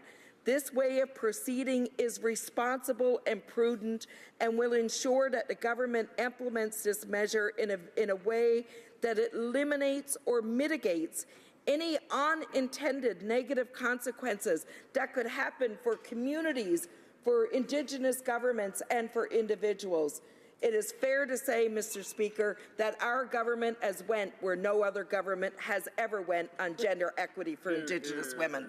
The honourable member for Saskatoon West. Thank you, Mr. Speaker. It pains me to once again ask the government about their commitment to health funding in my home province of Saskatchewan. 5 months ago on World AIDS Day, I asked the government if they would declare a public health state of emergency in Saskatchewan, as our doctors have been calling for over a year. Saskatchewan has the highest rates of HIV in Canada, Mr. Speaker, and 79% of those newly diagnosed are Indigenous people. Instead of heeding the calls for action, the federal government has instead cut funding for some of the organizations who are doing the important work of education and prevention, not just in cities like Saskatoon, but also in northern communities. As the media has reported, 2 Saskatchewan organizations have been left in the dark about why their federal funding was cut for AIDS and HIV outreach work. AIDS Saskatoon provided services to central and northern Saskatchewan, and together these 2 organizations provided services to a significant percentage of Saskatchewan. AIDS Saskatoon and All Nations Hope in Regina have had a combined total of $643,000 of federal funding cuts as of March 31st, and they're not really sure why. The government has not bothered to explain why they cut funding to 1/3 of all AIDS organizations. Given the growing numbers of HIV infections in Saskatchewan, these cuts are short-sighted and counterproductive. All Nations Hope had $350,000 cut in federal funding, while AIDS Saskatoon had $293,000 cut in funding. The AIDS Saskatoon affiliated office has been in La Ronge for 5 years, and its executive director, Jason Mercady, said it was heartbreaking to learn the federal funding would be pulled. We've been pretty choked. We won't be able to continue some of those activities, he said. This is part of a wider series of cuts to HIV organizations across Canada. 33% of all AIDS service organizations across Canada have lost their federal funding. According to the information released from the Government of Saskatchewan, the province's HIV rates of those newly diagnosed with HIV in 2016, 14.5 per 100,000 people, is 2 times higher than the national average. There were also 170 new cases in 2016, with 10 of those people living in the Churchill River Health Region, which included La Ronge. We're in the middle of an HIV epidemic, Mercady has said. As the federal government develops an updated national framework to guide Canada's response to HIV and other sexually transmitted bloodborne infections, one key thing is missing: a commitment to an adequately funded Made in Canada strategy. In fact, so far there has been no commitment even to simply reverse the chronic underfunding of the HIV response in Canada, now entering its 15th year. The funding erosion continues even as Canada's made international commitments to HIV treatment and prevention efforts with a view to achieving the global goal of ending AIDS in 2030. Canada's HIV response has clear gaps that need to be addressed urgently. Lives and public health are at risk. It's time for the federal government to restore the diverted and lapsed resources that are so desperately needed. HIV is not over, especially in Saskatchewan. How can this government cut funding for such important work in the face of a worsening epidemic? The Honourable Parliamentary Secretary to the Minister of Indigenous Services. Mr. Speaker, I'd like to acknowledge that we are gathered on the traditional lands of the Algonquin people. As the Prime Minister has said, there is no relationship more important to Canada than the relationship with Indigenous people. Our government is deeply committed to addressing the HIV, AIDS, and hepatitis C in Canada, including First Nation communities in Saskatchewan. Budget 2017 included initial investments of $37.5 million over 5 years to support the prevention and control of HIV and hepatitis C among First Nation and Inuit communities. Our government is also investing an additional $3.35 million in 2017-18 directly supporting First Nation communities in Saskatchewan. Further to this, our government has been working closely with First Nation partners, communities, and leadership in support of implementing Know Your Status initiatives within Saskatchewan. Know Your Status is a community-developed, client-based approach bringing sexually transmitted bloodborne infection-related services to locations that are best for the client. The Know Your Status model employs a multidisciplinary, multi-sectoral, and cross-jurisdictional approach, making it easier for clients to receive the support they need. Mr. Speaker, I'm proud to say that by 2021, our government will have nearly doubled the investment in Know Your Status to support the health of First Nation communities in Saskatchewan. In Saskatchewan, there are currently 23 local testing sites 19 harm reduction sites, and 13 mobilized specialized community health, nursing, and outreach services. Measurable indicators have been set to ensure support of existing fully implemented programs, completing the development of partially implemented programs, and supporting community readiness. In 2016, the number of HIV tests in Saskatchewan increased by 11% amongst First Nations, and the number of harm reduction sites increased by 27%. Our government strongly believes that Indigenous families should have seamless access to health services provided by both the federal and provincial government to make sure nobody slips through the cracks. To achieve this, the Non-Insured Health Benefit Program provides First Nation and Inuit with medical transportation to access medically necessary health services that are not available locally. Once a patient reaches a provincially run facility, interfacility transfers that are necessary to the patient care is paid for by most provinces. The closure of the Saskatchewan Transportation Company falls within provincial jurisdiction. The department is aware of the challenges with access to transportation in some areas of the province as a result of this closure. Department officials have worked with new transportation vendors in some areas to secure provider arrangements. Funding has been provided to some communities to purchase and operate vans that are designated for medical travel. Thank you, Mr. Speaker. Member for Saskatoon West. I want to thank the honourable member for his response, but I do want to ask the colleague to hold his government to account. It really is unconscionable, given the statistics, to remove a third of the funding for these programs without any explanation, without any replacement in place. In face of the undeniable evidence that HIV rates are rising in Saskatchewan, we should be investing more, not just sort of moving it around the province. This government decided to cut funding to some of the most effective outreach and prevention programs that existed in the province. I believe the minister needs to answer for that, and so far we haven't received a word of explanation. And really, to add insult to injury, this government really has done nothing to mitigate the devastating impact of the provincial government's move to sell off STC. On January 3rd, the Honourable Minister of Innovation promised to work with me in my office to address this issue in a meaningful way. I have not heard a word since. How much longer do the people of Saskatchewan have to wait for this government to act? Honorable député, l'honorable. The Honourable Parliamentary Secretary. Thank you, Mr. Speaker. Mr. Speaker, our government continues to provide medical transportation for First Nations regardless of where they live through the Non-Insured Health Benefits Program. I'd like to stress the importance of the efforts of First Nations in Saskatchewan in the development of the successful Know Your Status model of health service delivery. The core components of Know Your Status are testing, specialized nursing, outreach, harm reduction, and prevention. The complementary components include mental health and addiction services, primary care and lab services, and linking with infectious disease specialists.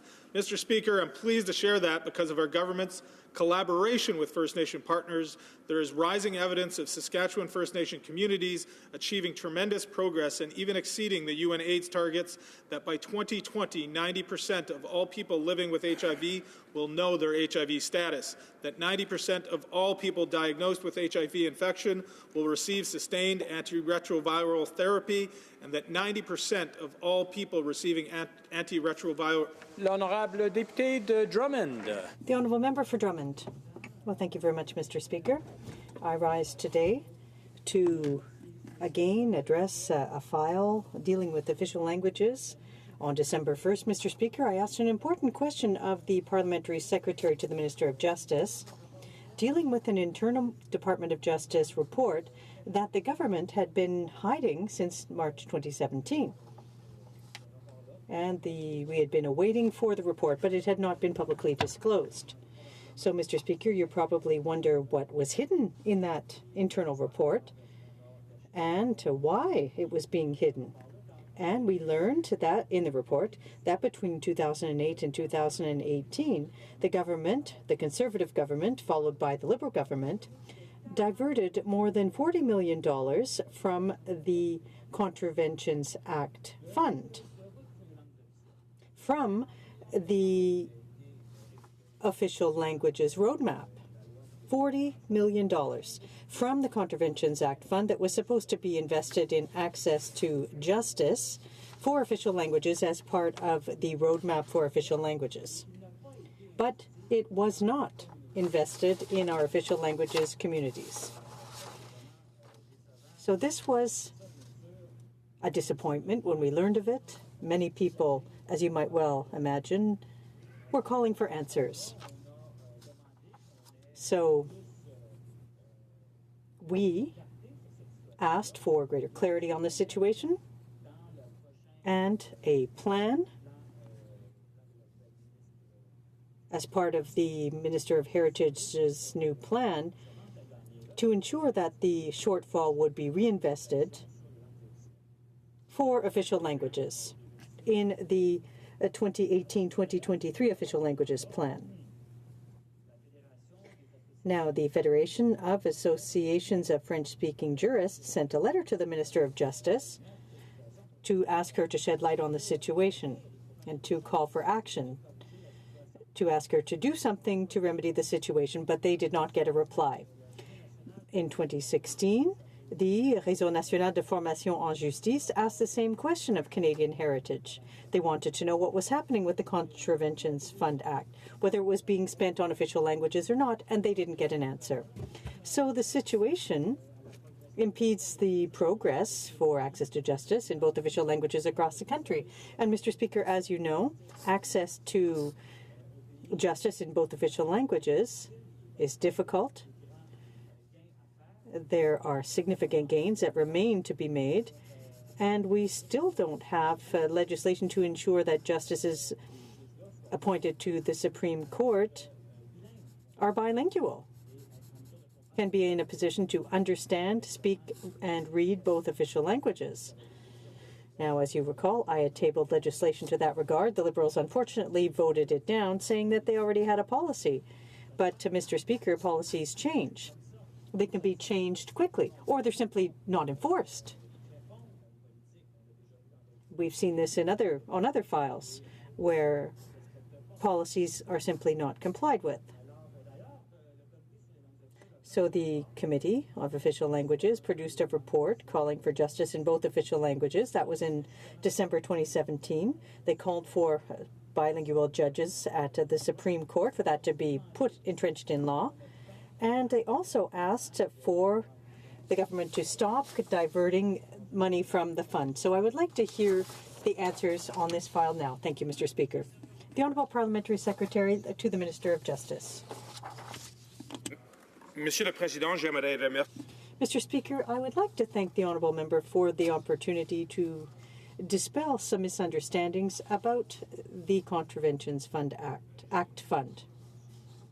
The contraventions regime provides an alternative to the summary conviction procedure set out in the Criminal Code for the prosecution of certain minor federal offences.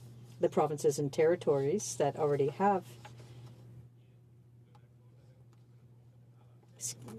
agreements to put in place, implement, and operate the contraventions regime on behalf of the government. Because the provinces and territories are acting on behalf of the federal government, they must ensure that offenders' language rights are respected in relation to the issuing and processing of federal contraventions tickets.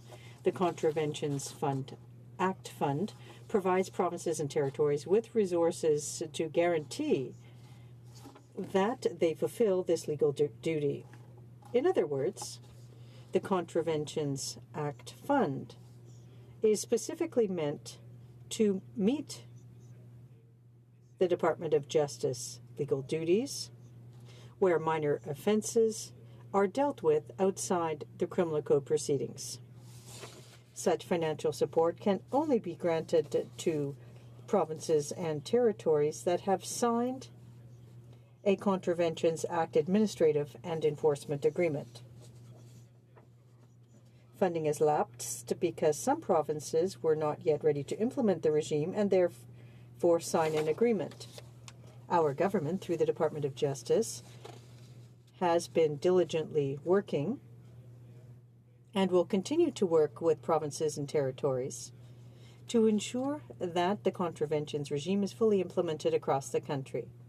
These efforts are getting results. For example, Newfoundland and Labrador recently signed on to the contraventions regime,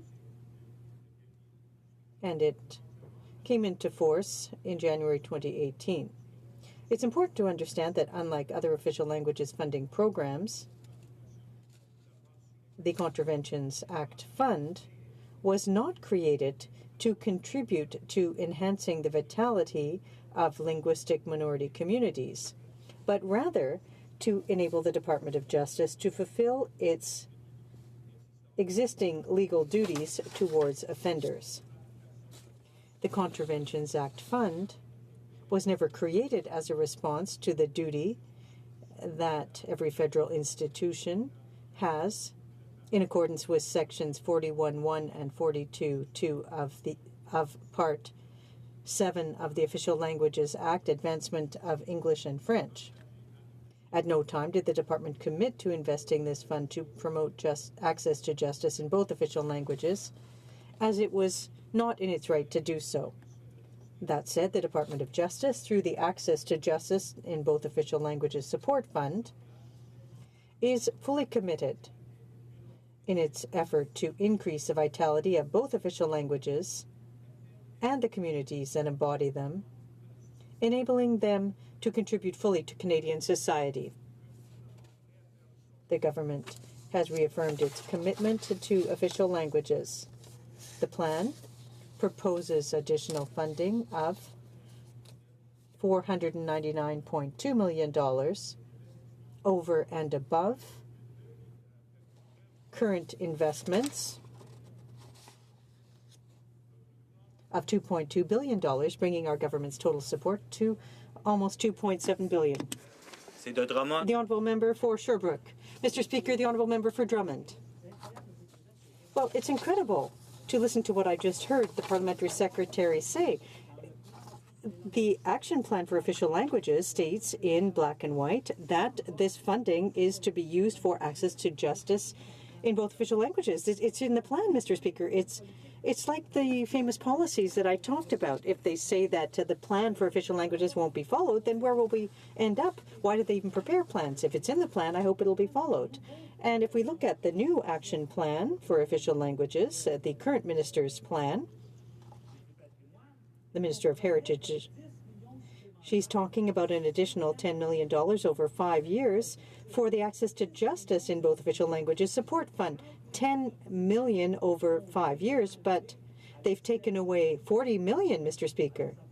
So that simply doesn't work. There is a shortfall that needs to be made up. The Honourable Parliamentary Secretary. Mr. Speaker, it's important to understand the purpose of the Contraventions Act Fund and the mandatory nature of the measures it's meant to put in place within the form of judicial proceedings. Unlike other official languages funding programs, this fund was not created to advance a departmental policy position or to contribute to enhancing the vitality of linguistic minority communities, but rather to enable the Department of Justice to fulfill its existing legal duties towards offenders. Thank you, Mr. Speaker. The motion to adjourn the House is now deemed to have been adopted. La Chambre demeure donc ajournée. The House therefore stands adjourned until tomorrow morning at 10 a.m. pursuant to Standing Order 24-1.